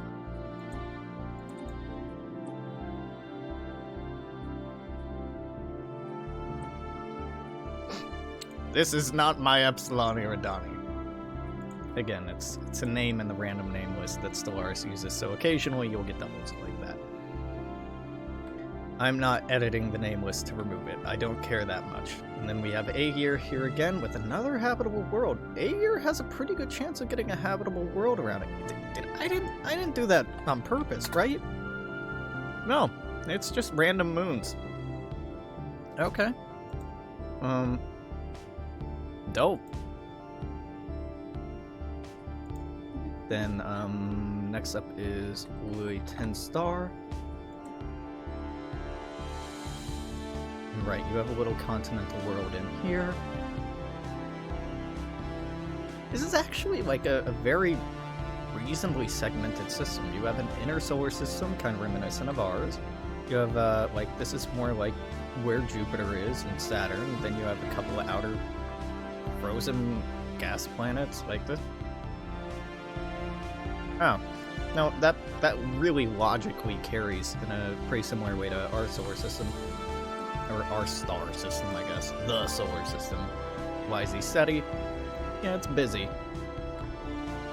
But it's less busy than it was. And yeah, that looks alright.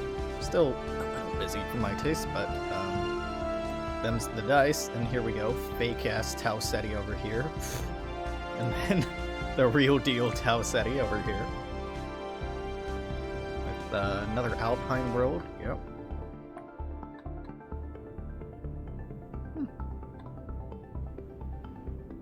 It actually looks pretty cool. Ross 154, the Rossman. Yeah, not a very exciting system, but they shouldn't all be exciting. If they're all full of cool shit, then, you know, they're not really. You need the contrast of like some empty, boring, quiet systems full of frozen worlds to make those that can support life more exciting. Here's Wolf 359. It's got a bit of a downgrade, but allowing this gas giant to have moons, it feels a little full. Then Barnard Star. I'm not even gonna look for that one. I know where it is. Sad. Yeah.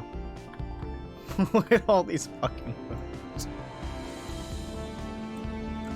This is what I get for using Holy Dangerous. It's fine. It's fine. This looks crowded. This absolutely looks crowded, but whatever, dog. Whatever. And then the closest, of course, is Alpha Centauri. Right? Yep, that's our last one.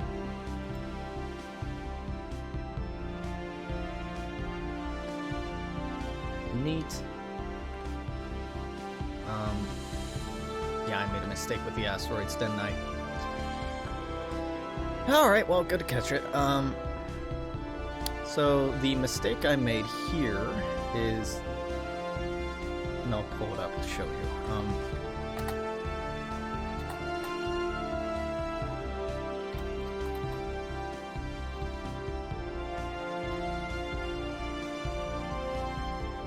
Alpha Centauri here. Here's a mistake. For the asteroids, I said to set their orbit distance at 23.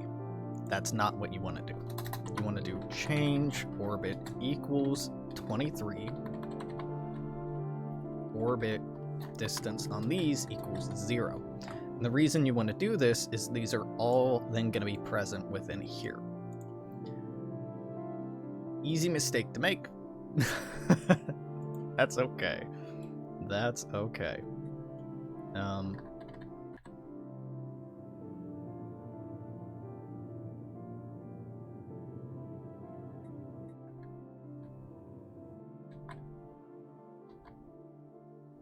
Yeah, that I'm like, wow, this looks a lot more full than it should. Yeah, because of all the fucking asteroids. Okay, and then, you know, Sol, looking good as hell. Looking sweet as hell.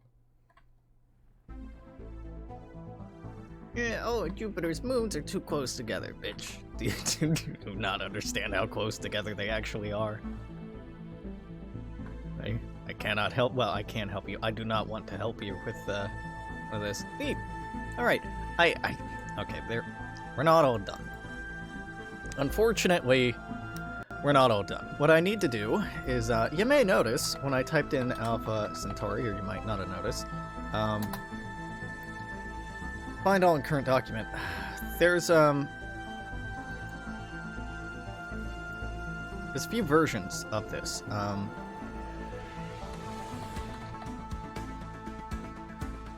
Because there's Am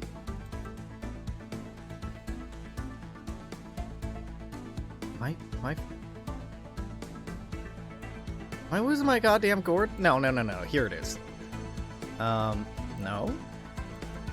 Yeah.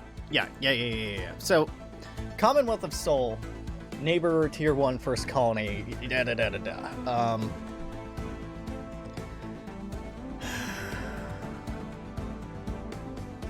don't want to do this. I don't want to fucking do this.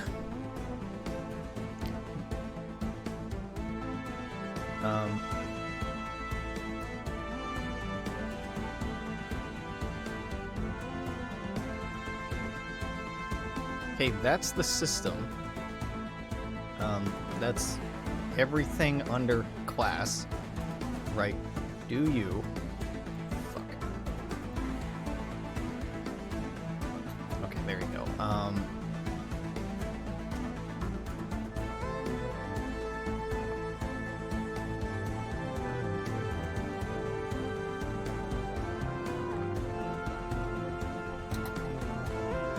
I fucking hate you. I hate the way this has to be done. Okay, there's your asteroid belt. This is a neighbor system. Yeah.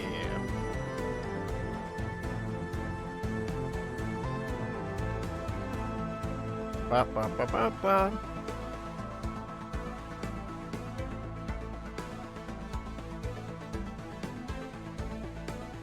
Is the bit that they named some of it, like, this is named Lagrange. Should I keep that as Lagrange? I'm gonna level with you. I don't care enough to do that.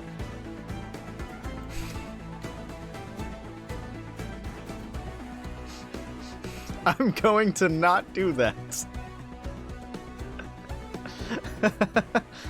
Hey, I'll just level with you. I don't give a shit enough to do that. So gonna not. This doesn't have two initializer effects in it, right? No, it certainly doesn't.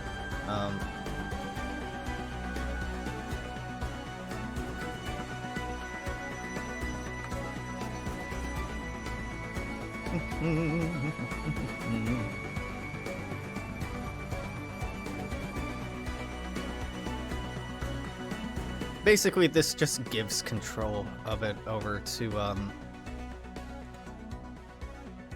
whoever the fuck actually has it. Oh, right, I got rid of Lolanda.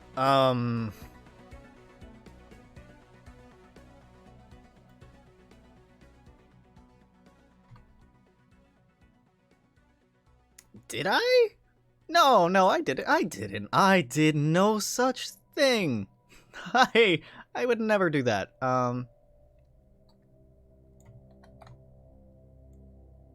Here you go. Here you go. That was out of date. Okay, Sol, please don't Please don't be like, first neighbor, da-da-da-da-da. Please don't make me do this again.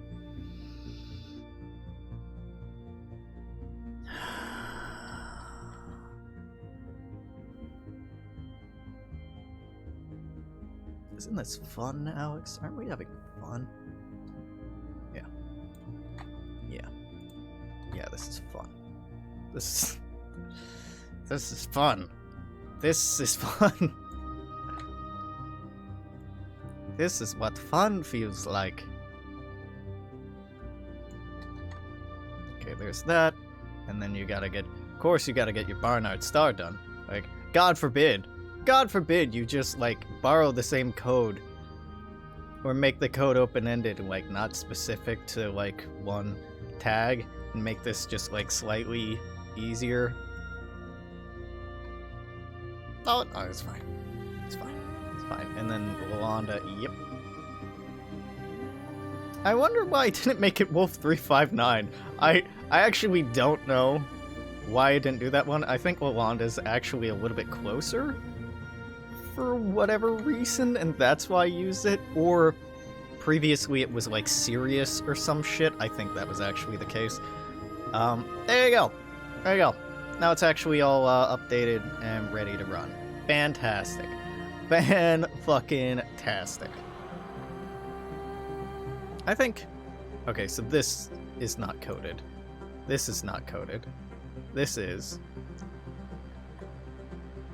You have, like, Alpine, a continental... 2 continental worlds, a ocean world, which is, you know, close enough. You got a couple of arid, a couple of Alpine worlds, so you got some terraforming candidates.